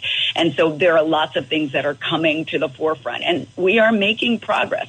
But as you can imagine, we are in the heat of it. And so we're working very hard to get it done by that time period. Tamika, I want to get your take also on how the ownership structure of all professional sports teams is changing now. We know the NBA was the first U.S. league to allow private equity funds to take stakes in its teams, and now it'll allow even more institutional investors to assume passive investments, such as sovereign wealth funds. I'm curious from where you sit, what that means for the players. How are they thinking through this, or how are you guiding them in thinking through this? How team ownership changes, how the demands on the players might change with a different kind of investors now involved? Absolutely. This is a priority. It was clear to me even before I took on this role, that was a phenomenal thing that we were seeing private equity enter into this space, which historically had not been done. And our players understand it, right? And they understand the significance of it and what it means to them. So we've had numerous conversations. As you know, the current collective bargaining agreement does not allow for investment in teams. And so this is something that's a priority for us, is that we are letting, PE firms in. Is something considering as well. So for certain, it's something that is top of mind, and we've seen the value. Up next on the show, more with Tamika Tremalio, Executive Director of the NBPA. You're listening to the Bloomberg Business of Sports from Bloomberg Radio around the world. You're listening to the Bloomberg Business of Sports on the Sports Map Radio Network. Wake up call. I'm into that Hogwarts Legacy game. I'm addicted to it in a way that's unlike anything I've experienced. I'm going to say this for some of you gamers out there. I want to apologize because I didn't understand how some of you could play games for a long period of time. I've been able to get into the first world, or whatever they call it, first world player. It's a rabbit hole, man. Once you're in, it sucks you in, and it's really addicting. I thought it was silly, but I'm not in all the way. I'm not even an amateur. Whatever's an amateur of an amateur, that's what I'm in. Whatever's an amateur of an amateur of an amateur, that's probably where I am. But now I'm like, I get it. I get it. I'm losing chunks of time to this thing. And I don't know why. I could be doing so many more productive things, Ron, but I like doing this. Wake Up Call with Tony V and Ron Culver. Weekday mornings from 9 to noon Eastern. Kareem Abdul-Jabbar. I learned about atrial fibrillation the hard way. My symptoms would come and go. Shortness of breath, fatigue. I kept going. Then I got so lightheaded, I couldn't. My doctor said I have AFib, so I'm about 5 times more likely to have a stroke. Other symptoms, irregular heartbeat, heart racing, chest pain can come and go, but the risk of stroke stays. If you have symptoms, tell a doctor. Visit NoTimeToWait.com. Sponsored by Bristol-Myers Squibb and Pfizer. I switched to Boost Mobile and got a free Samsung Galaxy A23 5G phone. Want to know the best part? It was free? Nope. The fact that it's on America's largest 5G networks? Nope. It's the ding. Oh, yeah. Love the ding. Right? It's all about the ding. It's the dingarooski, the dingaroner, the ring-a-ding-ding. Unleash your power to save with Boost. Get a free Samsung Galaxy A23 5G phone when you switch. Boost Mobile. Unleash your power. And the ding. Limited time offer. New customers only. Available on select networks. 5G not available everywhere. One device per line. Tax excluded. Additional restrictions apply. See your local Boost Mobile store for details. The Die Hards. I got a picture with Rick Pitino. I don't even know if I have it up here in my wall of fame here in the studio. Not in this studio. And I'm like, oh my God, this is the greatest thing ever. Rick Pitino is running one of the greatest NBA franchises ever to rebuild them in the glory days. Larry Joe Bird was on his way out, bad back and all, and Kevin McHale's not walking through that door, Robert Parrish not walking through that door, and you're like, oh my God, Rick Pitino's going to do this. And what's his first move? He fires Red Auerbach. Like, are you freaking crapping me? I almost said the bad word right there. Like, seriously, dude? You have the stones to fire Red Auerbach? Like, the best that ever did it? Are you kidding me? But anyway, I digress. Rick Pitino's a clown. You know the emoji? Think about it. Look, picture in your brain, Die Hard Nation. That emoji, the clown, Rick Pitino. The Die Hards, weeknights from 8 to 10 Eastern on the Sports Map Radio Network. Imagine learning about radio and being mentored by true radio professionals in real radio stations. Well, actually, you don't have to imagine, because there's Radio Connection, Radio Connection gives you the opportunity to learn one-on-one and be mentored by radio pros. Plus, you don't have to worry about getting into a crazy amount of debt with school tuition either. Radio Connection keeps their tuition at much lower costs. To find out more info, visit radioconnection.com. First Name Sports with Greg Frank. We need to stop with the villainizing and the morality police on Rick Pitino. Pitino's made his fair share of mistakes, but at the end of the day, his name was cleared from the escort service stuff that was going on at Louisville. He was involved in the FBI probe. You know, great. What a surprise. College basketball coaches were paying players to ensure their commitments. Like, are we shocked? Like, I don't like or dislike him, but his resume speaks for itself. This is a man that has taken 3 programs to Final Fours. You should be excited about this if you're a St. John's alum. You should be excited about this if you're a New Yorker. And between Rick Pitino to St. John's and Ed Cooley leaving Providence within the league and going to Georgetown, this is the most juice that the Big East Conference has had since 2013. So let's stop villainizing Rick Pitino. First Name Sports, weekday afternoons from 2 to 4 Eastern. The diehards. What's the deal with the beware of moose signs every 5 miles? I didn't see a moose. The moose moved out long ago. They're like, this place is freezing cold. I don't like it. There's no moose in Maine. It's a hyperbole. It's an exaggeration. There's no moose. When I saw those bumper stickers, I thought it was a joke. Like, beware of moose. Like, imagine that. Imagine if you saw an animal living outside in this Arctic tundra. I thought it should be like, beware of penguins. The Diehards, weeknights from 8 to 10 Eastern on the Sports Map Radio Network.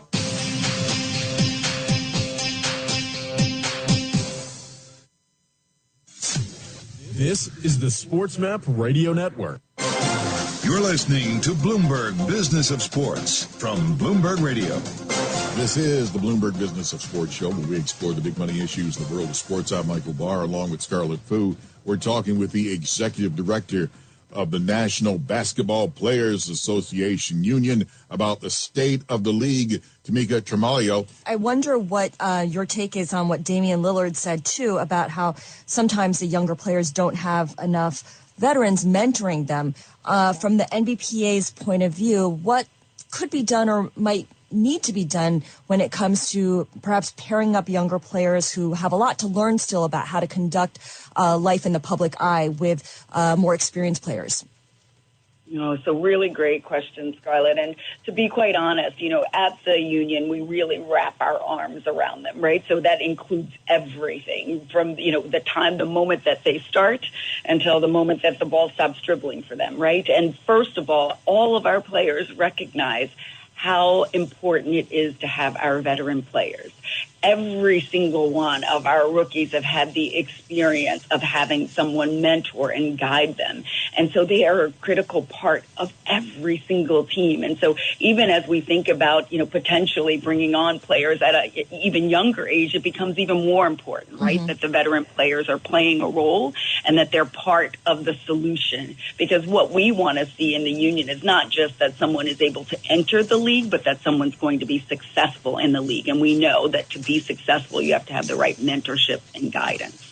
And speaking of that, and I don't care if it's basketball or it's football or whatever, when a young player comes into the league and they make it to the pros and you've got a boatload of money coming at you, mm-hmm. There are 2 ways you can handle it. One way is be smart about it, listen to your mentors about what's going on, or you can just, throw it all away. And I just wonder, the league has been doing a lot to help the young players coming in to handle their money.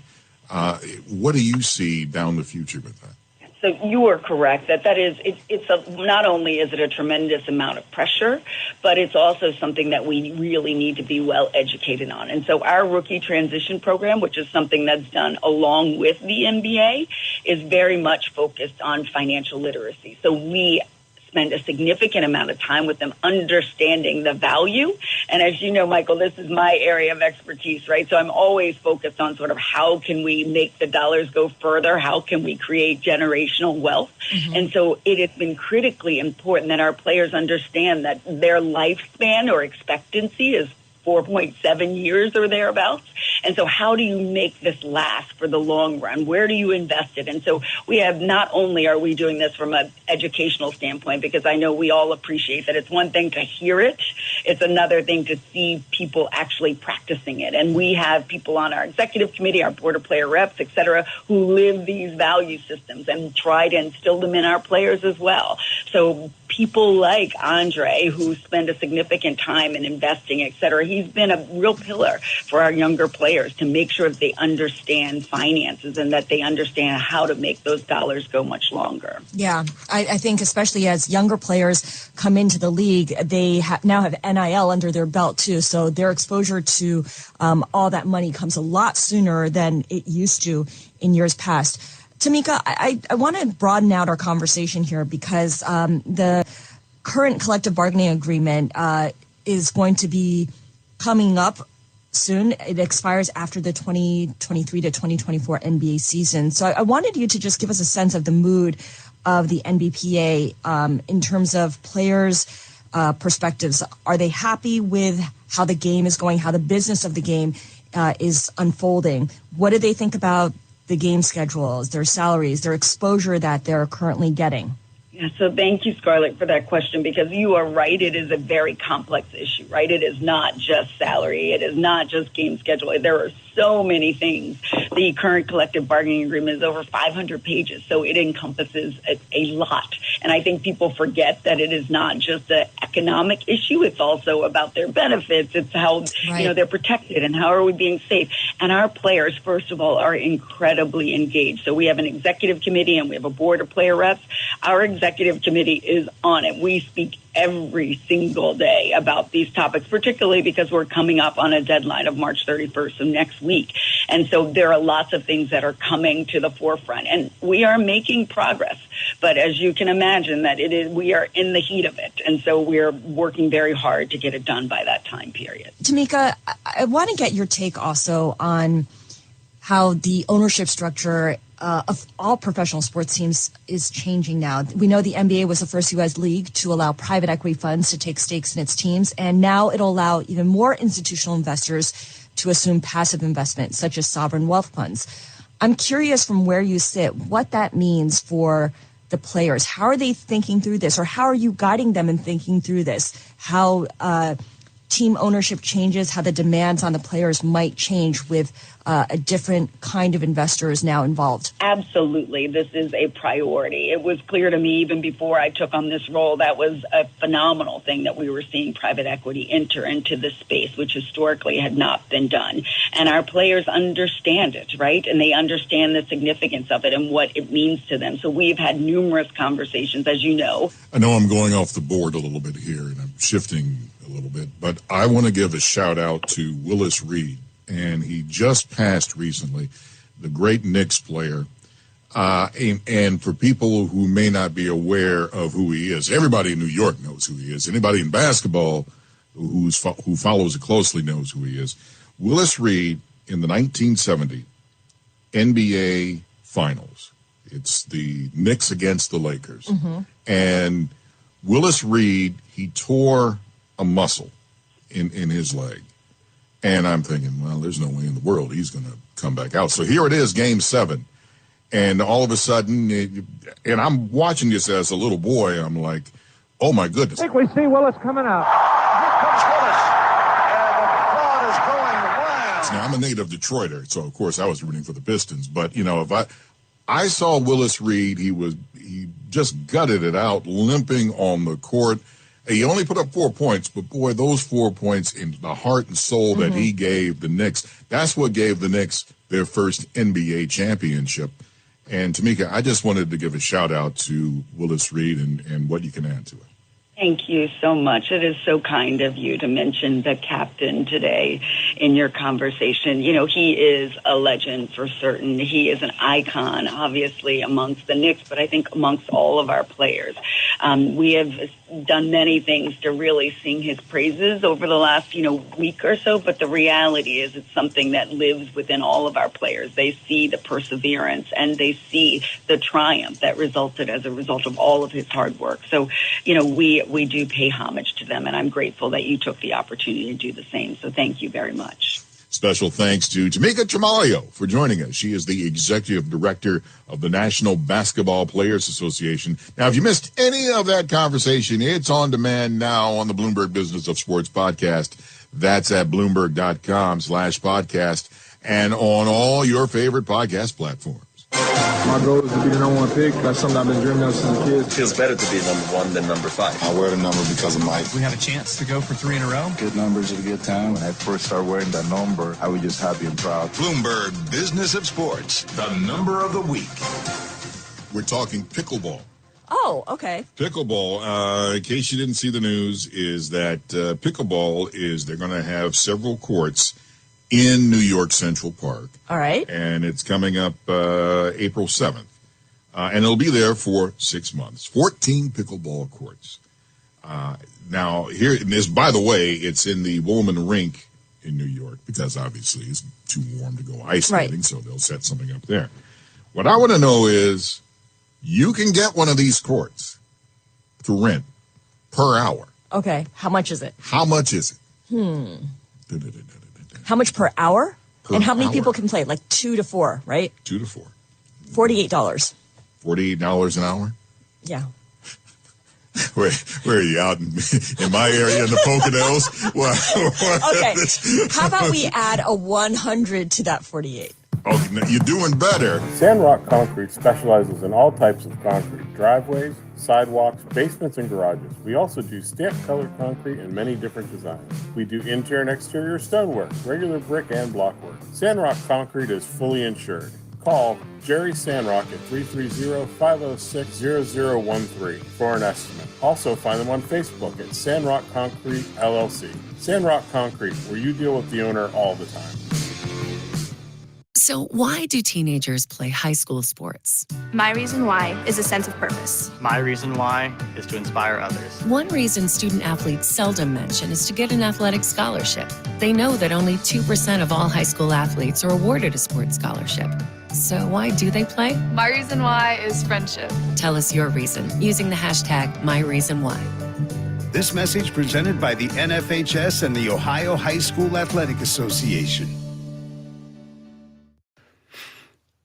This is Everett Fitzhugh, the radio voice of the NHL Seattle Kraken, and when I want to catch up with Youngstown sports, I tune in to Western Reserve Radio, WRDB, The Scourge. You're always looking for ways to position your operation to create opportunities and move on them faster. With Bank of America, you get access to experts, award-winning insights, and business solutions so powerful, you'll make every move matter. Locally and globally. Visit bankofamerica.com/banking for business to learn more. What would you like the power to do? Copyright 2023 Bank of America, N.A. Like any good agent, we're here for the open house, for the closing, for handing over keys. But because we're realtors, we're here for so much more. Agents who are realtors volunteer at nearly 3 times the national average. We're working to broaden access to credit, increase affordable housing supply, and ensure fair housing for all. And realtors are bound by a code of ethics. We're here for it all. Realtors are members of the National Association of Realtors. That's who we are. Wake up call! Said siding with the Raiders. 2 ranch workers, brothel workers, have offered him free sex for life. Free sex for life for the life. Caitlin Bell and Alice Little. That's not their real names, but nevertheless, that's what they go by. Yeah, no, yeah. I'm going to look them up in the phone book. Their stage names? They're so overwhelmed by the handsomeness of Jimmy Garoppolo. They have given him a lifetime pass to their brothel. I mean, you're never going to hear about this about any other player. It's only going to be Jimmy. You're never going to hear that about Joe Burrow? No. Never going to hear about Josh Allen or Lamar Jackson? There's a perfect storm of Nevada, legalized brothels, Jimmy Garoppolo, single, rich, handsome. There's a perfect storm that makes this story complete. Wake up call with Tony B and Ron Culver. Weekday mornings from 9 to noon Eastern. Wake up call. You fall in love with a player, it makes you do kind of crazy things. Let's say the Colts fall in love with Anthony Richardson. Now, I hate to do this because we know how people are when you make comparisons. They go crazy. I'm not making a comparison player to player, but I'm saying circumstances. That's how the Kansas City Chiefs got Patrick Mahomes. Are you crazy? You can't make that comparison. I knew it. Wake Up Call with Tony B and Ron Culver. Weekday mornings from 9 to noon Eastern. Wake up call.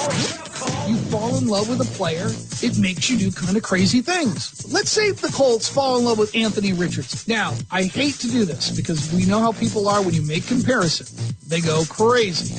I'm not making a comparison player to player, but I'm saying circumstances. That's how the Kansas City Chiefs got Patrick Mahomes. Are you crazy? You can't make that comparison. I knew it. Wake Up Call with Tony B and Ron Culver. Weekday mornings from 9 to noon Eastern. Just saying it with Cole Thompson. When you look at Gatorade, Powerade, and Kool-Aid, great drinks, absolutely phenomenal drinks for you to have in life. Do you list them off by color or do you list them off by flavor? It's not flavor. I don't know where the society came from to where blue raspberry is a flavor. No, it's blue. It's just blue. Oh, I love that Glacier Freeze Gatorade. No, it's light blue Gatorade. That's all it is. Oh, that lemon lime power. It's yellow. It is yellow. I don't know why we've gone down the rabbit hole of trying to come up with flavors. They're colors. Your go-to Kool-Aid, mine personally, red. It's not cherry. It's not fruit punch. It's red. I'm sorry, I don't know where people finally came up with this notion of, oh, Powerade has flavors or Gatorade has flavors. They have colors. You pick your color and you stick with it for the rest of your life. Just saying it. Weekdays from 3 a.m. to 7 a.m. Hi, it's Mark Means, host of By All Means, Tuesdays at 5, right here on Western Reserve Radio, WRDB, The Scourge. Keyboard Cat, Hamilton the Pug, and Toast Meets World. These are some of the internet's most beloved pets. And they all have one thing in common. Their stories started in a shelter. Start your story. Adopt a dog or cat today. Visit theshelterpetproject.org to find a pet near you. Training that pet to play the keyboard, that's optional. Start a story. Adopt a shelter or rescue pet today. Brought to you by Maddie's Fund, the Humane Society of the United States, and the Ad Council. Okay, what are you wearing right now? Nothing. That's right. So mommy's going to teach you how to dress yourself. Underwear always comes first, name tag at the back, then pants, then shirt. Get the first button in the right hole or you have to start all over. Socks going first, then shoes right on right, left on left. With shoelaces, just take the ends, cross them over, switch the loops, the rabbit goes down the hole, pull tight, and you're left with bunny ears. Got it? Why are your pants on your head? Most parenting is hard to do in just 2 minutes. But 2 minutes twice a day making sure they brush their teeth is easier, and it could help save them from a lifetime of tooth pain. Visit 2min2x.org to find out more. A message from the Partnership for Healthy Mouths, Healthy Lives, and the Ad Council. How's it going? I'm having a stroke. Are you going to shake my hand? I'm having a stroke. Wow, you're not even moving your arm. I'm having a stroke. When someone is having a stroke, they may not be able to say it with words, but their body language will tell you loud and clear. Look for FAST. F, face drooping. A, arm weakness. S, speech difficulty. T, time to call 911 immediately. Know the sudden signs. Spot a stroke fast. Visit strokeassociation.org. Brought to you by the American Stroke Association and the Ad Council. The storks are bringing me a baby brother. We can do this together. All right, let's go. Storks know how to keep kids safe. Do you? What? Oh my gosh, you don't know. I know. You don't. Oh man, you laugh when you're uncomfortable. No. Making sure your child is in the right car seat is one of the steps to safer travel. I will rock this. You will rock this. To know for sure that your child is in the right car seat for their age and size, visit safercar.gov/the-right-seat. Cool. Very cool. Brought to you by the National Highway Traffic Safety Administration and the Ad Council. WWE superstar Alberto Del Rio. Take one. Behold the angry giant. Try it again, Alberto. Behold the angry giant. Perfect. Good luck tonight. Behold the angry giant. Yay! Read me another one, Dad. This is WWE superstar Alberto Del Rio. It only takes a moment to make a moment. Take time to be a dad today. Visit fatherhood.gov. Brought to you by the U.S. Department of Health and Human Services and the Ad Council. During the fall and winter, grilling season never ends, and Gessler Propane is your local supplier that makes sure you get your hard-earned money's worth. Why go to gas exchanges to pay higher prices for tanks not filled to capacity? Gessler Propane makes sure you're prepared for year-round grilling with 100% filled tanks at a reasonable cost. See Bob Monday through Friday, 10 to 4, and Saturday, 9 to 3 at Gessler Propane, 702 Youngstown Poland Road, Struthers, or call 330-755-9119. Gessler Propane. They got gas. Golf in the Mahoning Valley starts at Mill Creek Golf Course. Mill Creek Golf Course is the host venue for the AJGA PGA Hope Program, 8 high school teams, and 2 collegiate teams. Mill Creek Golf Course is your Callaway certified golf club fitting facility. It was named the PGA of America's National Merchandiser of the Year for a public facility 2022. Book your tee time at 330-740-7112 or online at millcreekmetroparks.org. Golf in the Mahoning Valley starts at Mill Creek Golf Course. Come out to the 36 beautiful hole design course by Donald Ross, and golf lessons are available by calling the team shop at 330-740-7112. Don't forget about family fun nights on Friday and Saturday evenings, a family of 4 with cart for only $25. Or visit the Wick Recreation Area and the lighted Par 3 course. Book your tee time today at 330-740-7112 or online at millcreekmetroparks.org. It may be hard to believe, but people just like you are already saving money. FeedThePig.org makes it easy. Their simple savings plan teaches you how to start saving without going overboard, so you don't need to start foraging wild berries. I was skeptical, but these are actually pretty good. You don't need to sell your soul to the devil. $15 is the best I can do. You just need FeedThePig.org. Don't get left behind. Get tips and tools at FeedThePig.org. Brought to you by the American Institute of CPAs and the Ad Council. Welcome to Calvin's Barbershop. You all got to see this. I don't even want to know what you're looking at on that phone. Well, you should. I was learning about the dangers of high blood pressure and that we need to get ours checked regularly. High blood pressure can increase the risk of heart attack or stroke, but this text program can help keep it at a healthy range. Just text Barbershop to 97779 to sign up. I'll get right on it as soon as I'm done with this baby panda video. Text Barbershop to 97779. A message from the American Heart Association and the Ad Council. Question. When you walk into the boardrooms of the most successful companies here in Ohio, who do you meet? Answer. Men and women who played high school sports. Education-based high school sports give us more than athletes we can root for. They give us leaders we can depend on. Question. So where will we find tomorrow's leaders? Answer.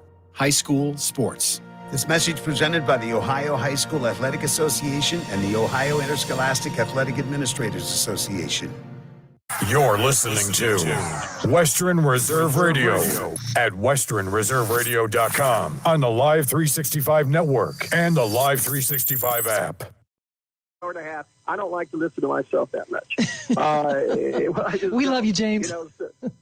It's 5 minutes or less. And if it goes over 5, then I'm really worked up about something. But, you can listen to them in your car. You can listen to them at work in the background. You don't have to look. If I had Alyssa doing these reports, you'd want to watch the whole thing. But you got me. But but that's the concept. It's a Patreon.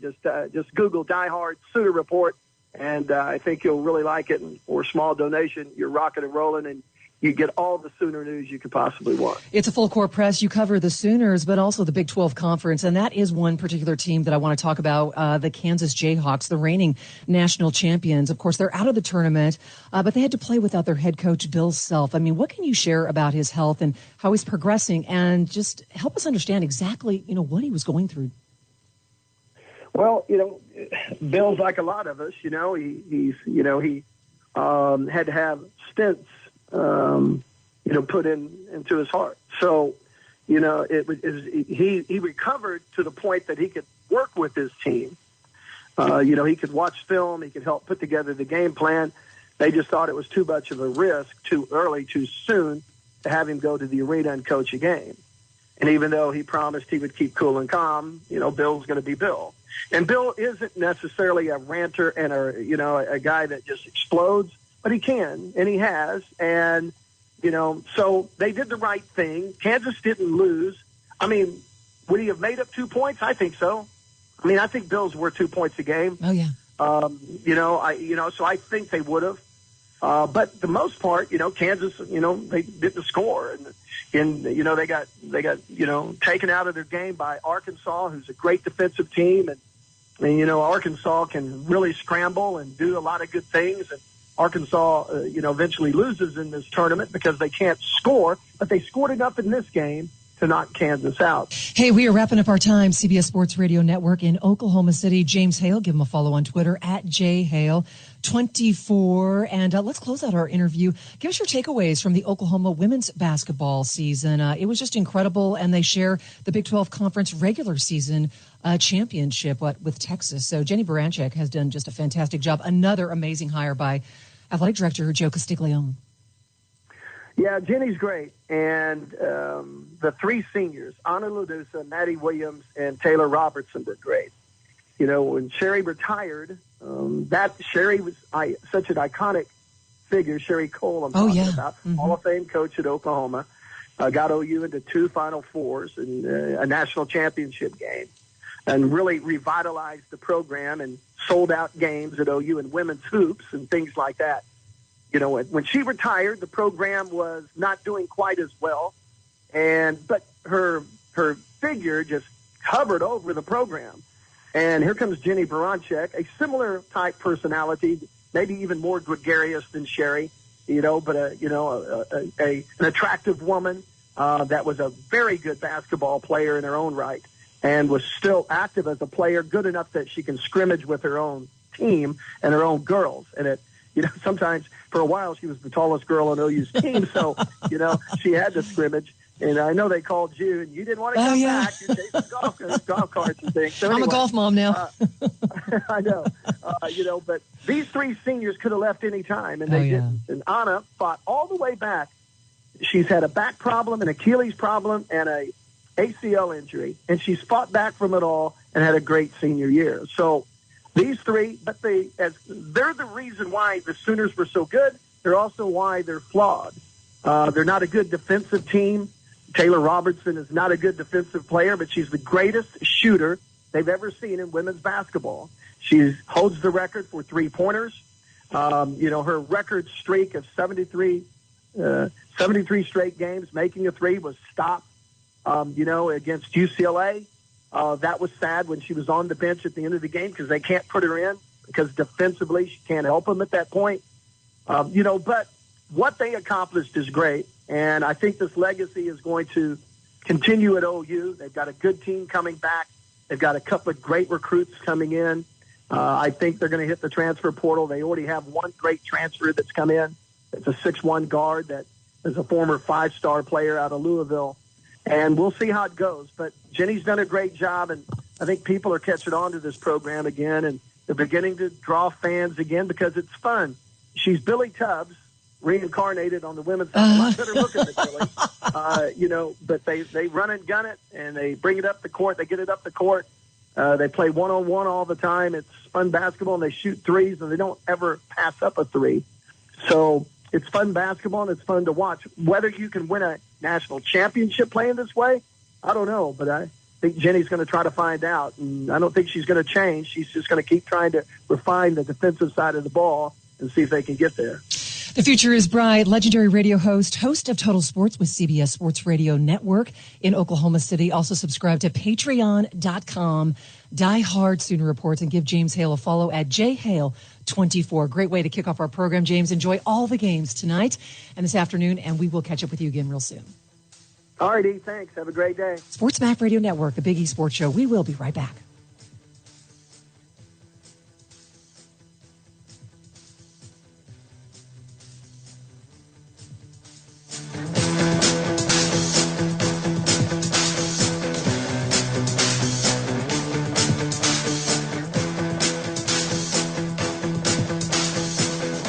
Bloomberg Business of Sports Report. I'm Michael Barr.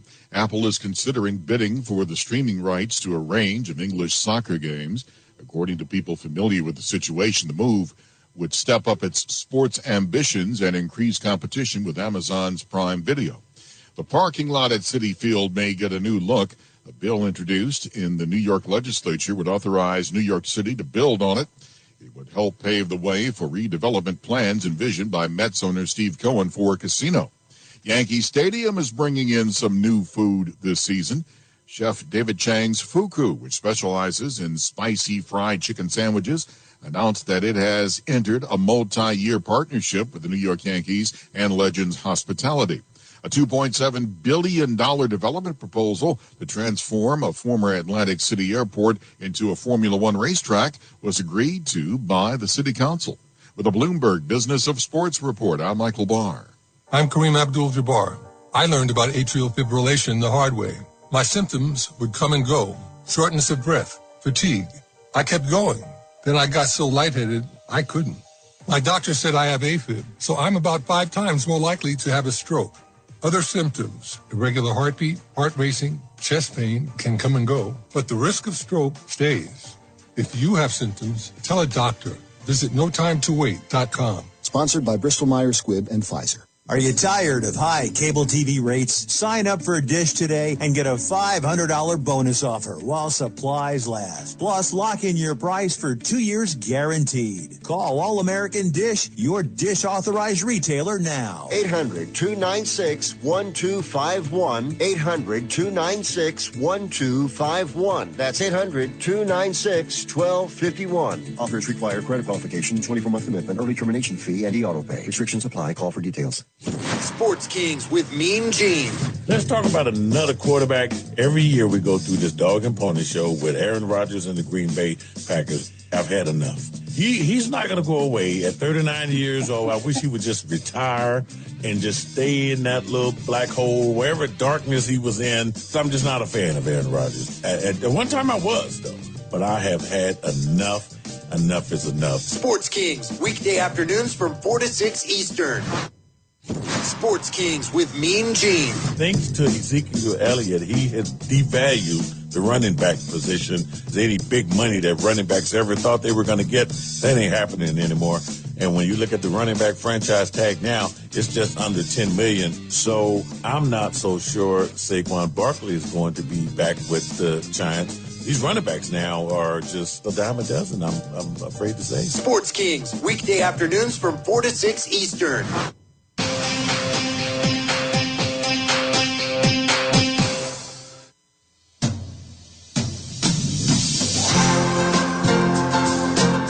You're listening to the Big E Sports Show on the Sports Map Radio Network. From the Sports Map Radio studios, here's Elissa Walker-Campbell. Hey, Elissa Walker-Campbell, welcome back. Hour 1, Sports Map Radio Network, the Big E Sports Show, sponsored by Progressive Insurance. At Progressive, they are making things even easier.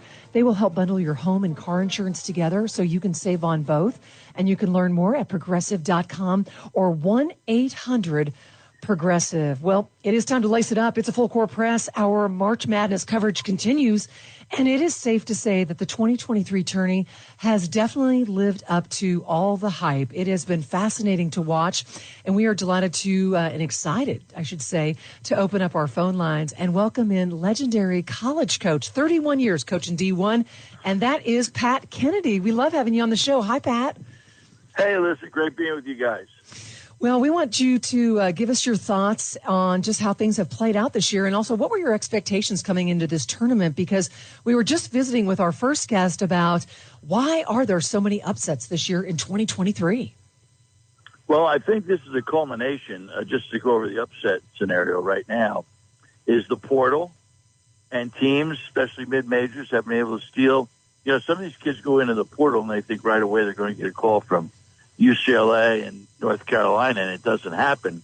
And all of a sudden, their value starts to slip a little bit. And now they get a call from Florida Atlantic, and they say, you know what, we better take that offer. So the portal, just like years back, Alyssa, we went from 15 full scholarships to 13 in men's basketball. And a lot of that was to facilitate Title IX, which was the right thing to do for sure. But it means every top Division I program lost 2 scholarships. So those scholarships have filtered down. So between those scholarships filtering down over the years, and maybe the fans don't even realize that, and then having the portal, it's a lot easier to pull together a team quickly. Like, you know, Rick Pitino will have a team together in 1 year. Oh, yeah.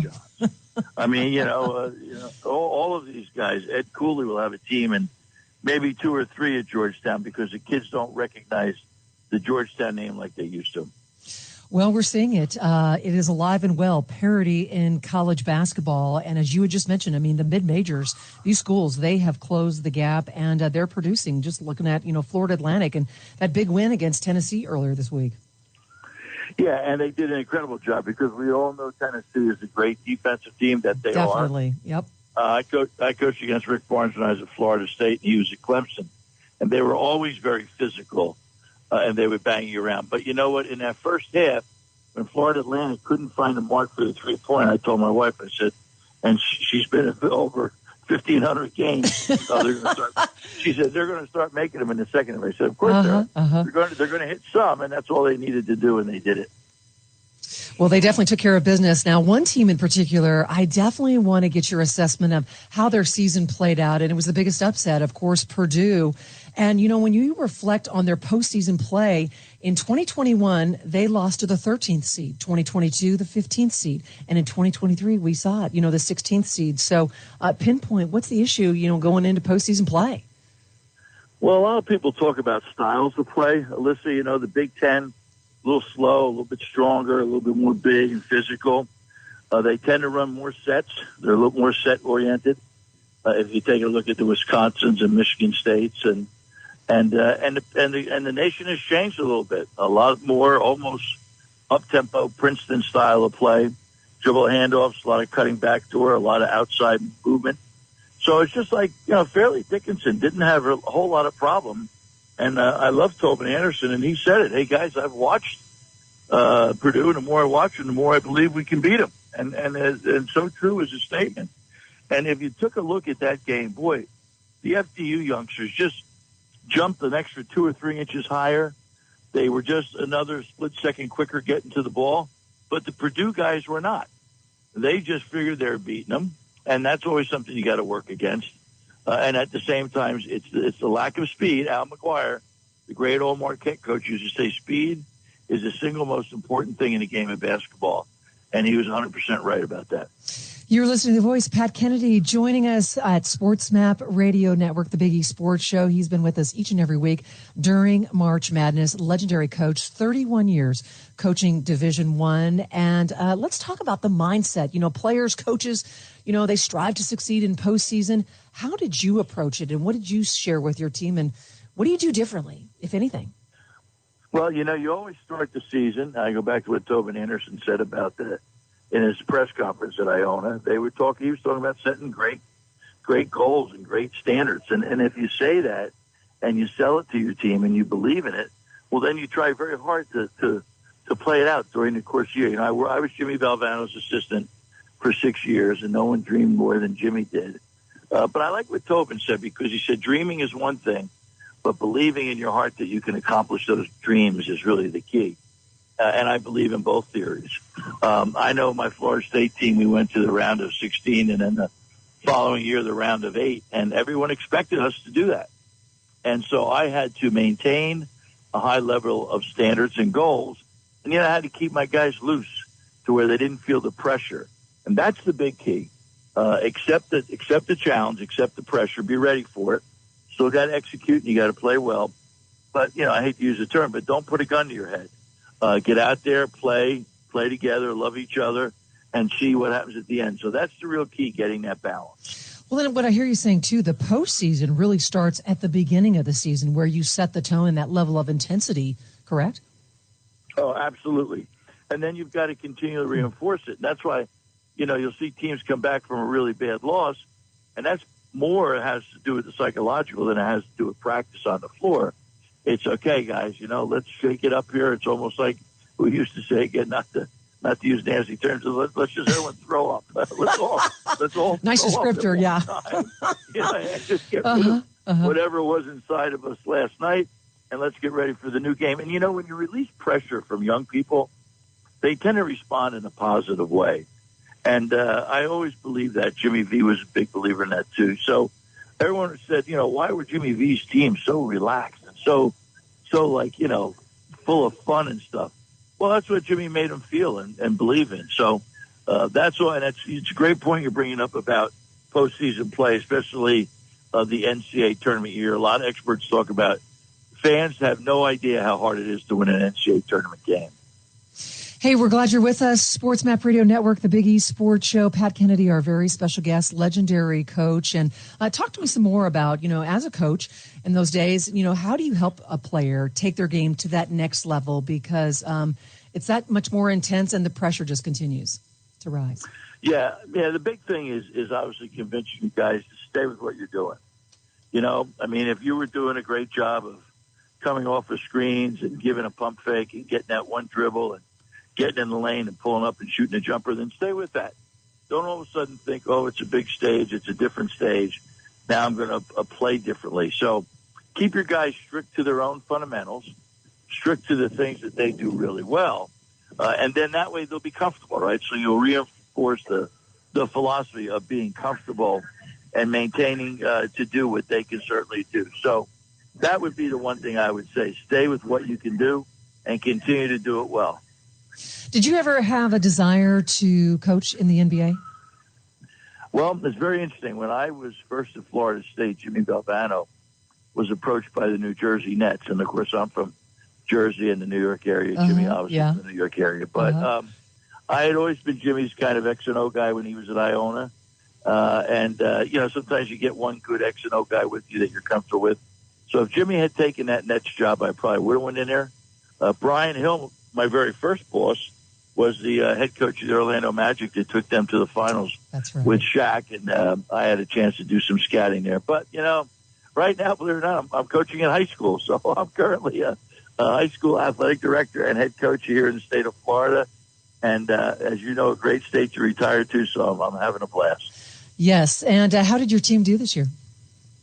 Well, let's not talk about that. We'll punt on that. Okay. One thing I do want to talk to you about is Rick Pitino. The coaching carousel, you're seeing it spinning. So what can he do to revive St. John's program? Well, he'll instantly get it going. Rick is a very big name in New York. He played in Long Island. He played at UMass, was a terrific point guard. His years with the Knicks, it's hard to win in the NBA. So your years are always limited. You get hired, you get fired. And he did a good job there, and he moved on. But I heard a father whose son is a great guard out of Stepinac High School in White Plains, New York, and he said, well, there's two things we know about Coach Pitino. He's a Hall of Fame coach, and he produces pros.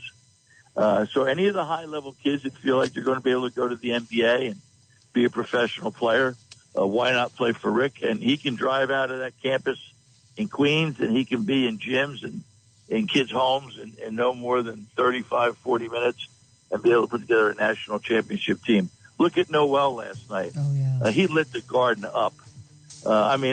You can't talk enough about his performance of 18 assists.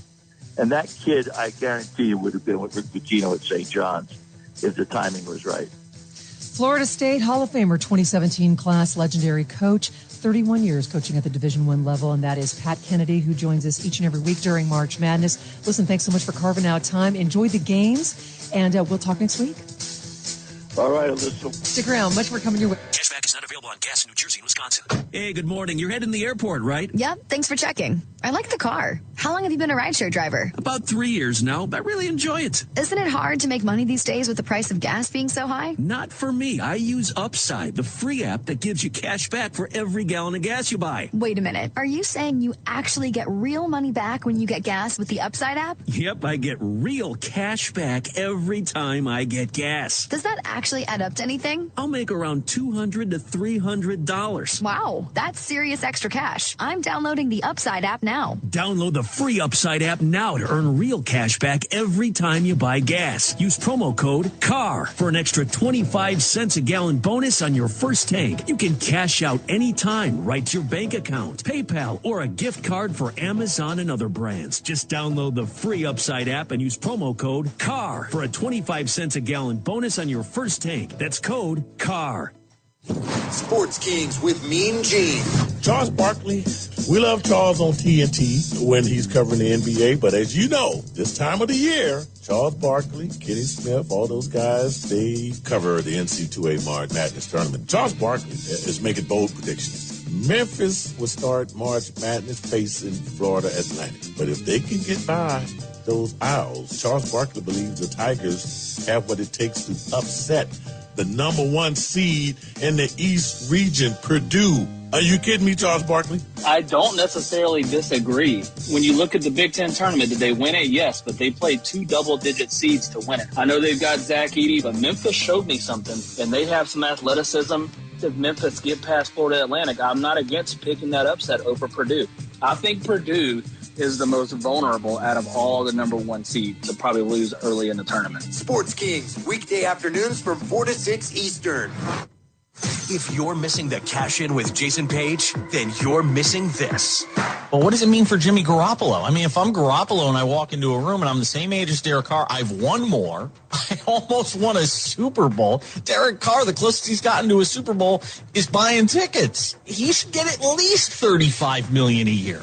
Jimmy Garoppolo's not going to get the same thing as Geno Smith, you're telling me? The Cash In, weeknights at 10 Eastern, 7 Pacific on Sports Map Radio. Wake up call. Remember the late Stephen Hawking? Yes. So back when all these computers. Got a great impression of him, by the way. But oh, do you? Yeah, it's visual. All right. I never understood this about Stephen Hawking. So again, you go to these computers, AI, your GPS, turn left at the stoplight. Why was Stephen Hawking's voice thing from the 1980s? Hello, I think the science is wrong. Why? Like, that's from, like, 84. That's War Games. That's Matthew Broderick in War Games. Do you want to play a game? But Stephen Hawking, who was a brilliant scientist, had a lot to say about very important things scientifically, and we're listening to it through a 1982 Vic modem box. Yeah, speak and spell. What do you mean, Tony? Right, exactly. Teddy Ruxpin sounded better. Wake Up Call with Tony D and Ron Culver. Weekday mornings from 9 to noon Eastern. Wake up call. I want to thank Anthony Pepe and the Diehards. I was on the show last night to talk about the start of the Formula One season last night, and those guys are really fun. So a bunch of New England guys shared my New England experience. It was a good time. Anthony Pepe does a really good job. See, but you don't say that because we're not going to be able to get their heads in the studio. No, that's very true. They informed me that they liked our promos. Well, that's the first thing they've said right all year. Right. Wake Up Call with Tony D and Ron Culver. Weekday mornings from 9 to noon Eastern.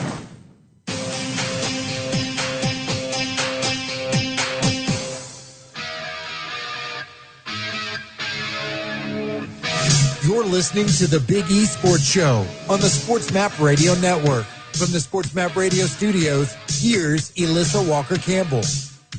Elissa Walker-Campbell, I want to welcome you back on this Saturday afternoon as our March Madness coverage continues on Sports Map Radio Network and the Big E Sports Show, being brought to you by Progressive Insurance. For a job you'll love, visit progressive.com/careers.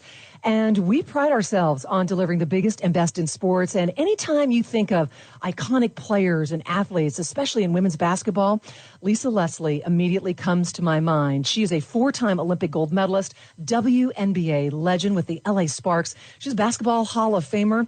And Lisa is joining us on behalf of DraftKings. The DraftKings Sportsbook is now offering action on both the men and women's NC2A games. And we're thrilled to have her on the program for the very first time. Hello, Lisa.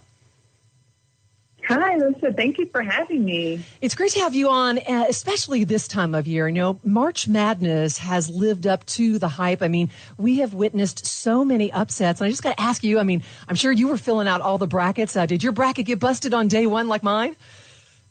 Oh, well, listen, it's awful how bad my bracket got busted. I'd say that my women's bracket's still looking pretty good. Okay. But my men's bracket is dismal. I mean, who would have thought Purdue would go down in the first round? Who would have thought Arizona would have gone down? So, I don't, mine's not looking good at all. I'm definitely not an expert on the bracket. Yeah. You know what, Lisa, we have talked a lot about this already on the program. We have witnessed so many upsets and a lot of parity in men's college basketball. The mid-majors, I mean, they've closed the gap and they're really striding out. What about the women's game? Are we seeing more parity on the women's? I think so. I mean, to see Stanford go down to Ole Miss, I mean, hats off to Coach Yolette and their team. But to beat Stanford on their floor, nobody saw that coming, maybe except for her team. And although you hate to see, a number one seed go down, in some ways I think it's just great for the game. It's not just so predictable. And then, you have Creighton Creighton went down, but Mississippi State. Yeah. I mean, all of these teams that, they're good, but you're not really sure what's going to happen in the women's bracket. Indiana, I mean, I really had Indiana all the way to the Elite Eight. I did think Utah could beat them, but hey, I don't even know if Utah can get past LSU. And so I think the beauty of it is that none of us know. Each of these teams are working as hard as they can. And it's really tough when we have to, especially since we play the games, try to put out predictions because we don't want to, hurt any of these kids' feelings. They're all working so hard. But LSU has been, really playing so great. And we always know Kim Mulkey, she knows what to do. She has her team ready and prepared. But when I saw them lose to South Carolina, I was a little bit, I thought they were going to be a little bit stronger than what they were. So then I wasn't sure. But you know what? Those are the types of losses that you don't forget. And they look like they've come back stronger than ever. And I think that's going to be a great game with LSU versus Utah. What I hear you saying is when we talk about March Madness, it delivers an exciting combination of competition and unpredictability. That's one of the reasons that we love it so much. It's a one and done type of format and it's fascinating to watch. But for you as a former player, when this time of year rolls around, do you get a little bit nostalgic and those just so many amazing memories that you had during your playing days at USC? Well, you know what? I wish in sometimes that I would have played in this type of era where you have so much support. You look at what DraftKings is doing. When you talk about having support for the women's game and the fact that you have this social media and just so many eyes on the game, it's grown to a level that we're very proud of. But let me get back to with DraftKings, they launched the women's tournament bracket pool. And for each entry, DraftKings donated $1 up to $25,000. And so, that's outstanding because what that is doing is helping to grow the game. You're getting more people involved that are even betting on the game and betting responsibly, of course, but having fun trying to make these predictions. And again, everybody's bracket at some point gets blown up, but we had no idea. I don't think I've ever seen so many people engaged in both the men and women's bracket at the same time. Listen, when I played, we didn't have this much attention, okay? People don't remember it. I went to two Elite Eights, but unless you actually played in the Final Four, that's the only time that people were really paying attention and that we have footage, real footage of what happened back in the 90s. Well, Lisa, I'm going to brag on you to all of our listeners, our national audience. You had such an incredible career at USC. You led your team to an 89-31 overall record, 4 consecutive NCAA tournament appearances. And in 94, you were named the Naismith College Player of the Year, 12 years in the WNBA. And I'd love for you just to talk some more, just how far the women's game has come. And as you had just said, how much it has evolved. This is an exciting time. If you have a daughter, you want her playing basketball. Absolutely. And I'm really happy. When we started, and I say we as in us in the 90s and playing, at first basketball was just a means to get a college degree. And that was it for me. I was just thinking, I never thought that I would play professional basketball. I was playing because I knew when I picked up that ball at 12 years old, how was I going to be able to get to a Division I college or to USC up the street from my home. And that was it. And so for me, I think as a female, we're just so focused on, our academics and just trying to really get to college. And so now the landscape has changed so much where these women are very aware, and even young girls, very aware of the WNBA and the possibility of playing professional basketball here in our country. It's changed the trajectory of the game. Basketball Hall of Famer Lisa Leslie with us this Saturday afternoon at Sports Map Radio Network, of course, joining us on behalf of DraftKings. The DraftKings Sportsbook is now offering action for both the men and the women's NCAA games. And right now, I guess I want to take our conversation. Let's talk about, making that transition, the hard crossover from basketball to business. Was that difficult for you? You have a very full life. You're a wife. You're a mom. What was that like for you, Lisa? The transition was never difficult, and I think it was because I didn't have that professional league sort of as my caveat, that's what I was trying to get to. I was really trying to get my degree. I always wanted to be in the media and broadcasting initially, and so that was my first focus, was really just getting my communications degree as my undergrad degree. But then obviously as I got into business and started to, work for myself and be self-employed, then I went back to school to get my master's in business. And it's been great. I have I'm licensed. I'm a professional licensed realtor. Yeah. and I enjoy helping people acquire and selling their properties. I'm a public speaker, and I enjoy that because I believe that's my spiritual gift, my ability to get out and speak on behalf of companies that are really empowering women. That's really my message, and I like to get behind companies like a DraftKings, who is really getting behind women's sports and really putting, their dollars, where their mouth is, where they're saying they're really supporting us, and that's important to me, because if we can continue to grow our game, that means all these young kids, these young girls that are running around here who want to play, they're going to have the longevity of our league that will be there for them and have the support where they will make way more money than I ever made playing this sport. And I love that. And I have to do that for my daughter, who actually, she didn't play basketball, she plays tennis, but still, it's important. Hey, we are wrapping up our time. Basketball Hall of Famer Lisa Leslie has been joining us at Sports Map Radio Network. And you talk about mentoring and also, messages that you want to deliver. What would your message be to, players, young players, in the postseason? I mean, how did you approach that as an athlete? What did your coaches tell you so that you could be comfortable in uncomfortable situations, because the stakes just continue to get higher as you win? Well, I never looked at it like that it was so hard. I mean, listen, we play a sport, and it's a blessing to be able to play a sport. And there are people out here in this world that have real life issues and hardships. And so to me, I always tried to keep it in perspective that it's a blessing that I get to play the game, and I never took it for granted. I tried to play it as hard as I could. And that would be my message to all these young people. Like, while you have the physical capability to play this game and work hard, like, get your butt up early, get out there on the track and run, get in that weight room, get your homework done. Like, I don't like complaining, and I'm that way with my kids. Like, you guys have so much. Like, we had so many less resources, and we had to work hard to make it. And so I don't want to hear the excuses. Like, there's somebody who, my mom is battling cancer right now. She has stomach cancer, stage 2. Bless her. She's doing well, and she's battling. And I'm like, when I go into the hospital and I see all of these people who are fighting for their lives, like, you have to really keep it in perspective that we are so blessed to be able to play a sport that we love. And that's important. So I don't want to hear it. Like, get after it. Yeah. That's what I tell them. Lisa Leslie, we have got to have you back. Sports Map Radio Network, the Big East Sports Show. Of course, join us on behalf of DraftKings. The DraftKings Sportsbook is now offering action on both the men and women's NCAA games. Lisa, can you direct our listeners where they can go and follow you on social media, and also where they can learn more about DraftKings?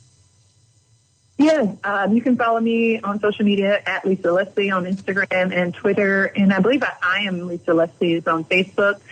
And I will be posting some more things about DraftKings coming soon, because there are so many different giveaways and things that you can do in terms of when you're betting before the game. Of course, you have to bet before the game. That's right. Yeah. Wins, Yeah, so there's a lot of different things that are happening. DraftKings doing an amazing job of just supporting and sponsoring. But I do want to say I'm so thankful to partner with, a gaming company like DraftKings that's really supporting not just men's basketball, but women's basketball also. Well said. Lisa, you take care. We look forward to another conversation real soon. Okay.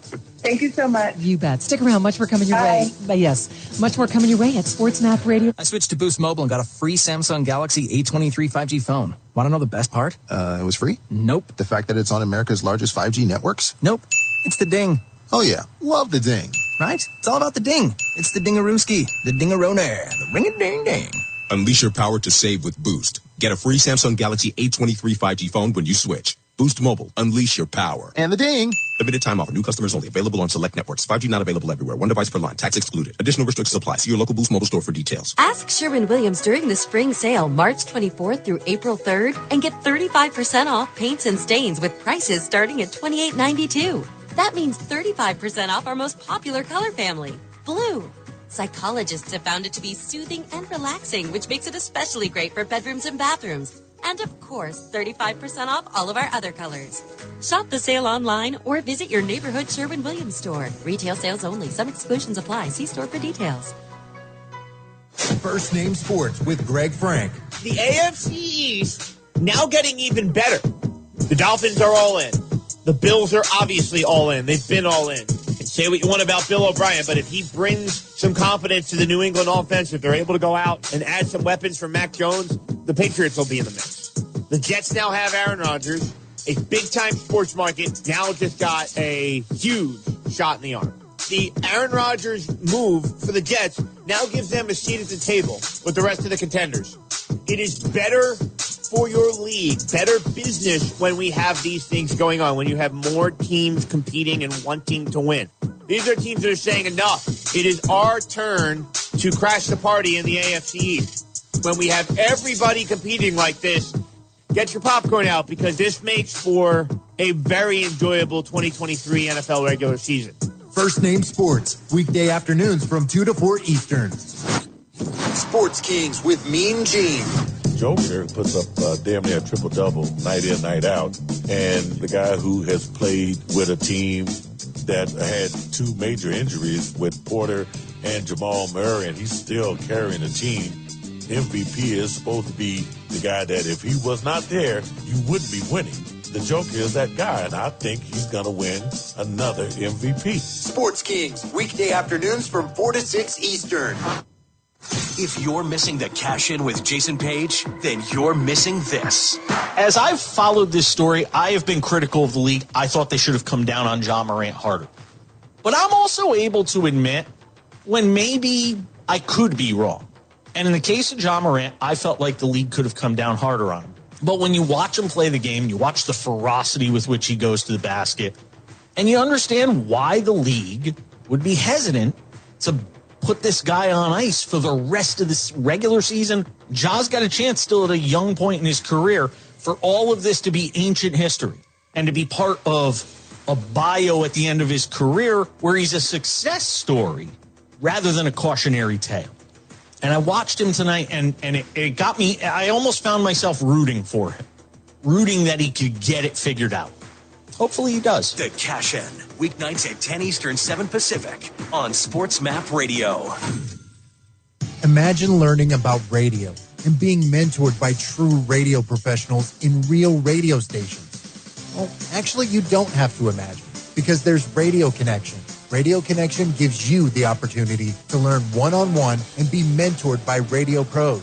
Plus, you don't have to worry about getting into a crazy amount of debt with school tuition either. Radio Connection keeps their tuition at much lower costs. To find out more info, visit radioconnection.com.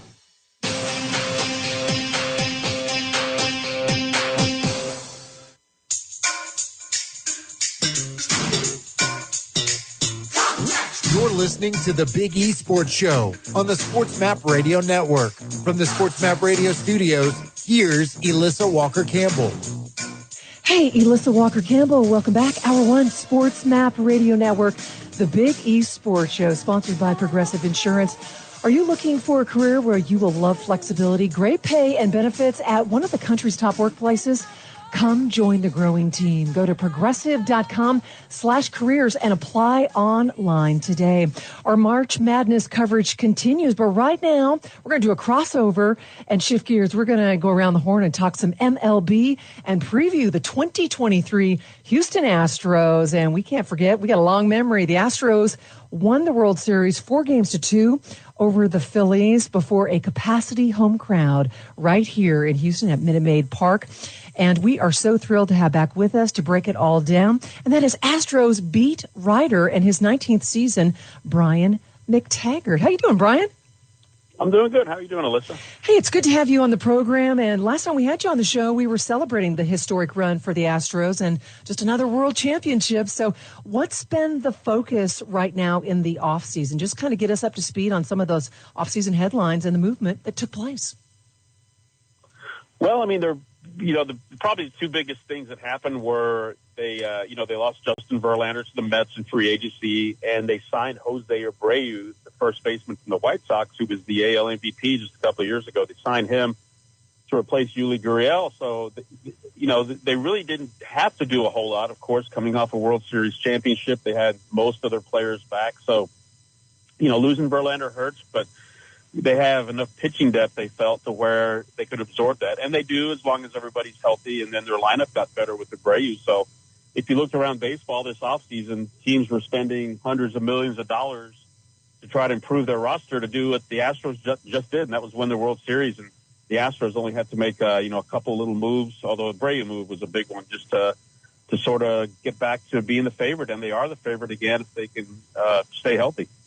Brian, you talk about some of the movement and how much they will miss perhaps Justin Verlander, but I think one of the biggest spring storylines is second baseman Jose Altuve needed surgery to repair a broken right thumb after being hit by a pitch. So how's he doing, and how many weeks will he be out, and when will he return?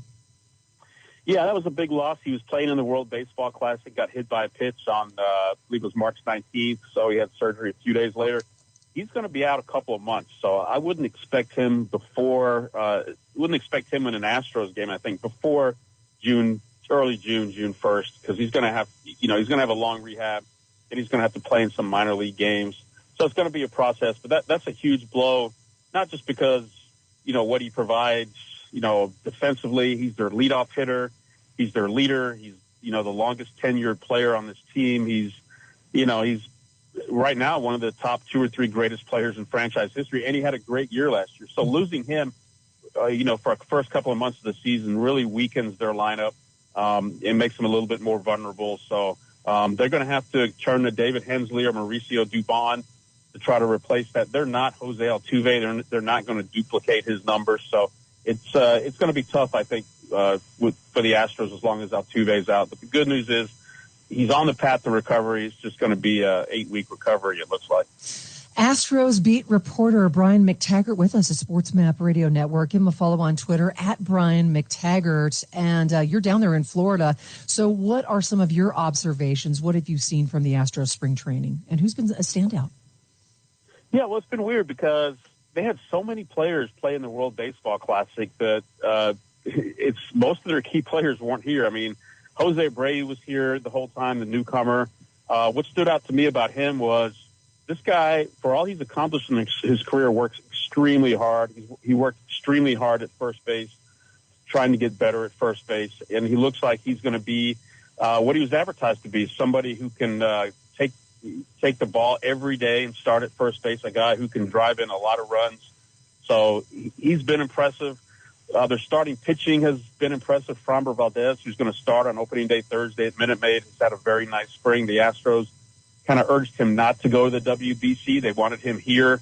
And after, there's been some injuries at the WBC, that was probably a good idea.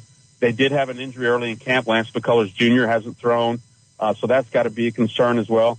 The guy that's opened eyes in camp is probably a guy not a lot of listeners have heard of. Is an outfielder named Justin Dearden. He was undrafted in 2020, and he's just come in here and hit and hit and hit. Now he's put himself on the map for a chance to make this team, especially when you consider Michael Brantley's going to be on the injured list to start the year as he recovers from shoulder surgery. So that's just a couple of the names to keep an eye on. Alex Bregman's been here the whole time, and he's been Alex Bregman, so not worried about him. But it's been a long spring, but they're almost to the end. Brian, you've been covering the Astros, for over 20 years. Does spring training, does that translate to regular season success? No, not at all, because the Astros have not had their starting lineup. They're in the same lineup for any game this spring. I mean, the way it usually works is they'll start 3 or 4 guys, 3 or 4 of their main position players, and then it's prospects. And even if they did start all of their 8 or 9 position players, by the 5th or 6th inning, prospects come in. So win-loss records don't mean anything. Pitchers are working on pitches. Batters are working on this. I mean, I couldn't even tell you what the Astros record is in the spring. It really doesn't matter. I don't know what the record was in the spring last year, because when Thursday night comes around, opening day, and they have their A lineup out there, and they have Framber Valdez on the mound, the goal is to win the game. That's not really the goal down here at spring training. What is the most pressing question for the Astros? What issues that might be lingering? I mean, it sounds like they're loaded from top to bottom, but where they might be vulnerable? Well, I think their number one issue going into the season is health. I mean, if this team is healthy, it's the best team in the major leagues. They have health issues right now. We talked about Altuve. McCullers is going to be out. Michael Brantley is going to be out at least at the start of the season. Yordan Alvarez has had this hand issue. He didn't get in the spring training game until Thursday. And Hunter Brown, their top pitching prospect, who they were counting on being in the rotation, had to be scratched from his last start down here because of a tight back. So Astros were really, really healthy last year, and that was one of the keys to their success. One of the reasons why, they got to the playoffs and they were able to rest their players because they didn't have many guys on the IL. And then when they hit the playoffs, their players and their pitchers especially were pretty fresh. So they're already battling some injuries, and I think it's going to really test their depth. And I wouldn't be surprised if they try to make a move maybe before opening day to bring in a body or two to help them. But they need to try to get healthy by the time Altuve comes back, and then put themselves in position to win the division again. You were listening to the voice, Brian McTaggart, Astros beat reporter at Sports Map Radio Network, the Big East Sports Show. We've talked and highlighted several of the players, but we got to shine the spotlight on the manager, and that is Dusty Baker. He re-upped for another season immediately after the Astros beat Philly. So I'm just wondering, he's 73 years young. How does he find the energy, and what's the key to his success and longevity?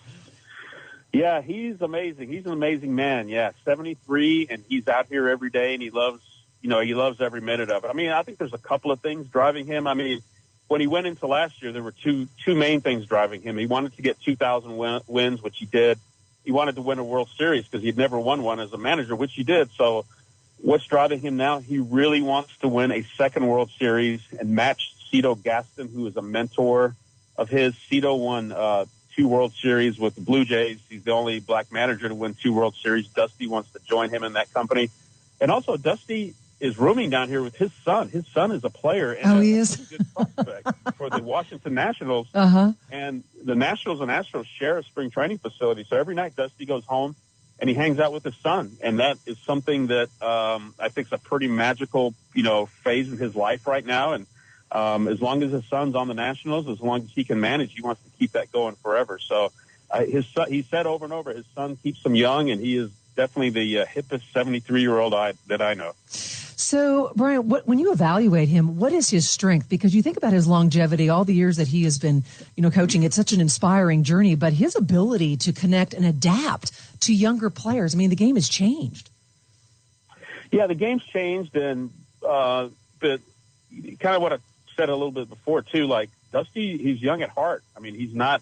You talk to him, and he can talk about modern music. He can talk about culture right now, but he can also give you a million stories of years. Welcome to Calvin's Barbershop. You all got to see this. I don't even want to know what you're looking at on that phone. Well, you should. I was learning about the dangers of high blood pressure and that we need to get ours checked regularly. High blood pressure can increase the risk of heart attack or stroke, but this text program can help keep it at a healthy range. Just text Barbershop to 97779 to sign up. I'll get right on it as soon as I'm done with this baby panda video. Text Barbershop to 97779. A message from the American Heart Association and the Ad Council.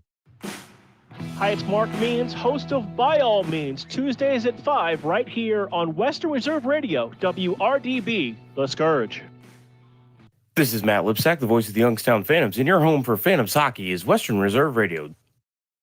.com. Every day we have all the latest news on the Astros, and it's all free. There's no passwords. There's no paywalls, nothing to sign up. You just click on it and read, and we have videos, and that's your go-to source for all the Astros news. Okay, good stuff. We're looking forward to opening day. Thank you, Brian. All right, thanks for listening. Hello there. My name is Seychelle, and what makes the Chick-fil-A chicken sandwich original to me is the punch of flavors that's unlike any other. You get the crispy tenderness of the chicken and that hint of sourness from the pickles. Ta-da! Hey, I'm Juan, and what makes the Chick-fil-A chicken sandwich original to me is you're going to get chicken that's crispy, golden, and juicy. This is the gold standard of chicken sandwiches. Order the original Chick-fil-A chicken sandwich on the Chick-fil-A app today. Real customers paid for their testimonials. Whether you own a local business or a global one, you're always looking for ways to position your operation to create opportunities and move on them faster. With Bank of America, you get access to experts, award-winning insights, and business solutions so powerful, you'll make every move matter. Locally and globally. Visit bankofamerica.com/banking for business to learn more. What would you like the power to do? Copyright 2023 Bank of America, N.A. The diehards. Rafael Devers signs the big contract. Yep. He's the star. He's the stud. D, I call him. Who's the next star? Who's the next star in this Boston rotation? Well, lineup. I hope it's Chris Sale. Or I hope it's. They got. Could it be Verdugo? Who was the big piece in Mookie Betts? That ship sailed? I think from people that have been down. What about Yoshida? That's just the thing. My people that have been down there, that work down there, have been around the team. How's he look? They've been over the moon about this kid. Does he have superstar qualities? Does he have that? I don't know what the word superstar isn't played, but star. Yeah, like, he does. From what I don't know, I'm not saying I know, but guys that I know that work there that aren't boobs, are saying that the juice is in on Yoshida. Hey, Brian McDonough running Rock and Roll Control in Houston. That could be a promo. Analysis, they aren't boobs. Yeah, exactly. It's the key to life. Avoid boobs. You can't be boobs. No. The Diehards, weeknights from 8 to 10 Eastern on the Sports Map Radio Network. Wake up calls. The Spice Girls, including Victoria Beckham, set to reunite for King Charles III's coronation. Oh, why not? If you're King Charles, that's who you get. Majesty, who do you want to perform at your coronation? Get the Spice Girls together. I'd like to have them perform at the ceremony if you can. Charles was kind of a playmaker. It's good to be the king. Wake up call with Tony D and Ron Culver. Weekday mornings from 9 to noon Eastern. Wake up call. I'm into that Hogwarts Legacy game. I'm addicted to it in a way that's unlike anything I've experienced. I'm going to say this for some of you gamers out there. I want to apologize because I didn't understand how some of you could play games for a long period of time. I've been able to get into the first world or whatever they call them, first world player. It's a rabbit hole, man. Once you're in, it sucks you in, and it's really addicting. I thought it was silly, but I'm not in all the way. I'm not even an amateur. Whatever's an amateur of an amateur, that's what I'm in. Whatever's an amateur of an amateur of an amateur, that's probably where I am. But now I'm like, I get it. I get it. I'm losing chunks of time to this thing. And I don't know why. I could be doing so many more productive things, Ron, but I like doing this. Wake up call with Tony D and Ron Culver. Weekday mornings from 9 to noon Eastern. Sports Kings with Mean Gene. Let's talk about another quarterback. Every year we go through this dog and pony show with Aaron Rodgers and the Green Bay Packers. I've had enough. He's not going to go away. At 39 years old, I wish he would just retire and just stay in that little black hole, wherever darkness he was in. So I'm just not a fan of Aaron Rodgers. At one time I was, though. But I have had enough. Enough is enough. Sports Kings, weekday afternoons from 4 to 6 Eastern. You're listening to WRDB, Western Reserve Digital Broadcasting, Youngstown, Warren, Salem, and around the world. People been saying to your friend, get a different face, and posting on their feed, they're super ugly. The things they say to them online are cruel and they're not true. So tell your friend, I'll stand up for you. Don't worry, I know what to do. Know someone being bullied online? You can be a witness and make a difference by letting the world know it isn't cool and by letting your friend know you care. Learn more at eyewitnessbullying.org. Brought to you by the Ad Council. Keyboard Cat, Hamilton the Pug, and Toast Meets World. These are some of the internet's most beloved pets. And they all have one thing in common. Their stories started in a shelter. Start your story. Adopt a dog or cat today. Visit theshelterpetproject.org to find a pet near you. Training that pet to play the keyboard, that's optional. Start a story. Adopt a shelter or rescue pet today. Brought to you by Maddie's Fund, the Humane Society of the United States, and the Ad Council. Allison is perfect. I mean, she'd never tell you that. She's humble and perfect. She likes everyone. She even likes her untidy roommate's weird guinea pig. Allison, wait, are you texting and driving? Allison, no. That's the exact opposite of what I was just saying about you. Why, Allison? Why? Texting and driving makes good people look bad. Visit StopTextStopWrecks.org. Brought to you by the National Highway Traffic Safety Administration and the Ad Council. We are live outside the home of Joe and Rosie Goddard, where a pretty big tickle fight broke out just minutes ago. Sources say their father instigated the laughter. Let's go inside for a comment. Apparently, they have no comment. Dads, let this be a reminder that it only takes a moment to make a moment. Call 877-4DAD-411 or visit fatherhood.gov. Brought to you by the U.S. Department of Health and Human Services and the Ad Council. Located in Applewood Estates in Boardman Township, the Applewood Swim and Tennis Club offers a pleasant family environment. Choose a membership that meets your needs and enjoy a relaxing venue that includes not only swimming for the family, but also youth activities such as competitive swimming, tennis, and more. Enjoy the friendly atmosphere all summer long with the staff and members of the Applewood Swim and Tennis Club. For more information, go to applewoodswimandtennis.com or call 330-953-2833. In the small town of Elmira, New York, a boy was born into an all-American family. The odds of him achieving his dream in the fashion industry? 1 in 23 million. The odds of having a child diagnosed with autism? 1 in 68. I am Tommy Hilfiger, and my family is affected by autism. Learn more at autismspeaks.org/signs. Brought to you by Autism Speaks and the Ad Council. Okay, what are you wearing right now? Nothing. That's right. So mommy's going to teach you how to dress yourself. Underwear always comes first, name tag at the back, then pants, then shirt. Get the first button in the right hole or you have to start all over. Socks going first, then shoes, right on right, left on left. With shoelaces, just take the ends, cross them over, switch the loops, the rabbit goes down the hole, pull tight, and you're left with bunny ears. Got it? Why are your pants on your head? Most parenting is hard to do in just 2 minutes. But 2 minutes twice a day making sure they brush their teeth is easier, and it could help save them from a lifetime of tooth pain. Visit 2min2x.org to find out more. A message from the Partnership for Healthy Mouths, Healthy Lives, and the Ad Council. This message is for all of you sitting in the passenger seat. And apologies if it gets a little uncomfortable. But how does it feel to be at the mercy of someone who thinks a random text is more important than your life? Someone who takes their eyes off the road while speeding along in a 3-ton hunk of steel. Freaky, right? Well, why not just ask them to stop? Or better yet, volunteer to text for them. It might be a little awkward, but believe me, you'll live. Learn more at StopTextStopWrecks.org. Brought to you by the Ad Council and the National Highway Traffic Safety Administration. We are live outside the home of Joe and Rosie Goddard, where a pretty big tickle fight broke out just minutes ago. Sources say their father instigated the laughter. Let's go inside for a comment. Apparently, they have no comment. Dads, let this be a reminder that it only takes a moment to make a moment. Call 877-4DAD-411 or visit fatherhood.gov. Brought to you by the U.S. Department of Health and Human Services and the Ad Council. How's it going? I'm having a stroke. Are you going to shake my hand? I'm having a stroke. Wow, you're not even moving your arm. I'm having a stroke. When someone is having a stroke, they may not be able to say it with words, but their body language will tell you loud and clear. Look for FAST. F, face drooping. A, arm weakness. S, speech difficulty. T, time to call 911 immediately. Know the sudden signs. Spot a stroke fast. Visit strokeassociation.org. Brought to you by the American Stroke Association and the Ad Council.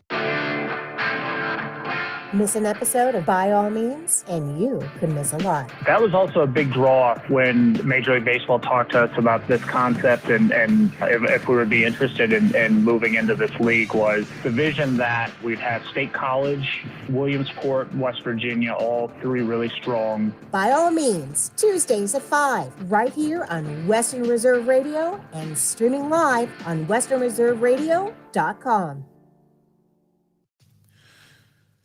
This is Everett Fitzhugh, the radio voice of the NHL Seattle Kraken, and you're listening to the home of the Youngstown Phantoms, Western Reserve Radio. That's a good example of that. But Ricky Fowler caught him at a good time. But even having said that, Ricky's been having some good finishes so far in the last couple of months, and his game seems to be ascending and getting better. I think his putter is coming back. You know, he used to be one of the 2 or 3 best putters on tour when he was really in his playing well. And he lost that aspect of his game, and I think that ate away at the rest of his game. But now he seems to be getting that putting stroke back, and so he's hitting the ball better. And, I'd like to see him win again to take the pressure off of having to, make a lot of money to keep his card. But I don't know. If he can get the putter hot, he can certainly win. Even though he's not one of the longest hitters. You're listening to Voice Larry Miller, former PGA Pro author, who joins us each and every week at Sports Map Radio Network, the Big East Sports Show. And Ricky Fowler's game, it is trending in the right direction. He is certainly one of the most popular players in recent history and just a super talented player. But I think one of the big reasons why, what's fueling his comeback is he's, teamed up with Butch Harmon, and his most successful years was when those two were together. Yeah, well, Harmon's, got a reputation of resurrecting players that are having trouble. And then curiously, a lot of players, after they improve under his guidance, they end up switching to another coach. Look at what Woods did, and several other players too.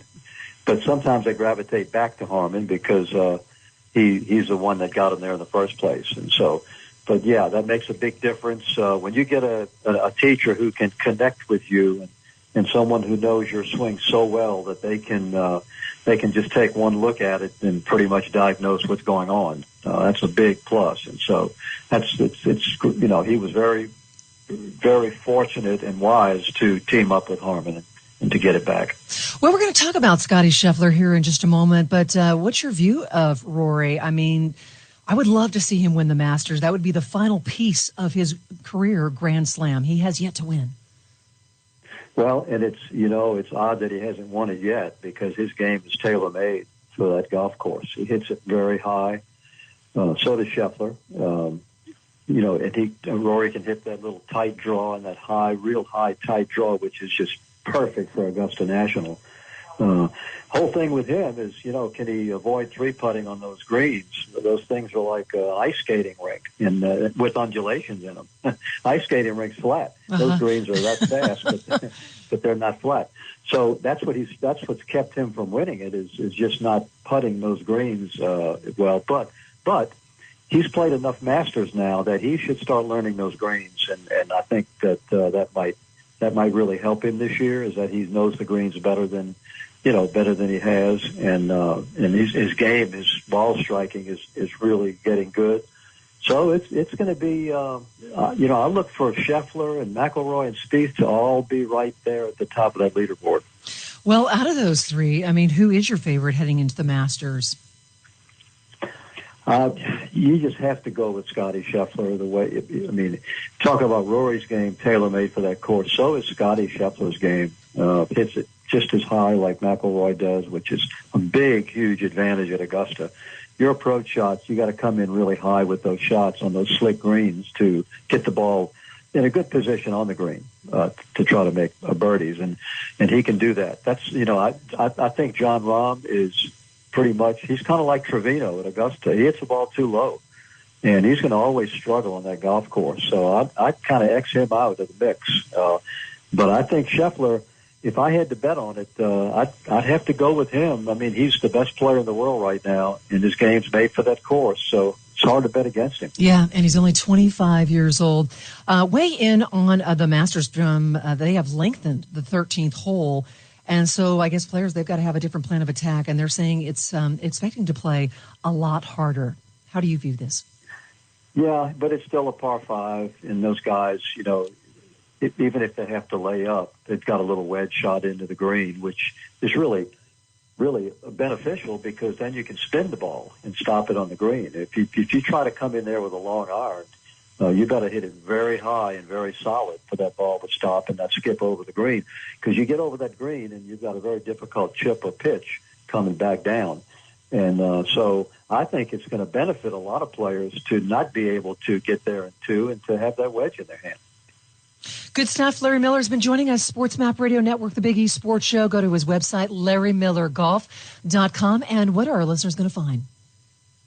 Well, it's a chance to have me take a look at your golf swing. You send me a bunch of videos from different angles with different clubs, and I kind of take a look at it and see what can be improved in your swing, and then I'll tell you how to do it. I'll give you drills to reinforce what I tell you, and we'll get on the phone and talk about your game and your swing, and it's guaranteed to really help you and get your ball striking better and lower your scores. Absolutely. He is simply the best. Larry Miller, former PGA pro, joins us each and every week at Sports Map Radio Network. Larry, you and Connie have a great weekend, and we look forward to another conversation next week. Yep, same to everybody out there. Enjoy the tournaments, and talk to you next week. You bet. Stick around. Much more coming your way at Sports Map Radio Network. We will be right back after this quick timeout.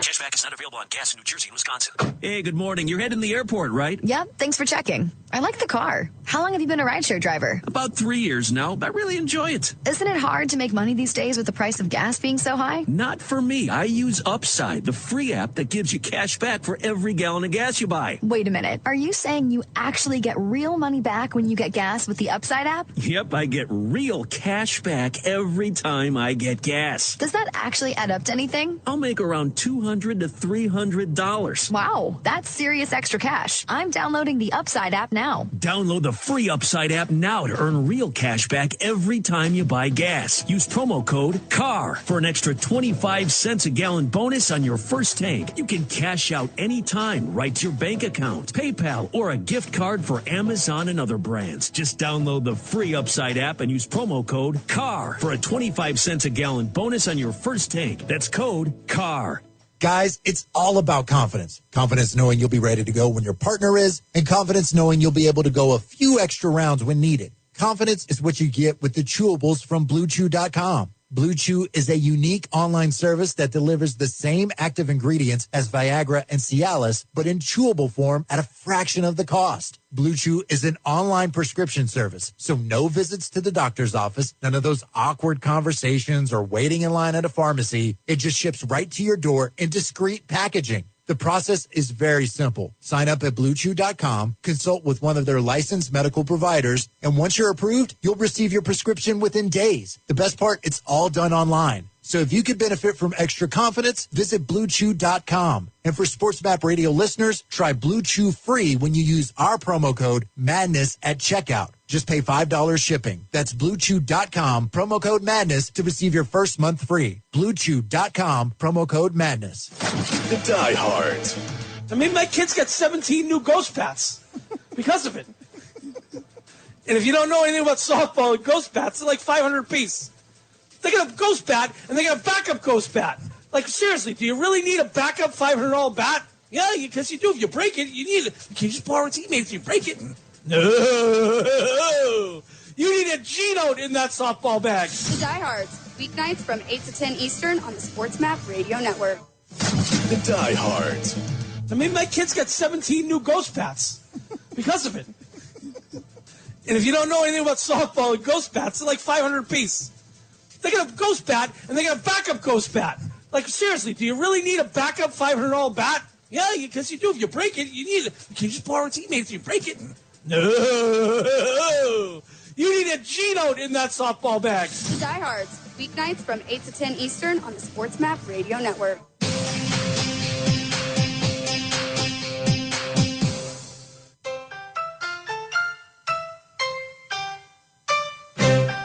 You're listening to the Big E Sports Show on the SportsMap Radio Network. From the SportsMap Radio studios, here's Elissa Walker-Campbell.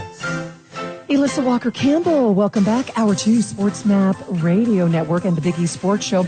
Of course, powered by Progressive, where they are making things easier for you, and they can help bundle your home and car insurance together so you can save on both. So learn more at Progressive.com or 1-800-PROGRESSIVE. Well, indeed, it is a very big weekend of March Madness, but it is hard to believe we are just 3 weeks away from the start of the 2023 NBA playoffs. The first round begins April 15th. So in our next segment, there's several teams we're going to analyze. We're going to try to figure out who is that ultimate title contender and all the playoff hopefuls, where they stand right now. But in our opening segment, we're going to take time to celebrate the late and great Willis Reed, Hall of Fame center and champion for the Knicks, who died at the age of 80 earlier this week. So beloved and holds a very special place in the heart of all of us NBA fans. We're thrilled to have back with us from Sirius XM NBA Radio, and you can listen to him on Mad Dog Radio Network, and that is Mitch Lawrence. Hello, Mitch. Alyssa, how are you? Thanks for having me on. Boy, I'll tell you what, I am getting ready for some March Madness Final Four down your way in Houston. But, yeah, I think it'd be great to spend a little time on the passing of Willis Reed, no question. And that's where I wanted to lead off our conversation. So many incredible memories from his playing day. You know, what was your reaction when you heard the news, and how will you always remember him when we talk about Willis Reed? Well, these are the guys of, when I was a kid growing up in the New York area, Willis Reed was a hero, along with guys like Walt Frazier and Dave DeBusschere, the key guys off the Knicks championship teams. And there's been a long drought since 1973 when they last won it. But, I wasn't surprised. Willis had been getting up there, had been in ill health. You hate to see him pass, but it wasn't totally unexpected. But I always go back to, and a lot of Knicks fans who were around to watch those teams play back then, the great passing, the great defense, the unselfish play, the coaching of Red Auerbach, it always comes back to the leadership of a guy like Willis Reed, who was just a phenomenal player in his day. He's their only, if you can believe this, the Knicks have been around since the start of the NBA. He's the only winner of the MVP award for the Knicks, and he did it back in that magical year, 1969-70 season, Alyssa. The Knicks win the title.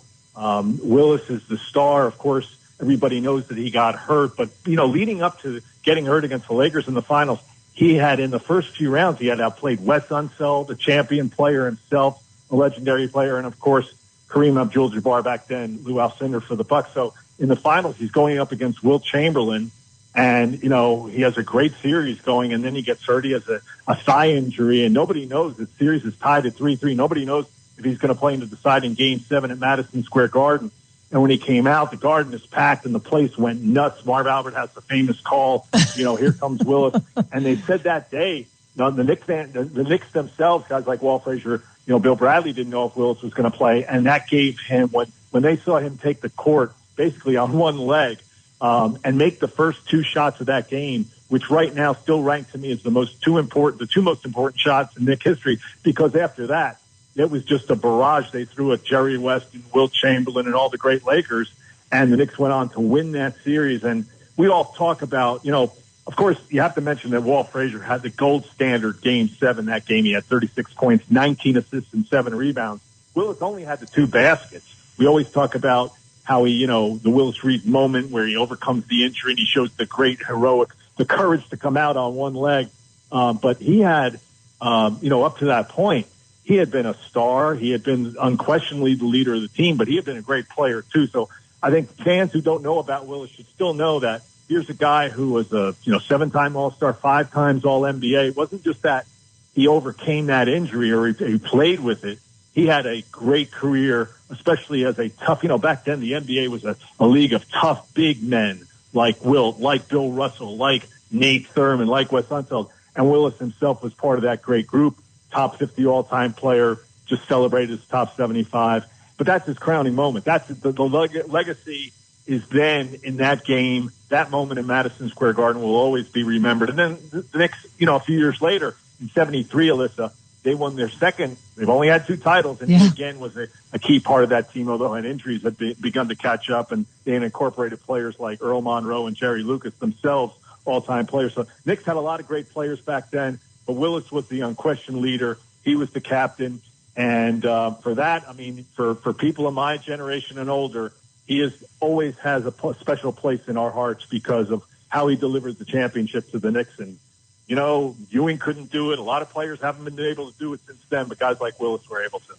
He was truly the ultimate tough guy. You're listening to The Voice, Mitch Lawrence, Sirius XM NBA Radio. Also check him out on Mad Dog Radio.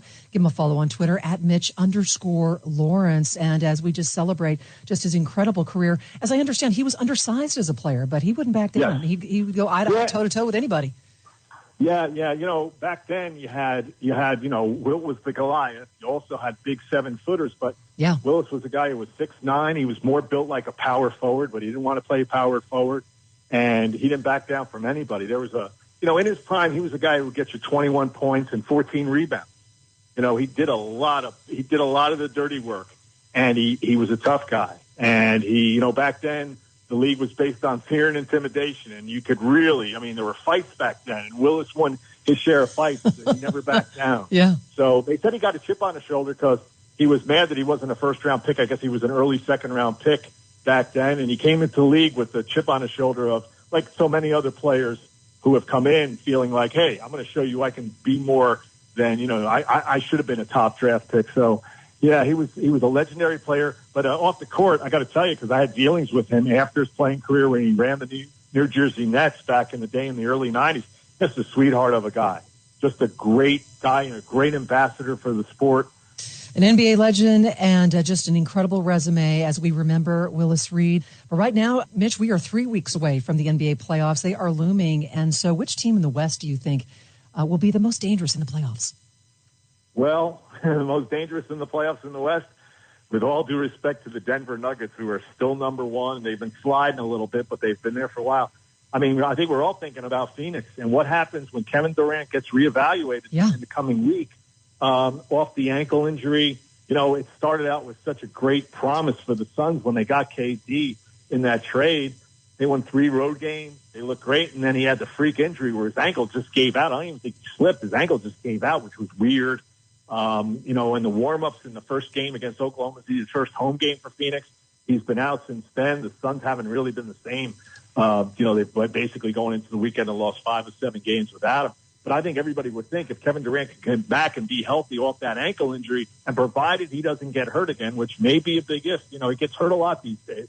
I think a lot of people think that Phoenix with Kevin Durant, Chris Paul, Devin Booker, DeAndre Ayton, they would probably be the most dangerous team in the West because obviously a guy like Kevin Durant, when he plays, he still plays, you know, the MVP quality. But boy, it's tough with him now because you just, you know, he kind of can't stay healthy. And so you just kind of, you wonder, Alyssa, when he comes back, can he stay on the court for that big, long, you know, it's a marathon, that whole deal involving the playoffs. So we'll see if he's able to do it or not. But I think that's the team that everybody wonders, could they get to the top because of Kevin Durant? Well, a formidable lineup, no doubt, when you talk about the Suns. But Mitch, we are here in the Lone Star State, and I got to have you weigh in on the Dallas Mavericks. Where do you see them, and have they surrounded Luka with enough players?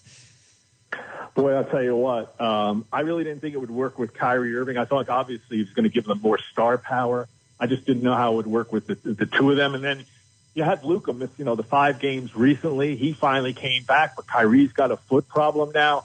I just don't know if Dallas is going to be able to put it all together. I think we all know they have big deficiencies at the defensive end. You know, their top players are all one-way offensive players, whether you're talking about Luka or Kyrie Irving, Christian Wood, Tim Hardaway Jr., they lost, you know, tremendous. Dorian Finney-Smith is a great perimeter defender for them, and they had to give him up in that Kyrie Irving trade. I think Dallas fans are probably hoping they can outscore some people in the playoffs, but I think we all know how it works in the playoffs. You have to be able to stop people, especially in those fourth quarters, and I just don't know if Dallas is going to be able to do it. I tend to doubt it. I don't think we're going to see the same run to the Western Conference Finals as we saw last year. It'll probably be, you know, in the first round and out. We'll see how they do. But I don't think it doesn't look good for the Mavericks this year. Mm-hmm. Hey, we are wrapping up our time. Mitch Lawrence has been our very special guest here in Hour 2, Sirius XM NBA Radio, also Mad Dog Radio. You can find him and definitely have you weigh in on the Lakers. And what are your expectations for LeBron when he returns? Boy, I'll tell you, that's a great question. I'm surprised the Lakers have done as well as they've done without him. You know, because when he went down, it looked like, well, there it goes. But they've actually had a winning record going into the weekend without him, Melissa. Maybe postpone his return. Well, they need to get him back for the last few games, and that's what the target is. That's the latest report. Yeah. Maybe the last handful of games he'll be playing. Uh-huh. And, of course, the key with the Lakers is if LeBron can stay healthy and Anthony Davis can stay healthy. Now you have D'Angelo Russell in trade. He's had some moments. Then the Lakers might be able to emerge from the play-in, but you know, it seems like everybody's always getting hurt. LeBron used to be indestructible. He's no longer that over the last couple of years. And Anthony Davis' track record is just not dependable enough to stay on the court. So, yeah, when they're all together, we'll see if they're actually able to stay healthy. That's going to be the biggest question mark about the Lakers. That's the biggest question mark probably going into the playoffs. Mm-hmm. Good stuff. Sirius XM NBA Radio. Mitch Lawrence. Give him a follow on Twitter @Mitch_Lawrence. And we look forward to talking during the playoffs. Thank you, Mitch. Anytime, Elizabeth. Hello there. My name is Seychelle, and what makes the Chick-fil-A chicken sandwich original to me is the punch of flavors that's unlike any other. You get the crispy tenderness of the chicken and that hint of sourness from the pickles. Ta-da! Hey, I'm Juan, and what makes the Chick-fil-A chicken sandwich original to me is you know you're going to get chicken that's crispy, golden, and juicy. This is the gold standard of chicken sandwiches. Order the original Chick-fil-A chicken sandwich on the Chick-fil-A app today. Real customers paid for their testimonials. Ask Sherwin-Williams during the spring sale, March 24th through April 3rd, and get 35% off paints and stains with prices starting at $28.92. That means 35% off our most popular color family, blue. Psychologists have found it to be soothing and relaxing, which makes it especially great for bedrooms and bathrooms. And of course, 35% off all of our other colors. Shop the sale online or visit your neighborhood Sherwin-Williams store. Retail sales only. Some exclusions apply. See store for details. First Name Sports with Greg Frank. What we should do is celebrate Fairleigh Dickinson and not tear down Purdue. Here's what happened on Friday night. The Fairleigh Dickinson kids began to believe. And then when the reality started to set in that all of America watches, says, wait a second, they can win. Then it felt like Purdue really started to feel it. College kids, I don't care what your seed is. I don't care what the name on the front of the jersey is. This can happen. The tournament can get you. It got Purdue. This is all my way of saying celebrate FDU, do not tear down Purdue. So I'll go to bat for Matt Painter and Purdue here because all they do is win the Big Ten regular season title seemingly every year. And the people that want to call for his head and that want him fired, that's crazy talk to me. I understand that this is where the stakes rise, but that does not invalidate what he has built in West Lafayette and what they've done from November until February. If anything, this makes me really pull for Matt Painter and Purdue next season. First Name Sports, weekday afternoons from 2 to 4 Eastern. Wake up calls. Load management. David Stern hated this, by the way. He used to get on teams and be like, you are playing your stars, especially on national television. We pull up the heartstrings about little Tommy saving up to come watch you play. But the truth is, money. Yeah, you're right. It's all about like making sure the TV people are happy. It's not about little Timmy dying to see Steph Curry play in Atlanta. Wake up call with Tony B and Ron Culver. Weekday mornings from 9 to noon Eastern. The Die Hards. I just want to get back to quickly before we get to the Progressive Guest Line again, to our last guest, Bernie Wilson. Covers the Padres. He's been covering them for over 30 years. And he said he's a journalist, and that's what he does. And, he doesn't really get excited about the team. And I'm thinking during the break, I'm like, how do you not get excited for Manny Machado, Fernando Tatis Jr., and Xander Bogaerts in that lineup? I get it. You have a job to do, and you're not supposed to be a super fan. You're not supposed to be an idiot like me on the radio. And I know the show's called The Diehards. Again, I'm lucky enough to be on the radio. I'm just a fan. I get it. I'm different. But I don't buy into that I have a strict job, and I'm a journalist, and that's all I do. There's got to be some part of you as a journalist that gets excited when your team wins. You do your job in the press box, your team hoists the trophy, and you go home and party with your boys. I'm not buying, you go home and all right, I just did my job, now ho-hum, going to bed. No, I'm not buying that. The Diehards, weeknights from 8 to 10 Eastern on the Sports Map Radio Network. Imagine learning about radio and being mentored by true radio professionals in real radio stations. Well, actually, you don't have to imagine, because there's Radio Connection. Radio Connection gives you the opportunity to learn one-on-one and be mentored by radio pros. Plus, you don't have to worry about getting into a crazy amount of debt with school tuition either. Radio Connection keeps their tuition at much lower costs. To find out more info, visit radioconnection.com.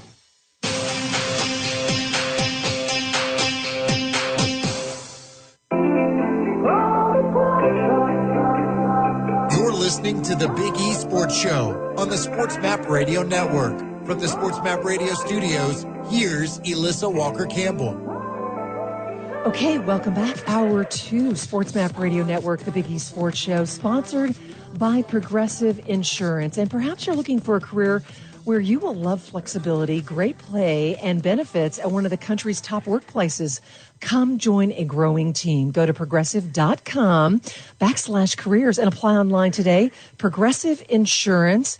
And right now, our March Madness coverage continues. It is Tournament Central, and we are thrilled to have back with us from the Washington Post to get his postseason takeaways and who or what has impressed him the most. And that is Chuck Culpepper from the Washington Post. You can check him out online. Hello, Chuck. Hi, Alyssa. Good to visit with you. Thank you for having me.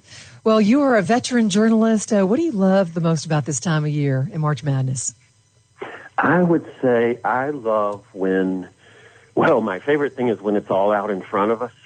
And I have this funny little tick that I talk about sometimes, which is that once we start shedding teams, I get a little sad from it, and I want them all invited back into the brackets. And so, but I guess it's just the whole danger that we were talking about, the danger last week around Tom Izzo, the Michigan State coach, of that you lose once and you're out. It's not a 7-game series, and so that just plays on so many. The number of places that quality goes is just vast and voluminous, that it goes to tears, goes to the saddest locker rooms you ever went to, right after games, and it goes to just this sense of possibility that has happened, and just think of FAU had never won a game in the tournament in its history, which started only in 1988, and now will be among the last 8 teams playing.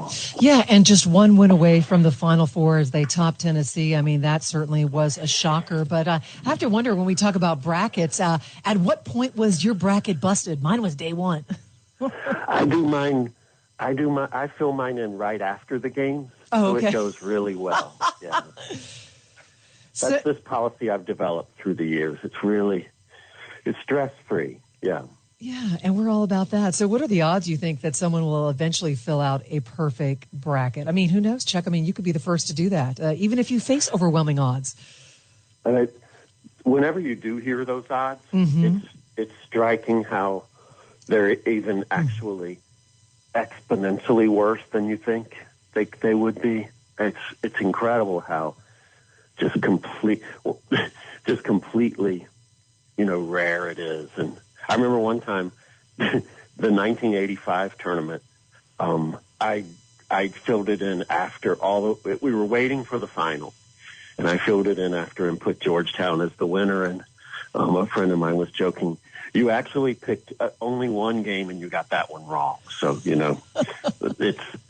it's just, I did make a kind of a Final Four prediction on one show, and I don't think I have any of those left. I had UCLA, Arizona, Duke, and I don't think I have any of those left. Hey, we are so glad you're with us. Hour 2, Sports Map Radio Network, the Big East Sports Show. We don't want to get too far into our interview. Connect with us. You can join us live on social media at eRadioSports. That's our Twitter handle. info@eradiosports.com, podcastarena.com if you missed any of our interviews, and download our app. Never miss a moment with the latest sporting news and trending stories and all the highlights at Sports Map Radio. Right now, our very special guest from the Washington Post is Chuck Culpepper. Give him a follow on Twitter at Chuck Culpepper, #1. And I know it's a busy time of year for you. So what has been your focus, and what's been the region and some of the teams that you have been covering? So as the tournament begins, you have 8 possible cities to go to, and then, editors and the whole team sort of gets together and figures who's going where. And I had it come down to Denver, Greensboro, or Columbus, and eventually chose Columbus because it seemed to have the sort of the best list of stories within it. Well, it turned out to be where FAU played there too. FDU upset Purdue in the second 16-1 upset in the history of the tournament since the seeding construct began in 1985. So it was a very lucky choice. It was that kind of thing where you're sitting there and suddenly it just looks like it's going to happen. And, and the favorite, in this case, Purdue, is rattled and starts to get really unsure of itself. And then you think, wow, this is actually taking place right in front of the eyes. And so choosing Columbus was kind of lucky. And then there was a second-round game that epitomized this event, I think, between FAU and FDU. Just the idea that those two played in the second round against each other was, you had on the FDU side a coach who'd been in Division II until last year and was talking about the tournament and in Division II that they play, which we don't pay enough attention to. And then on the other side, you had FAU, which, was this team that has now, as of our conversation, and has won 34 games, so the most in the country. So that's actually turned out to be quite a good team and a good story. So the idea that those two played each other, though, in a second round of the tournament is just crazy. Well, there's been so many good stories and so many compelling upsets. And just a moment ago, we were talking about FAU as it tops Tennessee. But what has been the biggest bust that you've seen? The biggest bust, you say? Mm-hmm. I guess you'd have to say Purdue. There were people who reasonably thought it could win the whole thing. Right. No no national team has, Big Ten team has won the national championship since the year 2000. It's a long, long time. And I guess you'd have to say that, although, I almost hesitate to say it because I think that Purdue game actually showed how hard the tournament is and how hard it is to win games within it. And Kelvin Sampson, the Houston coach, has been talking about this.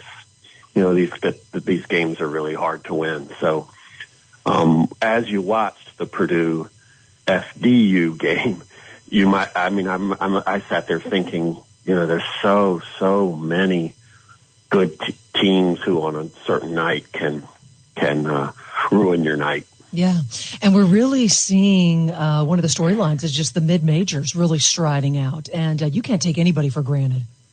Right. And, you look at FAU and then maybe we could look at Princeton for sure in this way. Yeah. Princeton, which had a big first weekend.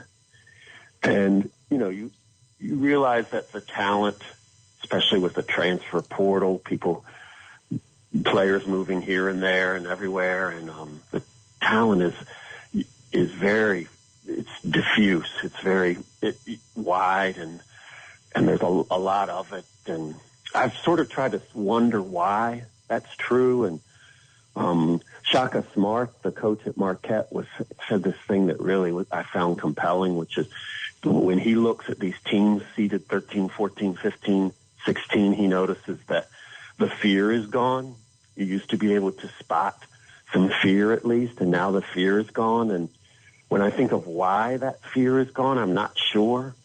But I do think it's really interesting that college football seems to be shedding its parity, while college basketball seems to be growing its parity. Men's college basketball seems to be, and women's, seems to be growing parity. So that's, I'm not sure how to solve that riddle.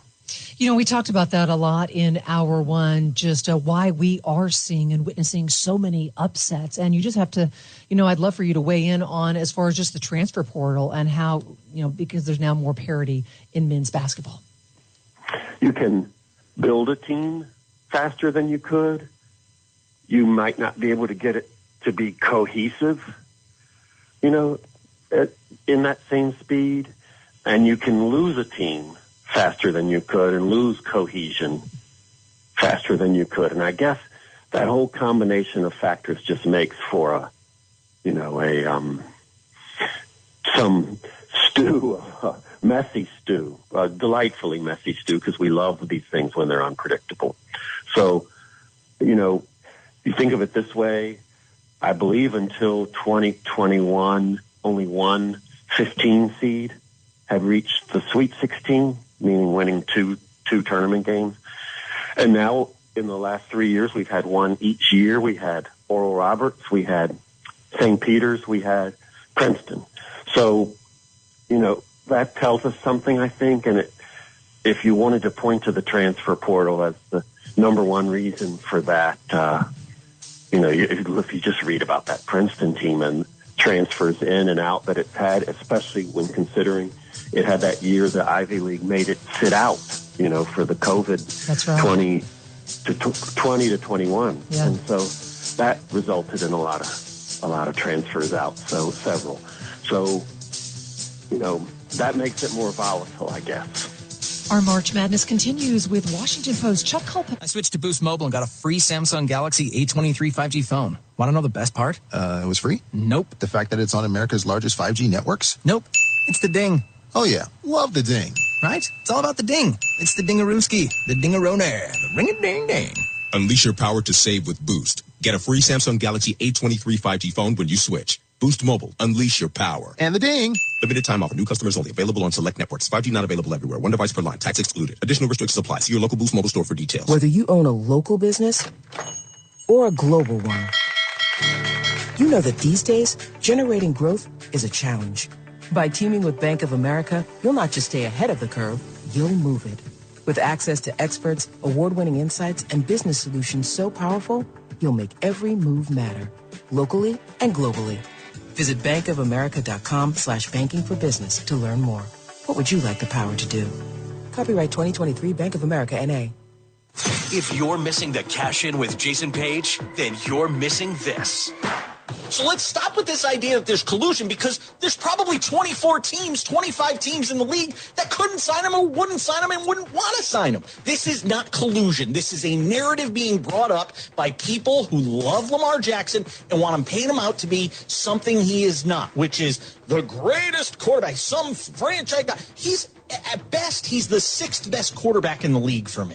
And he's missed 12 games the last 2 years. All I've heard about Jimmy Garoppolo, Jimmy Garoppolo doesn't play enough. He misses all these games. Jimmy Garoppolo was one throw away from winning a Super Bowl. Lamar Jackson's never even sniffed one. Stop telling me how good Lamar Jackson is. It's not collusion. He priced himself out of the market. I have zero sympathy for the guy. I'm done. The Cash In, weeknights at 10 Eastern, 7 Pacific on Sports Map Radio. The diehards. What's the deal with the beware of moose signs every 5 miles? I didn't see a moose. The moose moved out long ago. They're like, this place is freezing cold. I don't like it. There's no moose in Maine. It's a hyperbole. It's an exaggeration. There's no moose. When I saw those bumper stickers, I thought it was a joke. Beware of moose. Imagine that. Imagine if you saw an animal living outside in this Arctic tundra. I thought it should be beware of penguins. The Diehards, weeknights from 8 to 10 Eastern on the Sports Map Radio Network. Just saying it with Cole Thompson. There's 2 ways to build a franchise in the NFL.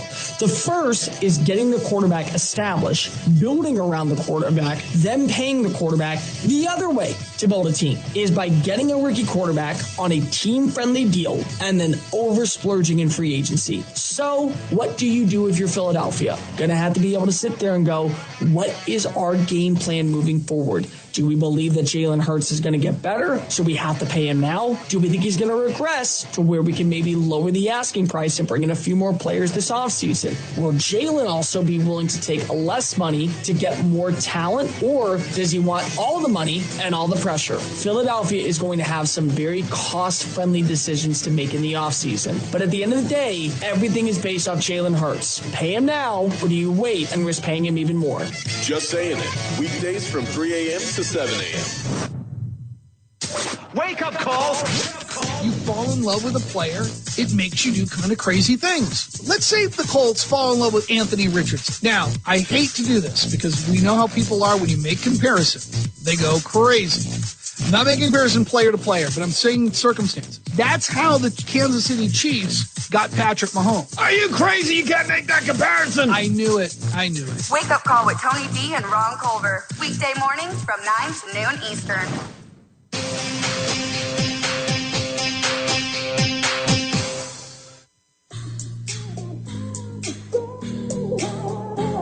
You're listening to the Big E Sports Show on the Sports Map Radio Network. From the Sports Map Radio studios, here's Elissa Walker-Campbell.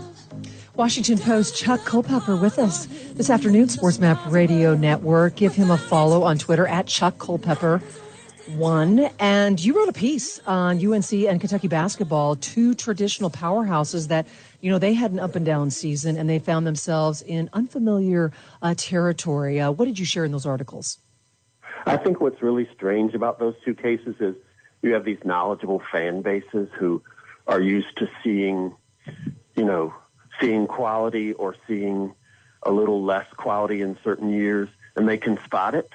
They can say, look at a Kentucky team early on and say, oh, this is going to be, this is going to be special, or a North Carolina team. You think of the Kentucky team that went 38-0 before it lost in 2014-15. And they can also look at a team and say, we're a little off this year. We might lose 8, 9, 10, 11. Unthinkable. But yes, for these kingdoms, we might lose a bunch of games and try to get it right by the end, the way North Carolina did last year. What these 2 seasons presented was something that I think was just so unfamiliar to these 2 huge bases, which was just confusion. It was very hard to sort out why North Carolina wouldn't be better than it was after that incredible run of such, such moxie and such obviously talent, but also strength of character that where they had to beat Duke twice in March last year, really, really hard things to do. And then everybody back but one every main player back but one. And then you think, why wasn't it better? And I think fans it was really hard to figure out. It shouldn't have looked like it did. And then Kentucky would week to week confound it and confuse its fans. It would be so magnificent at times, and it would be right after that just go the other way. And almost toward the end, it reached a point where it was every game would bring an assumption that then would be dashed in the next game. So for these fans, I think this was a really unusual experience. And, in the case of Kentucky fans, for one, I heard, just a lot of talk about how there was a numbing effect, like you couldn't process it anymore. So it was just so hard to kind of perceive what was going on that they kind of went numb to it by the end, which is really striking. Mm-hmm. Well, John Calipari and the Kentucky Wildcats came up short in the NCAA tournament, losing in the round of 32, on Sunday against Kansas State. So talk to me about, as far as we're seeing the coaching carousel and already movement taking place. I mean, John Calipari, is he on the hot seat? I mean, finished with another disappointing season, but there's a lot of factors. I mean, you got to peel back the layers.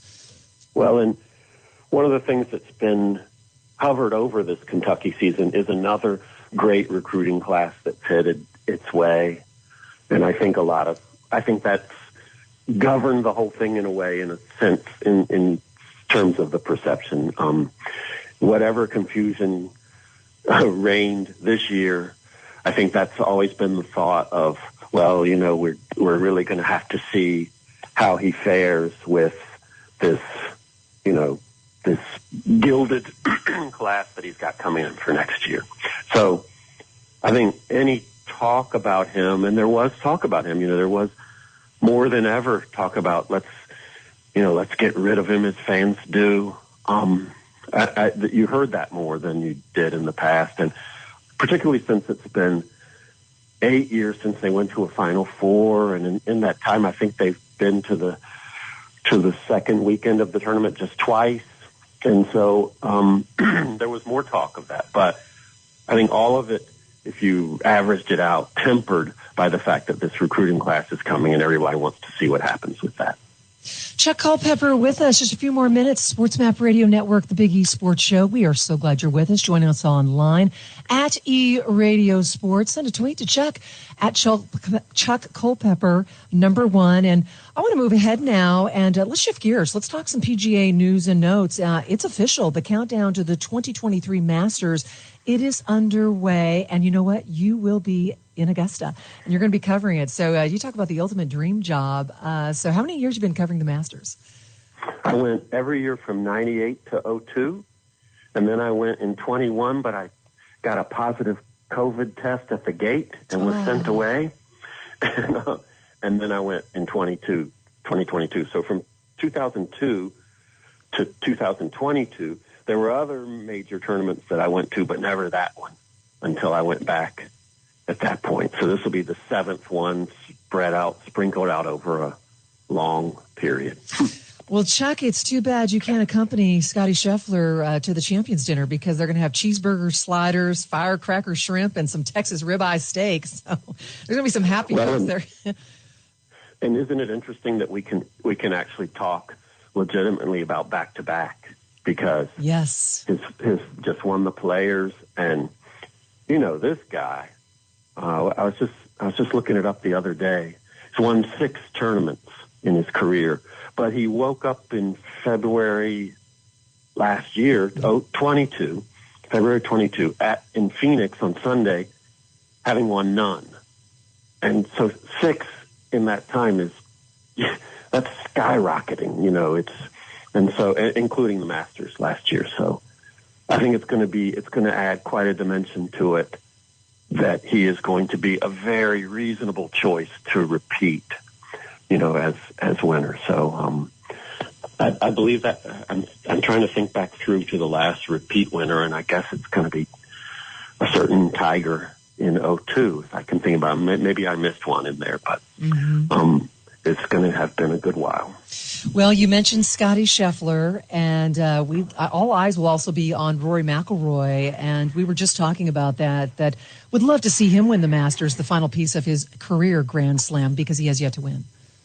Right. That's the thing. That's been sitting out there since he won the 2014 PGA on a stormy day in Louisville at Valhalla. And at that point, he had won 4 of the previous, I believe, 15 majors played, which is a ton, and, a huge percentage in a sport where it's so hard to win. And so people were talking about, 10, 12, 14 for the career. People were talking about numbers that, including people who know the sport and usually might speak in a more sort of tempered way. And they were talking about those numbers, and here it's gone on this long, and I think it was heartbreaking for a great many people that at the St. Andrews last summer that he was right there, and Cam Smith came through with all those birdies in a row, sort of the quiet man coming out of the near background, and so I think this thing has carried on for so long now that that a win would be, it would be deeply emotional, I think, for a lot of fans, and of course for him to get the one major he has not won, after such a long period since his last major at all. Hey, we are wrapping up our time. Washington Post Chuck Culpepper, our very special guest here in Hour 2 at Sports Map Radio Network. My final question for you, Chuck, is I want you to weigh in on and get your reaction to the USGA's proposal to roll back the golf ball to reduce hitting distance in elite golf. Do you agree or disagree? And what is the problem they're trying to solve? Well, I would say I fundamentally agree with it. And in some ways, it makes me think of baseball and what they're doing with the time of the duration of the games, which is an entirely different issue, but, which is...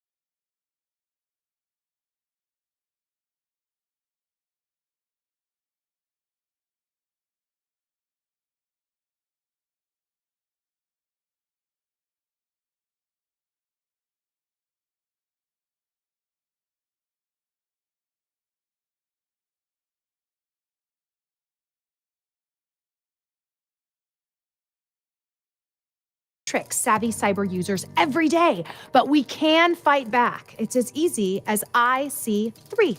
If you're a victim of online crime, don't give up. Visit IC3, the FBI's Internet Crime Complaint Center. Your tips help the FBI track down cyber criminals around the world. Report your crime to www.ic3.gov today.